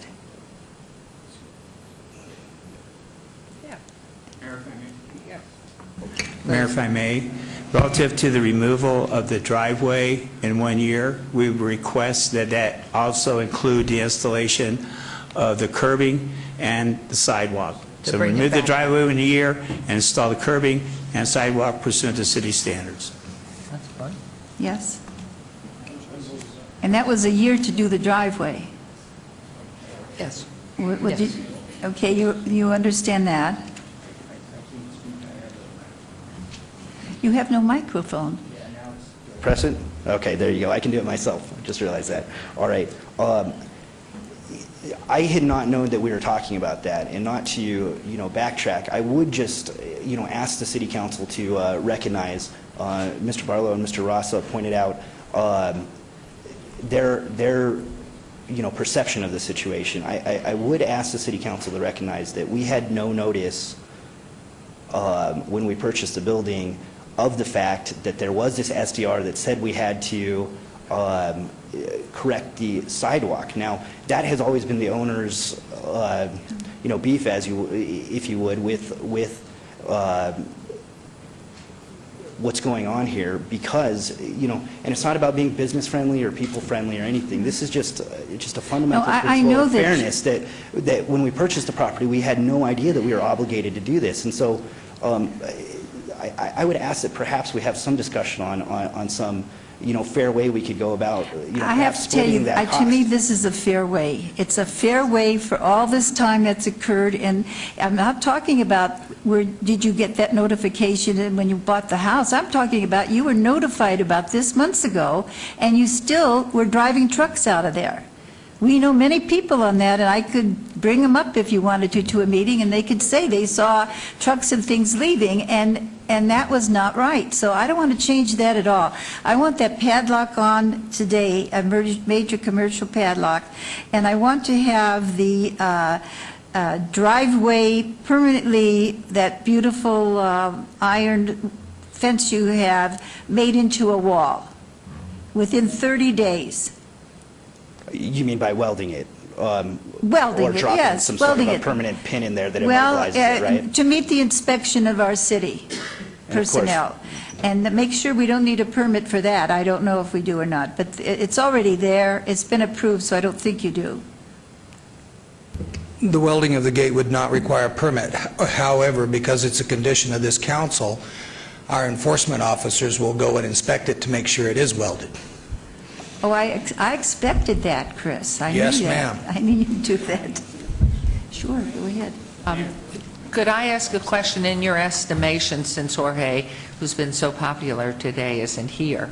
What would be the estimate of bringing the sidewalk, which is public, back to grade, so the dip, that short piece, what is an estimate that they're looking at? How many hundreds or thousands are you looking at for that one portion? We had an estimate cost to the city of Las Vegas for us to do the work of about $4,000. Typically, private sector can get it done a little cheaper. But you're talking about the whole driveway, aren't you? I'm talking just about this. No, ma'am, it's just the removal of the sidewalk, placement and curb and gutter, and placing new sidewalk and curb and gutter, and cutting the driveway off. Yes. review. Yes, and the reason why Yes. I'm glad that was brought up is we have many youngsters who skateboard there. We have the bikers there, and across the street from your place, across on Palomino, we've been having some problems with that. And you can see how that close to Rancho, that's a dangerous thing with that dip going down if they're trying to speed up as they go on the sidewalk. So I'd like to have that part, the rest of the thing can wait the year, but that one sidewalk part with curb, I'd like to have that done within 90 days. School's going to let out, so are we getting too confusing here? No. Because I'll list it again if you want. Sure. You don't have to. I've been writing down everything, every substantive thing that you've said here. I just, you know, your opinion obviously is what matters here. I was just requesting that you consider, you know, just the fundamental aspect of fairness that we were not aware that we had to replace this sidewalk when we came in. So obviously, like I said, your opinion's what is important. I was just asking if there was the possibility that we could you know, perhaps come to some sort of arrangement that did not put the But I entire think burden this is- on the owners. Sir, this is an arrangement. I'm not asking for the driveway, which is the expensive thing, to be taken out before a year. I'm saying a year for that. Okay. I'm giving a year for that. What I'm asking for is to block off as a permanent wrought iron fence, what you now have as a gate, and do that within 30 days. Of course. And by tonight, get that padlock on, okay? Yes. And that's what I'm asking, and I think that is being fair, considering all the other things that have been very frustrating to us that you've discussed here. And then the other, Chris, you put in the days, and we'll go from there. Councilman, if I could, Mike's been taking notes. If you could just have him run down through a brief synopsis of what you've been talking about, what we understand this council's direction to be, and then maybe that will help you to put things together real quick. That's wonderful. It's my understanding that there is to be a major commercial-grade padlock installed on the Palomino Lane driveway gate today. In 30 days, the gate is to be welded shut to make the gate act as a permanent fence. In 90 days, the sidewalk adjacent to the driveway on Palomino Lane is to be reinstalled. 30 days from the date, plans are being submitted to the building department for plan review for the work in progress. Permits for that work are to be pulled in 60 days. In 1 year from today, the driveway on Palomino Lane, the approach apron is to be removed, and no work is to occur at the site until all required permits have been obtained. I think that's right. I just wanted to check with you and Chris if we had this discussion, if they would have enough time to get the permits and everything. We believe that that's sufficient time. Okay. Councilwoman? Another question here. A question, Councilwoman? Yes. And to the property owner, Justin. If, in fact, this becomes a permanent gate, and if the sidewalks return to its normalcy, what happens, they may use the interior driveway for parking. So yeah. is there a necessity on the part of the city to care about that driveway is there? Is there some reason we should be caring about removing that driveway? Yes, ma'am, that becomes an issue with the planning department for parking spaces, and does that driveway qualify for parking, and how many parking spaces are required for the building. We'll ask the planning department to review it and come back to Councilwoman with a recommendation on that. If it would be the case that they see no problem with it, and just looking at the photograph, I could see, if they can figure a way around it, that now everything else has been satisfied, what they do on the interior with that concrete driveway might suffice for parking in a more attractive way, rather than forcing them to do something that the permitting department and city doesn't deem necessary. Your point is well taken, Mayor, and we'll work with the planning department to address that. Okay. Thank you. And you'll get back to Councilwoman on that one, Yes, ma'am. please. So that was the one-year requirement, but that will sort of, if it's okay with Councilwoman Tarkanian, to wait to see what the resolve is from the permitting planning. Okay. So we can just say that the drive aisle is removed if required by the planning department. Okay, within the year. All right, now, would staff like to read this again? That we, that on this item, we're not asking, we are denying an appeal. And isn't that correct? Isn't an appeal being questioned here? Yes. Or we're denying the appeal? And they also agreed to pay the fines, right, associated with this? Yes. Okay. And they've agreed to pay the fines, Councilman, and how much were those, Mike? I'm just wanting legal to tell me. I know we've worked out things the way we need to have them worked out. I'm glad you understand how we feel, and I appreciate your understanding how important it is to get these small things right. I just feel integrity in small things is a big thing. If it's a driveway that was supposed to be closed to the people, we should keep it closed as well as a big building integrity. So, Wait 1 second. Councilwoman, we can just go, you can just vote to approve the recommendations of staff, to deny the appeal and to place those conditions that we already discussed. You have to turn on You your have microphone, sir. $330. Yeah, there you go. And Now, the double fee penalties. okay, the fines we were agreeing to was the $330, just so that I had an understanding. I wasn't agreeing to pay like $1 million or something like that, right? that's a good thing to make sure. But then I move to deny the appeal and to follow staff's recommendations to the conditions we are placing on moving forward. Okay. Do you want to read them one more time, just so that we have them without the year requirement pending review? Okay, my understanding of what's required is that a major commercial-grade padlock is to be installed on the Palomino driveway gate today. The Palomino Drive gate is to be welded in a closed, permanent, fixed position within 30 days. Within 90 days of today, the sidewalk adjacent to the Palomino driveway is to be reinstalled. In 1 year from today, the driveway, any remaining portion of the driveway is to be removed and a permanent curb installed. Plans for the work in progress are to be completed and submitted to the building department within 30 days. All required permits are to be submitted within 60 days, and no work is to occur at the site until all required permits have been obtained. One correction to that, unless I'm incorrect, was that the interior driveway modifications were after review, if it would be necessary. Yes, ma'am. So that needs to change. Yes, ma'am. Within 1 year, we want to remove the driveway portion, any remaining portion of the driveway in the public right-of-way. When we talk about the driveway, we're talking about the driveway into the lot. And then, if the desire is to use any of the remaining driveway for parking, that requires approval of the planning department. Or crisply, anything on the interior of the gate, which is their private property, will go for review, and if mandated to remove it, and if not, leave it be. Yes, ma'am. But that would be an ordinary part of it anyway, no matter if we were discussing the gate now or not, that you'd have to follow through with that. Okay, we have it. I made my motion. Do they agree? Do you agree to that? Yes, the one question that I have, and I apologize, the 90 days for the sidewalk. Now, can I just clarify what that means? That's not the actual curtain on the outside. The driveway is where the planters used to be on the...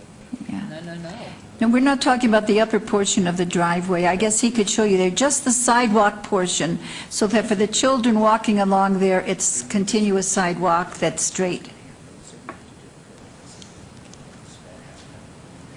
It's the public right-of-way and this sidewalk to be brought back to its natural poured condition, and that was estimated to be approximately $4,000.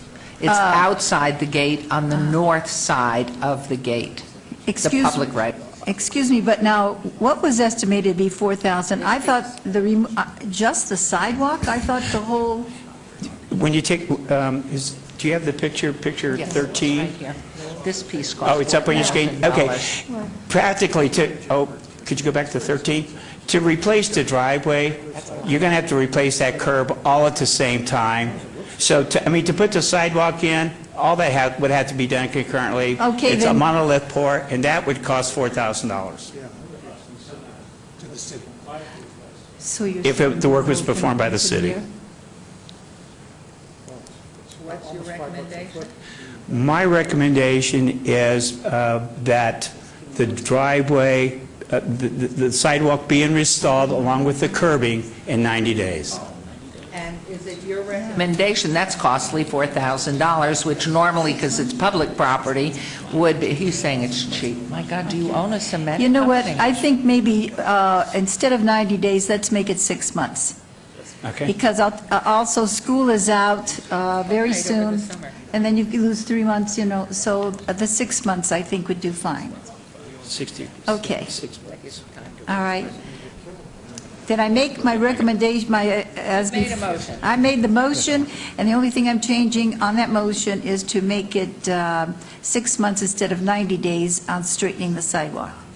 And we know that we know that the gate area is facing Palomino north side. I just want to make sure that's on the record. Excuse me, There's a ma'am. pregnant question? Lord knows I hate to even say this, but Beverly just made a point, and I want to make sure it's clear, that it's 30 days to get their plans in, and it's a total of 60 days to get their permit. In other words, they don't have 60 days after they get their plans in to get the permit. They have 30 days after they get their plans in to get the permit. It's a total of 60 days. Okay? But you said that was the usual. Yes, ma'am. As long as it's the very usual. lenient, and very common. Yes. So just to clarify that. There Do we you go. agree? Okay. They have to. We would agree to that. I'm relying on Mr. Knight to his representations that that's... We all rely on Mr. Okay. Knight and Mr. Baus. But that's enough time. Okay. The only thing I knew more about was the fence, because it had been a condition before, and because I had investigated that quite a bit. As far as the other things that were involved, he's the one who knows, and I follow his recommendations usually. Okay, that's my motion. Any other comments here? It's quiet. Okay, what is it, Mr. Lawyer down there? No comments. I have no comments.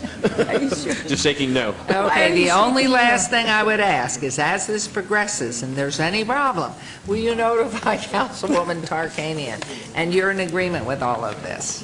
Wonderful. The building's beautiful, and I hope whatever you want to do to the outside keeps it looking as it has been. It's a beautiful building, and the gate's beautiful, and the greenery's beautiful, and Mr. Fowler's not here to talk about your beautiful trees, but I feel he's here watching your trees, so keep them sprinkled in the meanwhile.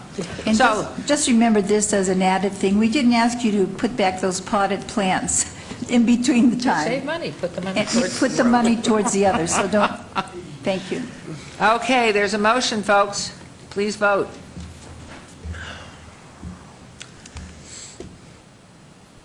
And please post.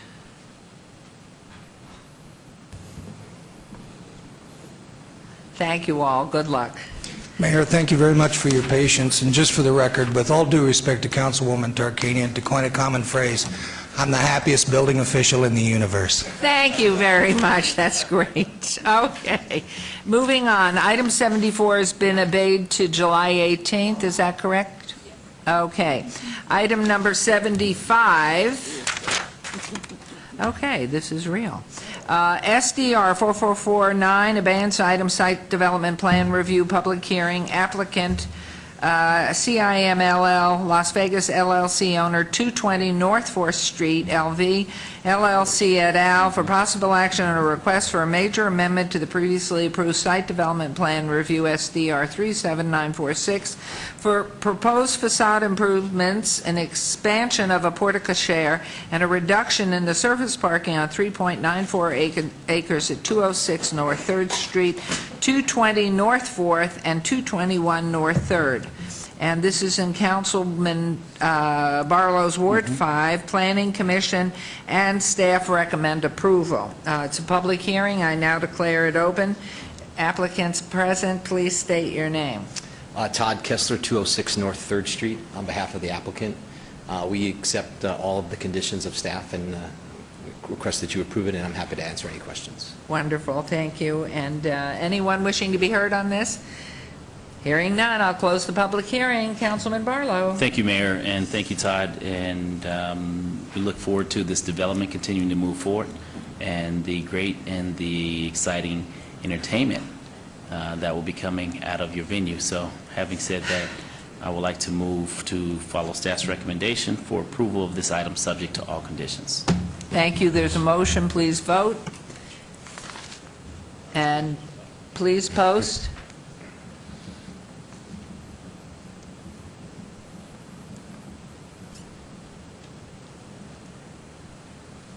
Thank you. Motion carries. Thank you very much. Okay, items 76 through 90 have either been stricken or obeyed. Only one was stricken and one withdrawn. The rest were obeyed. And so am I allowed to do that? We'll just move on, I think, to, wait a minute, item number 91. I would instruct the city clerk to set the public hearing dates and appeals from the City Planning Commission meetings and dangerous building or nuisance litter abatements. Thank you so much. And now we will move on to citizen participation.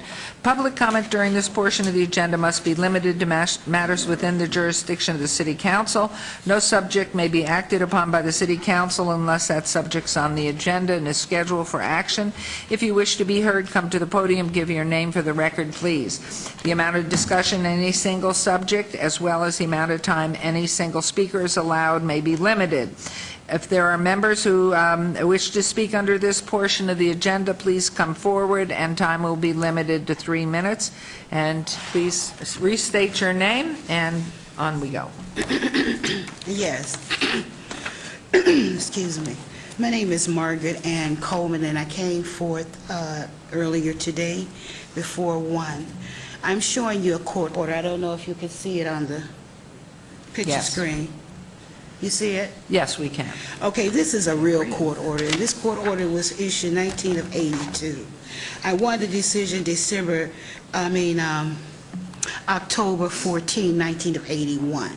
It has been neglected, overlooked, and no one in this town had paid attention to what an order is. I'm an order.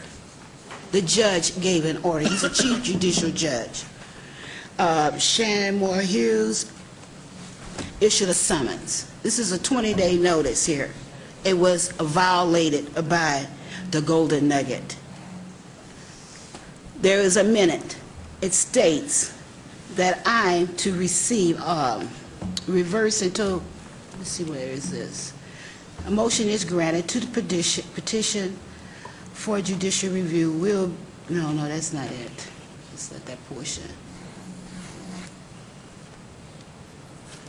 This matter has been heard on the petition of the Judicial Review Court and has been taken this matter under advice, hereby ordered the decision rendered and by the review board denied petition claim is reversed. That's meaning that they had it under denial for my workman's comp. I'm up against the Golden Nugget and executive director of the Employment of Security. Shannon Moore Hughes neglected, took off. These two people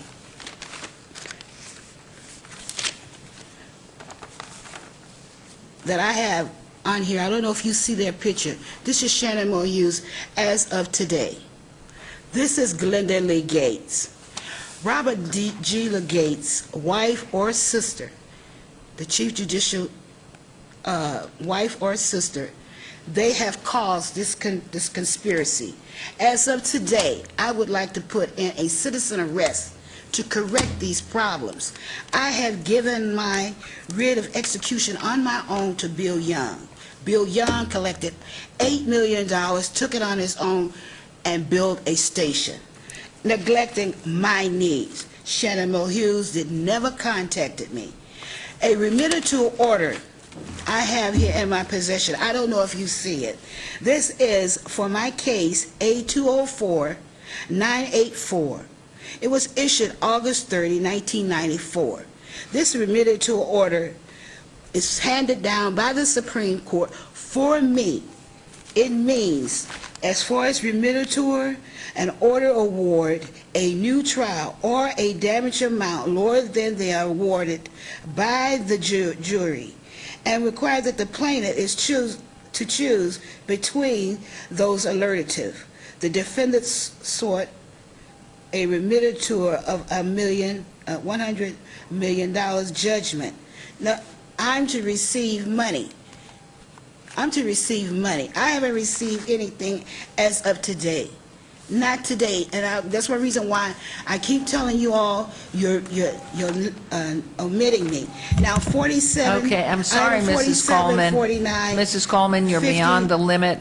I would have to tell you, I know how important it is because you've been before us before. You're beyond our scope. Mrs. Legal Sankey. aid would be the right place, or Metropolitan Police I'm about Department. to tell you about this girl that stood over here for whatever her name is, Dr. Watson or Dr. Gibb, whatever her name is. 47, 49, 50 item, 55, 56, and 57 does not apply with me. Wells Fargo's bank, I even went You know, we appreciate that you have issues, but you're beyond what we can do. Trying to get $15,000. I got bad credit because of you all not following the laws. You The need to court go to order. the Metropolitan Police Department of our They're community. omitting me also. They're not giving Your me the right to problems are find issues either with them or our legal aid perhaps can advise you. The city They won't council even is find not in a these people. position. They won't even find these people. They won't even file a police report. I put a Mayor, statement this is in. They won't this is a even- private matter. She's Excuse going to me? either retain private counsel or talk to Metro. If she has an order granting her some monetary damages, that's something she needs to go to a private attorney to handle. Yeah. Well, I think our attorney is speaking to you. It's best that you listen so that you understand how you can help yourself through this. This is not That's why I'm within here our with scope. you. And Mayor, Right, Mr. and Jerbick indicated to me that he met with this, Ms. Coleman. Dermott? Mrs. Who's Coleman. Dermott? Mrs. McDermott, like 6 to 8 months ago. Mr. Jerbick, yeah, met with her about 6 to 8 months ago, spoke with her about legal aid, finding a private attorney, but this is not something within the city's purview. Do you We think can I'm 60 years old? I don't have time. I got a grandson being shot But this down has in the nothing to street do with the because- city. The city does not have purview over the court system. Okay. Okay, I have done that. I think it's time, and I'm sorry, we have to move on to agenda item number 93. And thank you, Mr. Scott and Mr. Jerbick. Pardon? Who does? Okay. Oh, someone else? Okay. Okay. Anyone else wishing, do you wish to come forward for your 3 minutes? Please step forward, state your name, and press the red button. Good afternoon. Excuse me? And Hi. please remove your hat if you Sorry, wouldn't yes. mind, Hi, I'm all the Gary way Myers. off. Thank you. Yes, I work in the fire department. I was just came to speak. Your on- name, please, sir. Gary Myers. Thank you. Yes, Mayor Goodman. I came to speak on behalf of the SRL Feline Foundation.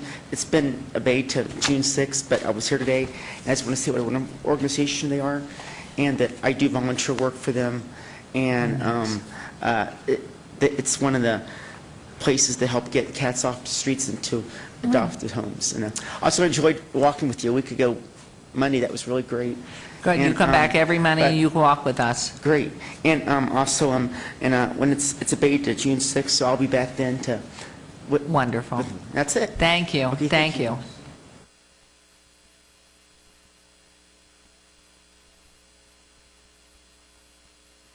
Okay. Anyone else wishing to be heard? Please step forward. Hearing none, we... He's in charge of their negotiations. Okay. Oh, goodness, I'm not sure we're ready for this. Item number 93, council member recognition. Comments made by individual city council members during this portion of the agenda will not be acted upon by the city council unless that subject's on the agenda and scheduled for action.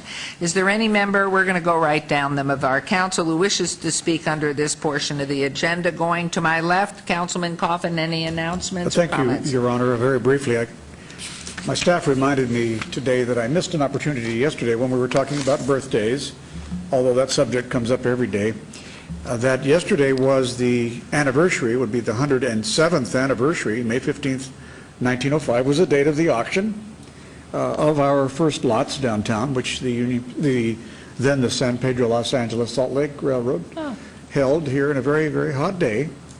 And the 110 acres of land were auctioned off. I think we're in block 5, maybe block 4 of those with our building right now today.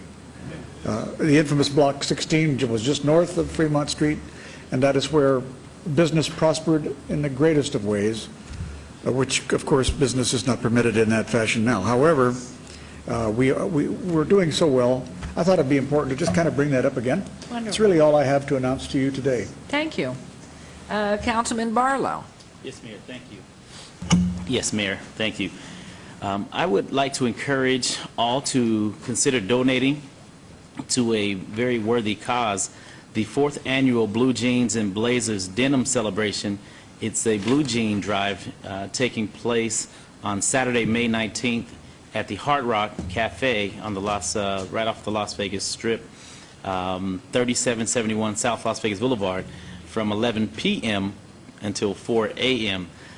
This jean drive, they're looking to raise not only awareness, but also raise 600 pairs of new or slightly used blue jeans in order to be donated to the Center for Independent Living, Child Haven, Girls Circle with Nevada Partners, and also WestCare Nevada. So if you have any blue jeans that you would like to donate, please consider this worthy cause coming up. In addition to that, I would like for everyone to save the date, Saturday, June 9th, 10 a.m. to noon. I'm having a workshop here at City Hall, and it's due to a number of organizations, individuals who have contacted my office wondering how to establish a nonprofit and where to find funds for their nonprofit. And so that workshop will be taking place here at City Hall on June 9th. From 10 a.m. to 12 noon, and we have a workshop specialist in the field of nonprofits coming in who will basically host the workshop for all those who are looking to establish a nonprofit, and also how to identify dollars for your nonprofit. Please go up on my website at www.lasvegasnevada.gov, all spelled out, and /Ward 5, and you will be able to retrieve that additional information in regards to the nonprofit workshop. And finally, Republic Services and I would like to congratulate all of the Ward 5 residents for your outstanding response to the enhanced residential recycling program that began last summer. Since that program began, there has been a 600% increase in the amount of waste that has been recycled in our community, and I would like to thank the residents of Ward 5 so very much for participating in the recycling event. And let's continue to reduce our carbon footprint and continue to recycle within our homes and commercial centers alike. Thank you. Thank you, Councilman. Councilwoman Tarkanian. I just wanted to say a thank you from all of us here on the City Council to those who worked on the Sahara Project, where we go all the way up to Wallapai with express lanes, express bus lanes, where we have the solar collectors on top of the bus shelters, where we have new medians that are very reflective of beauty within the community. I know the contractors worked very hard, the RTC personnel worked very hard, and I know that Councilman Ross and myself who serve on the RTC just want to say a special thank you from us. It was a magnificent opening there, and it's just a magnificent thing for that very well-used corridor, 10,000 cars a day. And thanking your people who painted the wall at Oki. Oh, yes. And thank you so much to the Rancho Bonita individuals who helped us beautify the city by painting that wall on Rancho between Sahara and Oki. It looks beautiful. I've heard many comments from people who don't live in that area, but they just appreciate how nice you've made it look as they travel through. And it was a hot day, I know, because I was out there and met a couple. It was hot for them. Thank you. Councilman Beers. Well, thank you, Mayor. I've long been one of the slowest students in Professor Coffin's ongoing history classes. And as same, I would note that it was 107 years ago today, I believe, that the second day of the railroad land auction surrounding the birth of the city of Las Vegas took place. It's not so much that there was too much land to auction in the first day, but it was extremely hot, as they say, and the tents were brutal. Inside the tents, the heat was brutal, so they knocked it off early in the afternoon, and everyone found what shade they could and carried on the next day. So anyway, a little historical nugget, since I am one of the slowest students of Professor Coffin's for many years now. I did want to note on a little more serious note that this weekend the Summerlin Parkway US 95 interchange is going to be a god-awful mess. And so citizens of Las Vegas will be well served to find another route of access out to those neighborhoods. They're going to be pouring the concrete on the flyover bridge and closing the roads underneath it intermittently throughout the weekend. So good place to avoid if instead you need another activity. Over at Tivoli this weekend, there's going to be a rockabilly show and a car show on Friday night and the usual farmers market on Saturday. And because the animal lovers in my house will hurt me if I don't mention this, the following weekend, there will be on Sunday a Animal Foundation dog adoption taking place in front of the little store in Tivoli there that makes fresh dog food on demand. And that's all I have at this time. Thank you, Mayor. Councilman Anthony, we're going to hold yours. We're going to go to Councilman Anthony because I know you have, yes. Okay. Okay, I get to go before Oh, wait a minute, I may Councilman change Ross. my mind. Are you going to read that whole list? Don't I have 30 minutes? Go for it. Thank you, Mayor.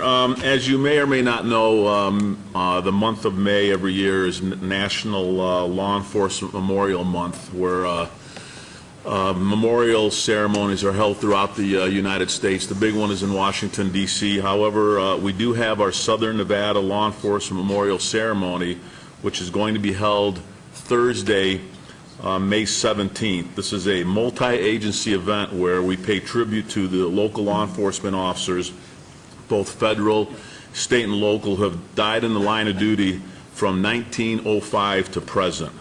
The ceremony is going to be, again, May 17th, Thursday. It's going to be at 6 p.m., and it's going to be held at Police Memorial Park, which is in Ward 4, at 3250 Metro Academy Way, which is right behind the Northwest Area Command on Cheyenne.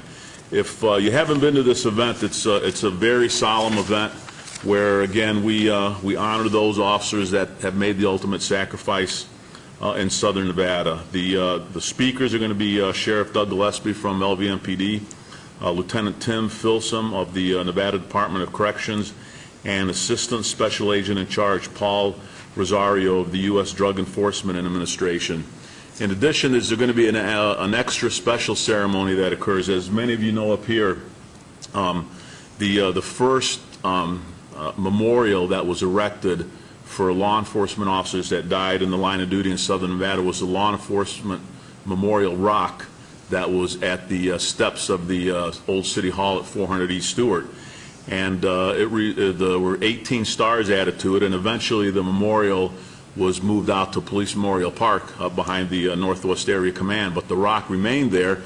And as we all moved out of the old City Hall into the new City Hall, the last item that was left at that particular building was the Law Enforcement Memorial Rock. And the last thing I was going to do was to leave it there unattended. So I worked with Mark Tavares, who's a captain at the at the Las Vegas Metropolitan Police Department, and it's a huge rock. It was quite an undertaking. We actually ended up moving it from the old City Hall to Police Memorial Park. We found a location. As soon as you pull into the driveway, that's one of the first things you see, is you see this rock with 18 stars on it.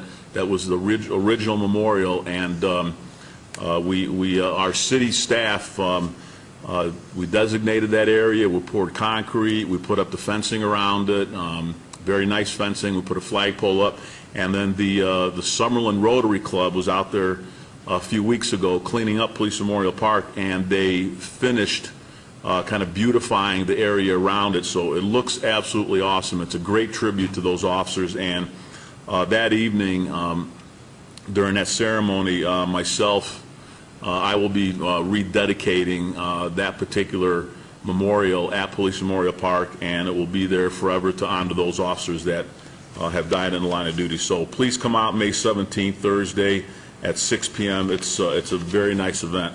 And then if you're watching this today, it's tomorrow, exactly. And the other item is Memorial Day services. On Monday, May 28th, is Memorial Day at 8 a.m. I will be at Bunker Memorial Gardens ceremony located at 7251 West Sloan Mountain at 8 a.m.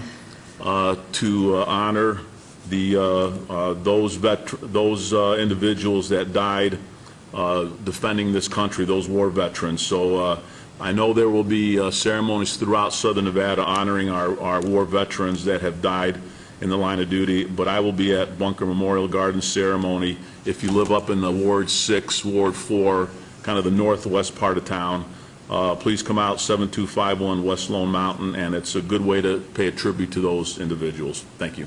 Thank you very much. Councilman Ross.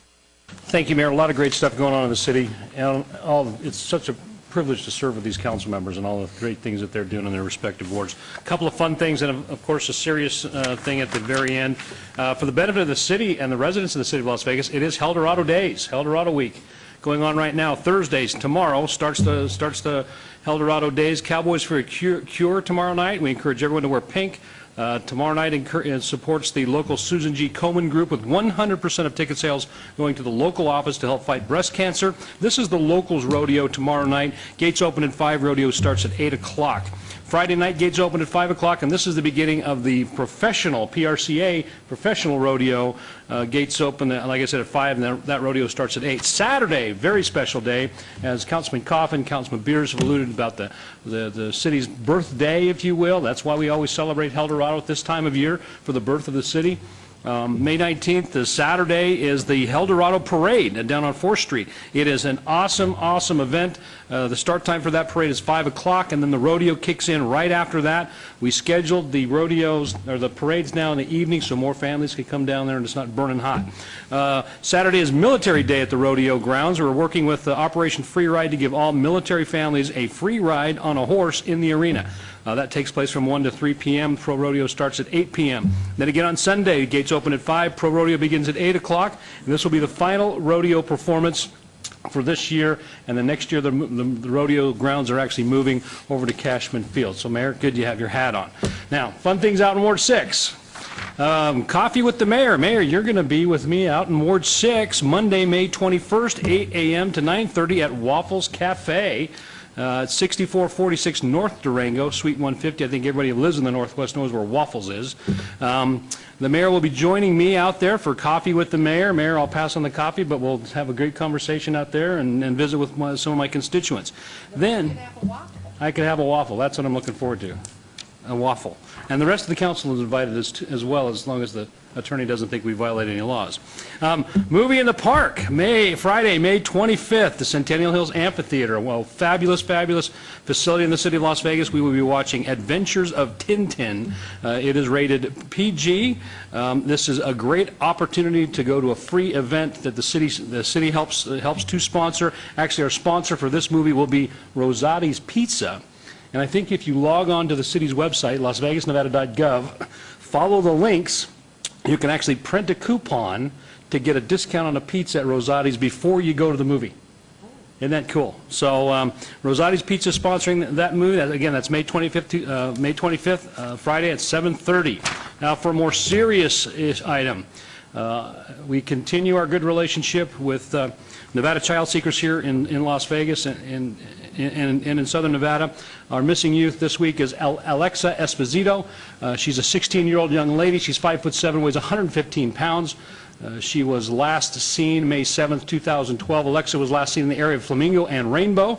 It is unknown what she was wearing at the time. She also may be carrying a backpack with personal belongings. Alexa has 3 tattoos and 2 on the right side, 1 on the left on her arms. She might have dyed her hair blonde. If you have any information about this young lady, please contact Nevada Child Seekers 458-7009 or the Las Vegas Metropolitan Police Department at 828-3111.